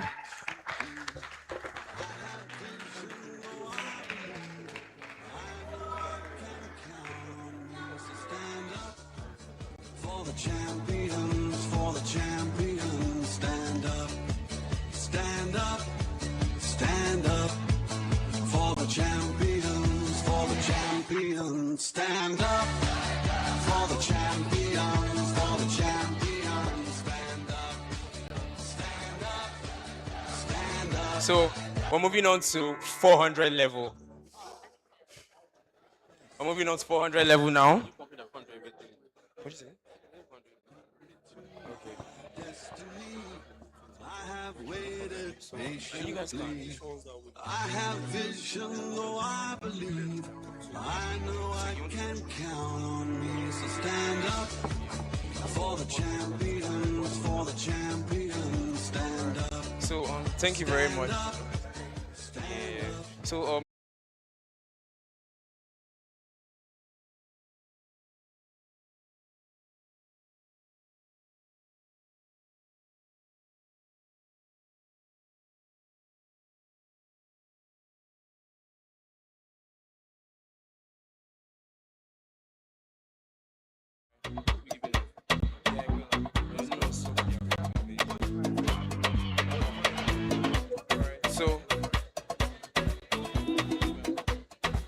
okay, so we're trying to wrap up quickly. I know we're all hungry and I know we're all tired. We're hungry, right?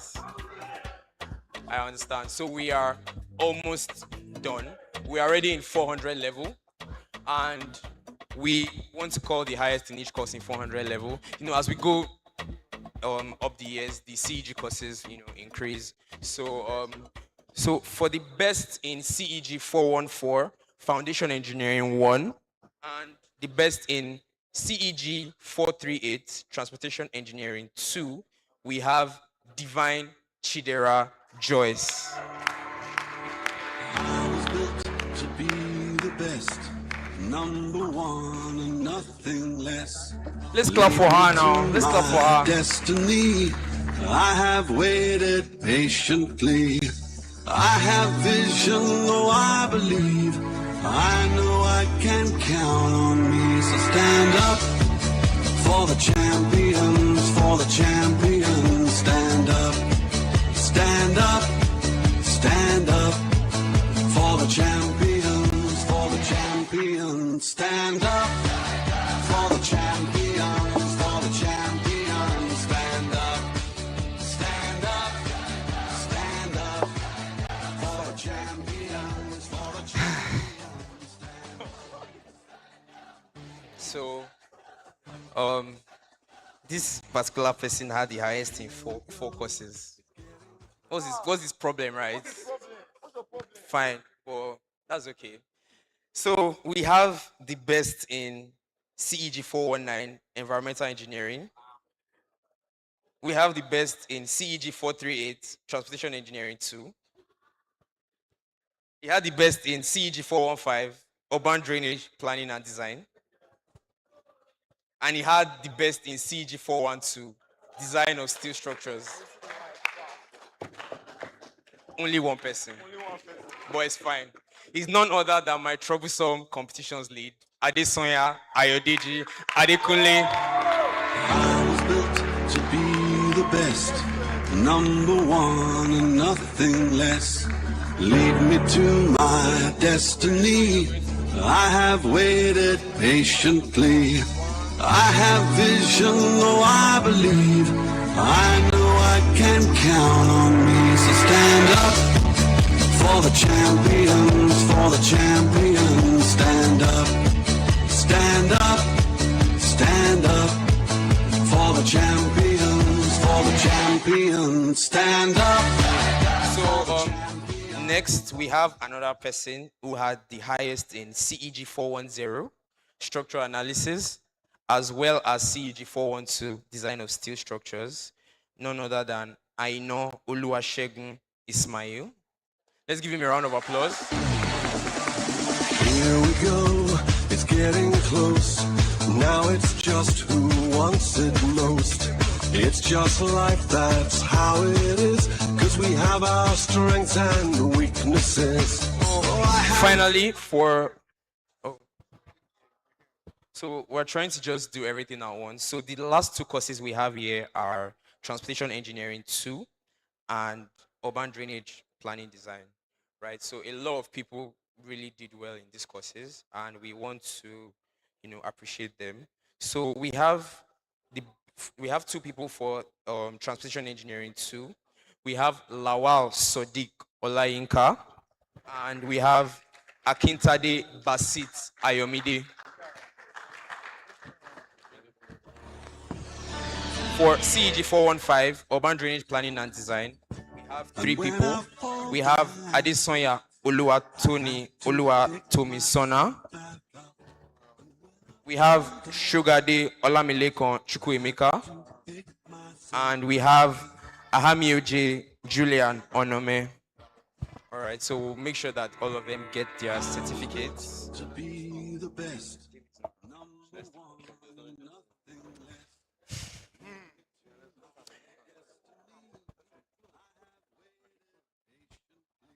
So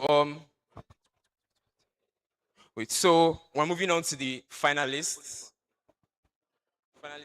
You guys should clap for us now. So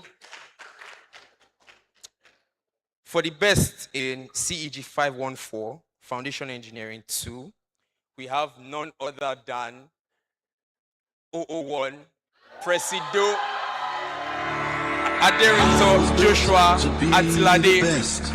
Number one and nothing less. I think he has to present the Lead award me to to himself. my destiny. I have waited patiently. I have vision, though I believe.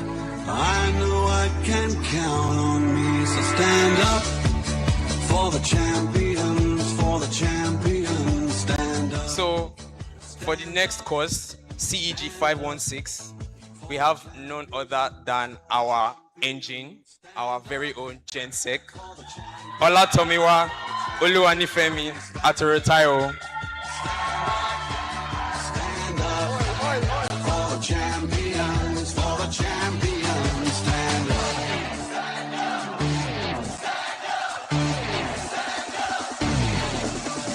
Here we go, it's getting close.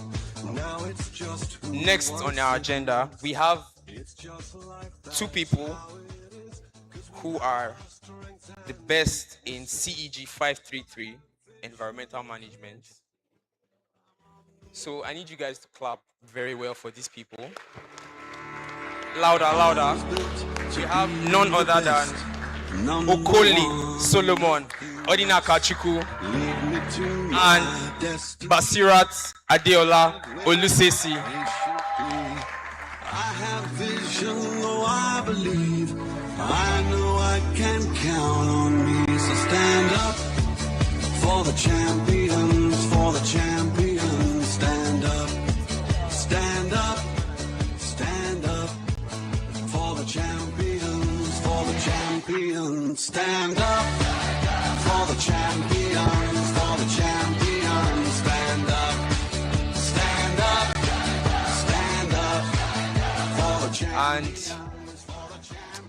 last but not the least, definitely not the least, we have the best in CEG 530, Embankment Dam Engineering, and he's none other than our BGS, Augustine Oibo Ufedo Ojo. Number one. Let's clap for him, let's clap for him. Lead me to my destiny. Imbola, my team lead for external engagements, Adeyemi Omobukola. My team lead for sponsorships, Adejumo Ibrahim. So can all of you please come up to the stage while we, take a few pictures. You guys should come up.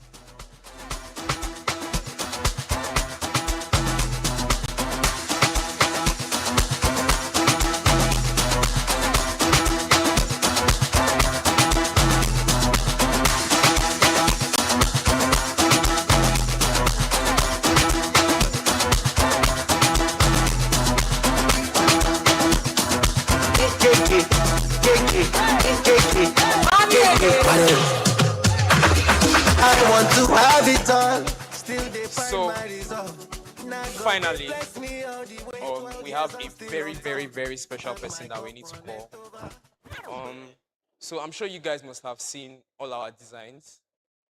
Every design that we've had here.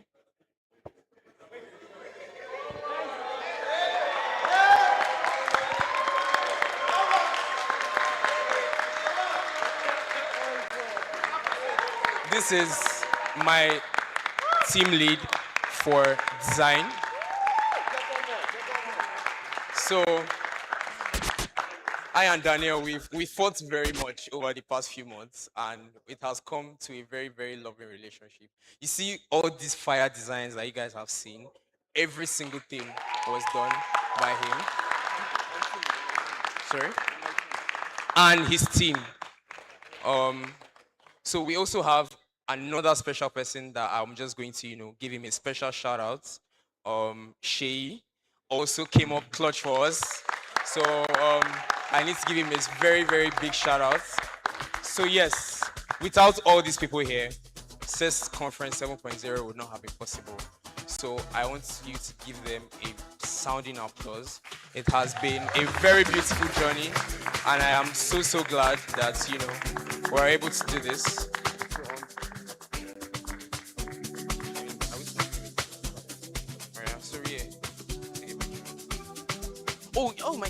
Oh my God, I'm sorry. I forgot my able. No, I didn't forget actually. I saved him for last. Yeah. I saved my volunteers lead, my scholar, Yekini Mohammed Olaleko. All right. Thank you so much. So let's take a picture. There's still so many other people that have not called. But no, I have to appreciate them. So you can see that we have a lot of. So like every single person here, handled one team, and there's so many. It's hard to keep track. So yes, sir, I'm rounding up. So finally, I want to appreciate my media team lead, my Mr. Resourceful. I call him Mr. Resourceful because he takes initiative, and like when you have a problem, he really can just come to you and tell you that solved.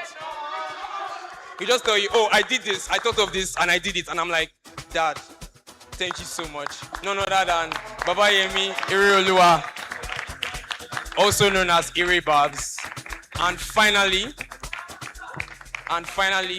all the arrangements, all the calculations, all the runarounds, everything, all the parfaits, all the rice, everything. Is that all? It is going to be none other than my logistics team lead, Rahimat. Don't worry, what's going to happen, right? So once you guys have eaten, right? When you get to eat your food, you clap for it again. Don't worry, it's fine. Thank you. And then finally, my very own vice chairman,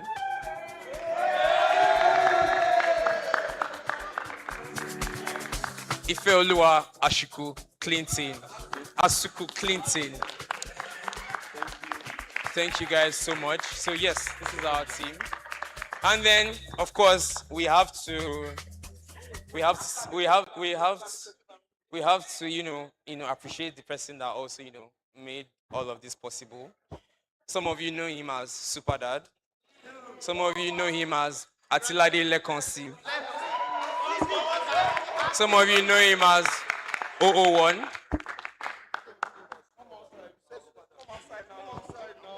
We have none other than our outgoing president of the Civil Engineering Student Society, Aderito Atilade Joshua. I will have a problem and I will just go to meet Joshua, and Joshua will just tell me, "Nah, the list." Just be like, I'm like, "Oh, Joshua, we have to do that." Be like,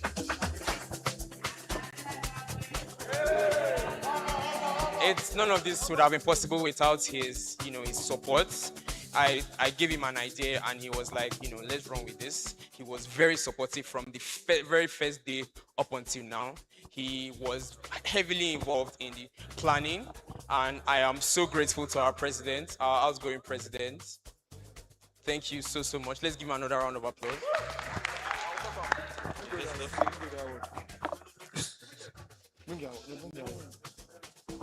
Hello everyone. Hi guys. So Corey has given a big shout out to everyone from Cess conference, the entire team as you can see here. But I think he forgot to mention himself. So I am saving the best for last. The chairman of Cess conference, our very own super dad, Oshode Similoluwa Korede, an NHM scholar. And anybody that knows Korede knows that he's a motion boy, like always active, always calculating. Thank you so much for everything. And don't cry. No. So thank you so much for having us. Thank you so much for being our lead, being our head. And it's been a journey. It's been a journey, and we're looking forward to doing more. We're looking forward to doing more things and better things with you. Thank you so much, Grady. Thank you so much, Sibu. Thanks so much, Cess. We love you. Stay cheesed up, guys.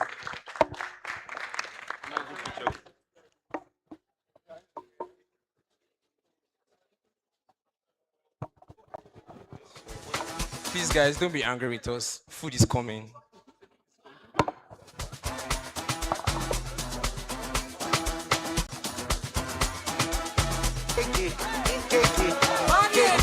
Let's go, Sibu. I want to have it all. Still they find my result. Let's go. Now God they bless me all the way. 12 years I'm still on top. and my cup runneth over. I get this sober, oh sober. My baby with a hola. Holy sign, fast forward, no rewind. We going high with family for my side. No be fine, no be everybody they my side. But I don't mind, I don't mind. Anywhere money they may they call me, I will be there still. Look, across the border, I will be there still. Many go, many go come, I will be there still. I will be there still. And it is there still.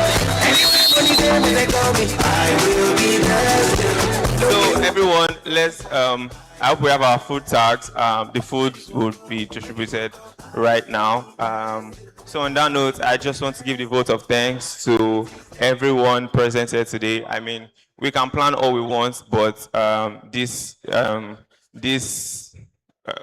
gathering is nothing without people filling up the seat. So actually, you guys are the real MVP. A big shout out and round of applause to yourselves. Yeah, I want to thank our host also, Ms. Olukorede Keisha, and the Nigerian Society of Engineers for providing us with this hall and this wonderful space to host this event. We want to thank our host, my own social sec, one and only Miss King, Giwa Oluwashida. Stand up. Are you shy? Right, we thank you very much for a very, very well session. And yeah, we want to thank our sponsors. We want to thank CFI. We want to thank M1A. We want to thank CFI. We want to thank M1A. We want to thank, oh my God, my brain is, all right. We want to thank CFI. We want to thank M1A. We want to thank NSC. We want to thank Getify. We want to thank Chevlink. We want to thank, we want to thank Getify. We want to thank Chevlink. We want to thank Imas Cakes. We want to thank everyone. We want to thank Ijachi. Woo! I want to thank everyone for, contributing in one way or the other towards Cess. And yeah, what more do I have to say? Watch out for Cess Conference 8.0. Good night, guys. See you all next year from the other team.